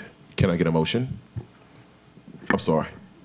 President Lance, I want to make a motion with slightly different language to accomplish the same end. So I think I understand from Mr. Samuel, I can just offer that as the original motion, which I can read into the record at this point. Yes, sir. Okay. So I'd like to move to approve the request to authorize the board president and vice president to begin discussions with Dr. Narcisse and negotiating attorney regarding the terms of a contract to replace the current contract that exists between Dr. Narcisse and the East Baton Rouge Parish School Board, and in lieu of the authorization to appoint a group of up to 4 board members to review all details of the contractual negotiations, to further authorize the board president and vice president to consult with individual board members regarding the negotiation of terms related to the contract. Such negotiations may only begin after the holding of a board workshop, the purpose of which is to come to a set of priorities, including annual and long-term performance objectives for the superintendent, to be contained in such a contract proposal. The board workshop shall be held at any time at the pleasure of the board president, but no later than August 5th, 2023. No recommendations regarding a proposed contract shall be made to the board until final approval of the 2023-2024 general fund budget and 2023-2024 special fund budget by the board. Is there a second? Seconded by Mr. Nathan Russ. Okay.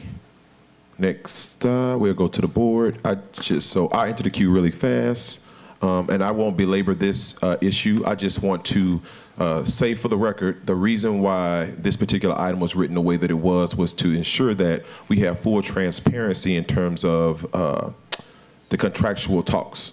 And the reason for such is, one, if we're talking about the performance metrics of the superintendent, I think that those are conversations that should be held with the public because we're talking about student achievement, which means that the general public, as well as parents, teachers, any other person involved inside of the educational spaces of East Baton Rouge Parish should have that right to hear those things. I think a lot of what we saw happen throughout the budgetary process, we could have done a better job in ensuring that we had more transparency. So I say again, the reason why we got to that place was to ensure that we had full transparency in communications and conversations as we dialogue about the superintendent's contract. But again, as I said before, I will not belabor this. If this is so chosen by the board that we move forward in this process, I have no problem with that. So I'll stop there. Seeing all the names inside of the queue at this time, I will now go to our cue cards for public comment. First up, we have Mr. Jamie Robinson.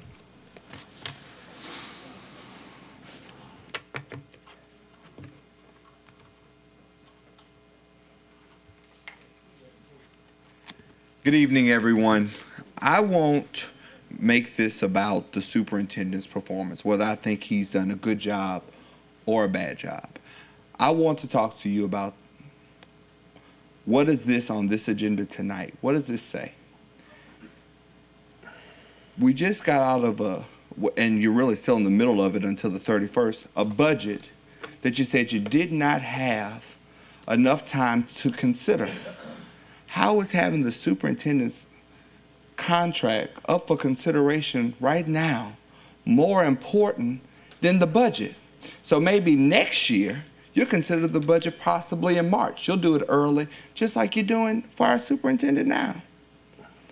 Then when you say only 4 board members are going to have the opportunity to be in the negotiation process before you bring it back to the rest of the board, and you say that and we're doing this like this in the aim of transparency, that's not transparent because it's more than 4 board members I don't trust, and I don't think the one I trust the most to be on that committee, and that's I believe that this is a very dangerous thing that you're doing.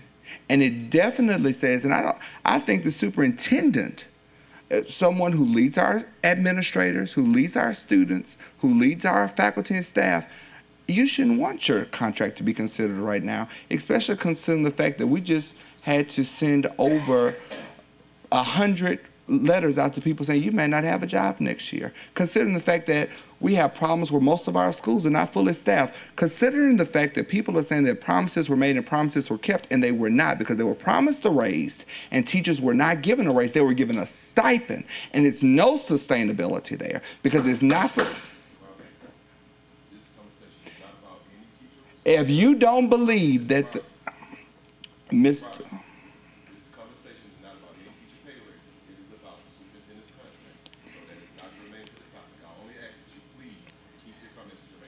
Mr. Lanus, as a registered voter in this parish, as a person who pays taxes to the school board, I do believe that that is germane to it, because if we can't talk about the things that led up to this, now, I do recognize that you're one of the same people that lied to us and told us that we were going to get the raise. So maybe you're taking offense to that. But Mr. Robinson, stop the clock. I'm sorry. This is the second warning. Please keep your comments germane to the topic. Okay. What's the topic right now is the superintendent's contract. Okay. If you go outside of that norm again, I'm going to ask that you please step away from the mic. Well, let me do this.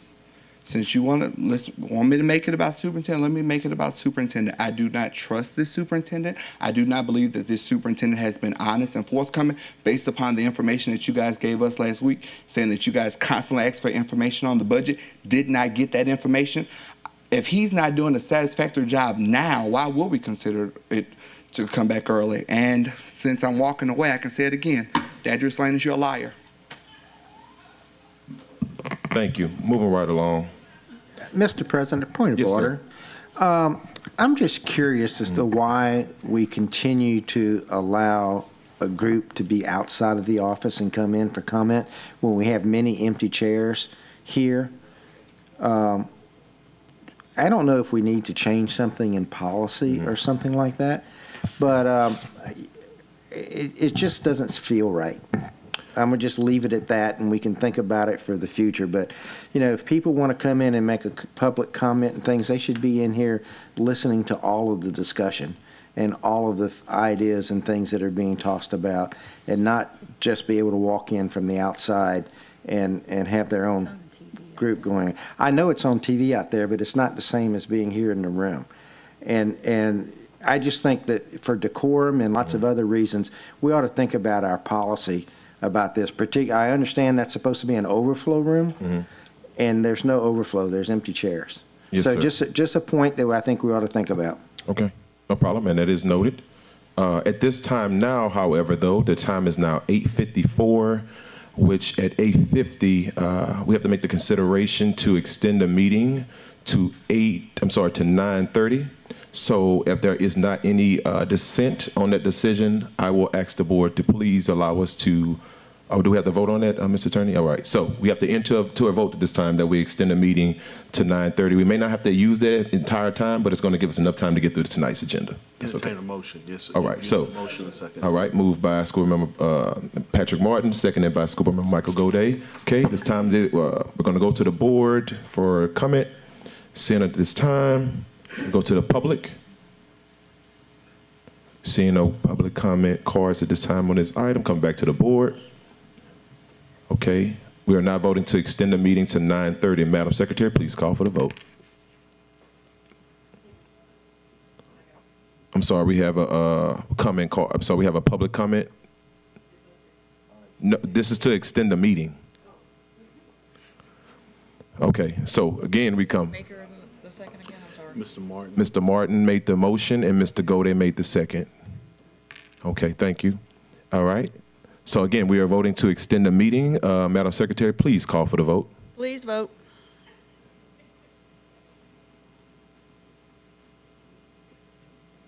Okay. Coming back to, I'm sorry. Oh, I thought excuse me. The motion carries. Thank you. All right. Coming back to public comment cards, Ms. Valencia Johnson, you're now at the podium, up at the podium.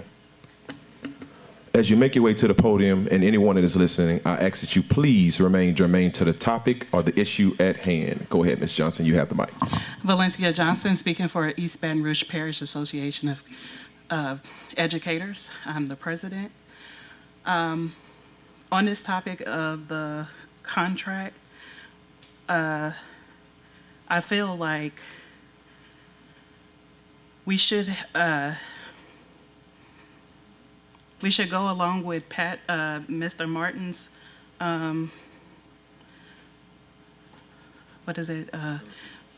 motion, because it gives more opportunity for all board members to be involved in the process. And I would ask that if you don't go along with it, that you would perhaps consider workshopping so everybody can attend and it be public, and that would be in full transparency as to what is happening with the contract negotiations. Also, when you do go into negotiations, you need to consider having stricter guidelines and more sustainable and more goals that in line like teachers and principals have as far as their observations. So we need to make sure that we are holding the superintendent, whoever that may be, to the highest standard like we hold our educators to. Thank you. Thank you. Next, we have Ms. LaDonna Washington. Okay, this was my reason for coming. When I found out this was on the agenda, I'm going to say I am LaDonna Washington. Ms. Paula Lewis, I know you know me. Mr. Lanus, you must don't remember me, but I'm pretty sure when you think about it, you're going to know who I am. I'm from Natchez, Mississippi. When I first started working in the district in 2016, I taught at Scotlandville for 3 years. Drove back and forth for 3 years. Coaching. I can recall one day I was going back home from a game in Lafayette, and I woke up the next morning at a rest stop in Woodville and didn't remember pulling over going to sleep there. So I decided to get a place here in Baton Rouge, not stay in Natchez and get a job in Natchez and teach, because I had grew to love the students in the community in Baton Rouge. So after me staying off a year from Scotlandville, I came back and went to Capitol Middle, coaching, everything else, because I love the students here and I love the community, even though I'm not a resident of East Baton Rouge Parish. On last year, 2 years ago, I had a series of back-to-back deaths, back-to-back. Daughter, niece died 2 days later. Then my daughter's best friend was killed in her house.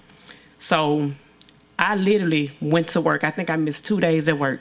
Didn't tell nobody what was going on at work, but it weighed on me and I couldn't take it. So one day at work, I just, I'm quitting. Okay, didn't want to quit, but I needed to take my retirement out because I needed to pay for some things. Couldn't get my retirement because I hadn't been off for 90 days. So what I did was I did a loan, but I had to pay that back. So I had to stop working in the district so I could get my retirement so I can get that back. They told me as soon as I'm finished working or the 90 days up, I could come back to the district. That didn't happen for me. I'm sorry. That didn't happen for me. What happened for me was I was told that I would have to wait a year. So me being the person I am, I said, is that the policy or is that what you all prefer? So I came here one day and I sitting there, and I'm not gonna lie, I cried. I was crying because I was still a cheerleading coach. So I'm still coaching. I'm still doing everything I'm supposed to do. I'm just not getting paid for it. But I was gonna hold up to what I said I was gonna do. I went to that man's office. Don't know what he was doing, but he stopped what he was doing and talked to me. The longest I ever worked in the school district, that has never happened to me. I've never met a superintendent before. That touched me. That made me feel some type of way. It let me know that he was human. Not just about all the time what you do for the school district, but how you treat your teachers. Now, I was allowed to come back that year, but I came back as a sub That meant I wasn't getting paid, paying bills in Natchez and in Baton Rouge. But he listened to me, and he tried his best to help me. The only thing I'm saying is he's a superintendent for his teachers, for the students, and for this community that we do not belong to. This is not our community, but we're here making a difference. I'm sorry, that's time, Ms. Washington. I apologize. That's okay. Bring that man back and give him his money. All right, cousin. Thank you.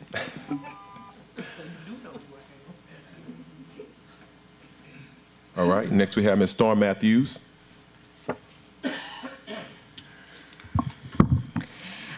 I'm not opposed to negotiating the contract. I do prefer a motion that makes it more open and allows more input. One thing that I know from the teachers, since we did not get a raise, that at no time should there be any negotiation of a raise. There will be an outpouring if that happens. I would like to see, since we have to be judged based on our performance every single year, I do think that there should be some performance metrics done before a contract is renewed.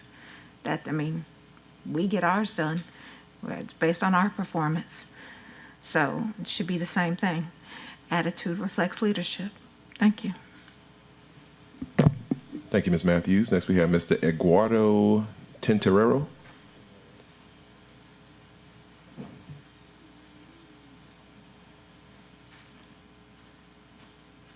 Thank you. I'm speaking in support of the contract negotiations with the superintendent. I'm the CEO and president of Baton Rouge General, and I've been personally involved in 3 partnerships since Dr. Nassis became superintendent, chair of the Technical Advisory Committee of the Chamber of Commerce. We developed the medical focus choice at Park Elementary, and I'm the chair of the high school, Capital High School Advisory Board and its medical focus choice program. The genesis of these innovative ideas was a dialogue between the superintendent and myself. And the implementation of these ideas was a result of the actions of the superintendent, his team, and the actions that the general's team took in a spirit of mutual trust. Nobody's perfect, and neither is Dr. Nassis, but what I have experienced in partnering with Dr. Nassis and his team is their willingness to hear me out and to change for the better in response to that dialogue. In personally working with the school system, I have also learned that its systems and structures are not perfect either, and that they require a significant amount of improvement from governance to finance to accountability. But I cannot think of a better combination of this board with its members, this superintendent, and key stakeholders in the community to make those improvements a reality. Thank you. Thank you, sir. Seeing no other comments on this particular item at this time, we'll come back to the board. I will give our board a second to see if anybody wants to enter the queue. Thank you. Coach Lewis. Just a point of clarity. So the first time we vote, we're voting on your wording or we're voting on Patrick's wording?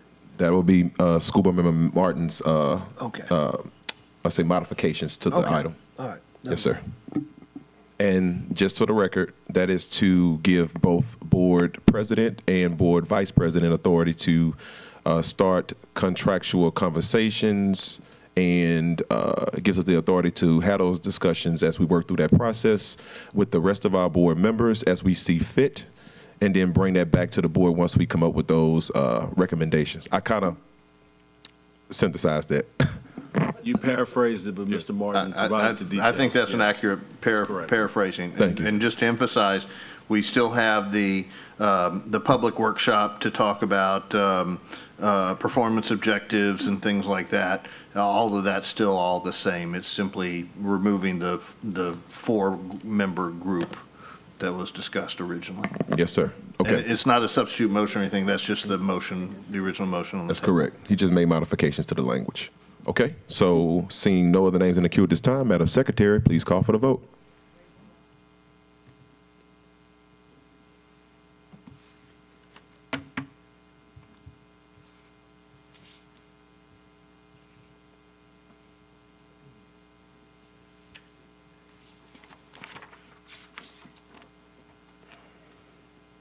Please vote.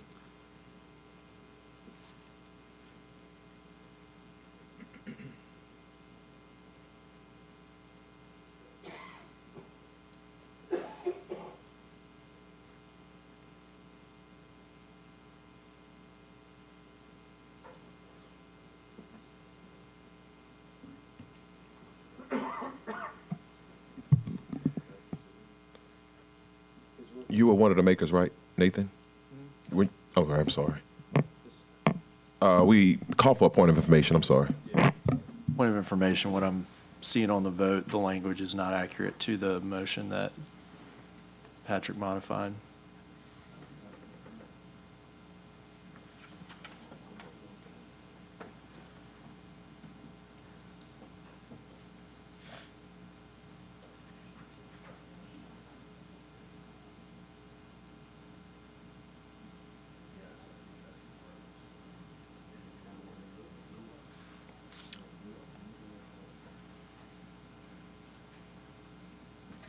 I see it now. I've read it more thoroughly. Thank you. False alarm, Nathan. Sorry. Accelerated reader. I was speed reading and I. That's no problem. Right. Okay, moving right along. I'm sorry. That's what I was about to say, moving right along. Please call for the vote. The motion carries. Thank you. All right, now moving right along, we're going to item H7, healthcare and auxiliary benefits plans. Consideration of a request for the approval or authorization of the following: a proposed 2024 healthcare rates for active employees, non-Medicare and Medicaid. Non-Medicare and Medicare eligible retirees participating in the Blue Cross Blue Shield Louisiana administered medical plans for core, buy-up, and community blue. B, proposed zero primary care physician copay incentive added for active non-Medicare and Medicare eligible retirees participating in the Blue Cross Blue Shield Louisiana administered medical plans for core, buy-up, and community blue effective October 1st, 2023, estimating 90 days implementation after board approval for or by Blue Cross Blue Shield Louisiana. And C, authorize the superintendent to negotiate and execute 2023 contract for no stop loss insurance coverage. Can I get a motion? Moved by School Board Member Patrick Martin, seconded by School Board Member Nathan Rust. Right.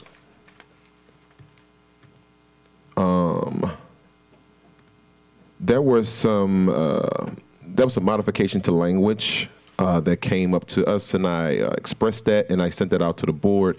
At this time now, I would like to call up Mr. Edgardo. How do I say that last name? Tenredo. Okay. So appreciate, and I know it's very late, and this is a very complex topic. The last 2 weeks ago, we were given credit, appropriately so, for coming up with this idea of zero deductibles and copays.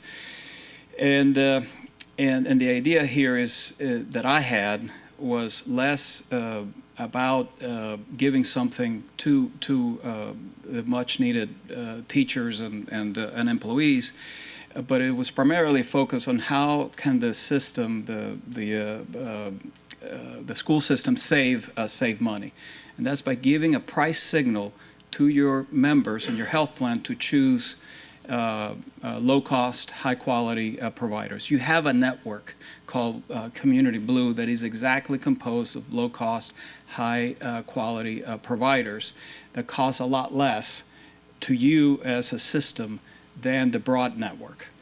Given that you already announced in public, and I'm not suggesting that you take that away, that you were going to do zero copays and zero deductibles for all of your products. You have taken away that lever for your members to choose low cost, high quality network. And so I worry that in doing that, you're giving up the potential to save a lot of money. You spend about $50 million a year in health benefits. If all your members theoretically would pick Community Blue as their network, you might be able to save $5 million a year every year. And so I worry about that. So my request for you is to work with your broker, work with Blue Cross, to develop products that give a price signal to your members to choose those types of networks. And while it's too late, I think for this year, and again, I'm not asking you to retract that offer that you made, but really to work very closely, your staff and your broker and Blue Cross, to develop these kind of products, because I think you have a tremendous opportunity to save a significant amount of dollars in the future. Thank you.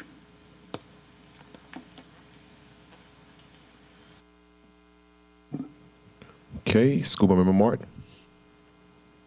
Thank you. I appreciate the efforts of Blue Cross to look out for this. I think Mr. Tenreiro says is absolutely correct. I think it is having made a commitment at the committee on the whole and publicly told everybody that we are offering this more broadly. I don't think it would be prudent of us to undo that.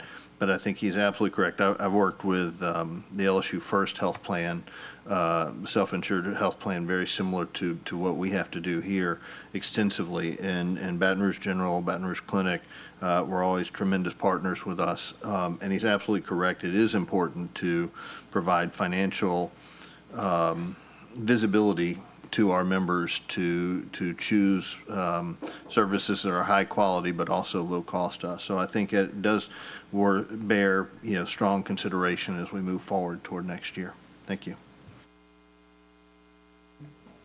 Okay, seeing no names in the queue at this School Member Nathan Russ. Just as a point of information, or there was a discussion of modifying what is discussed here. We at this point, is that out of the conversation? Or are we continuing the item as it's written? Yeah, so we just, I brought that up in terms of context. I brought that up so it could be explained what that information was based on what those modifications could be. And I think Mr. Eduardo laid out what the potential of us voting on this tonight without making those modifications, what those ramifications would be. And I think he said it already. We had the potential to lose possibly, you said millions, Mr. Eduardo? Okay. So in saying that, I just wanted to make that clear before if we wanted to make any modifications to anything that we were talking about. The floor would still be open. If anybody wanted to make a substitute motion or if they want to make a friendly amendment based off that information, they absolutely could. Yeah, that's what I'm trying to understand. Yes, so this is still the original motion as it is. There was discussion of modifying it, and I haven't seen recommendation or the full conversation behind what that would be, even potentially, and if that's even logistically possible. Because I've heard just secondhand information about modifying this item, and so that's, I guess, kind of my request. If nobody has something to add to it, I'm not going to touch it. I think as it stands, it's a win for our system and for our employees. Certainly, as Mr. Tenreiro has illustrated, we have more on the table that we can do, but I'm leaving that to the professionals here. So thank you. Okay, thank you. At this time now, seeing no other names in the queue, we will go to the public. I think Mr. Eduardo has already spoken on this item, so you waive public comment? Okay, thank you, sir. And next we have Ms. Storm Matthews. Blame it on the sleep deprivation. I was trying to follow. So are y'all saying that there's a possibility you will take away the free PCP that you introduced at the CAL? if that's the way that I just followed that. No, that's not what you're saying. Okay, well then never mind. I'm gonna go sit back down. Y'all have a great night. Thank you, ma'am. Okay, coming back to our board, seeing no other queue cards at this time. All right, seeing no names in the queue. Madam Secretary, call for the vote. Please call for the vote. Please vote.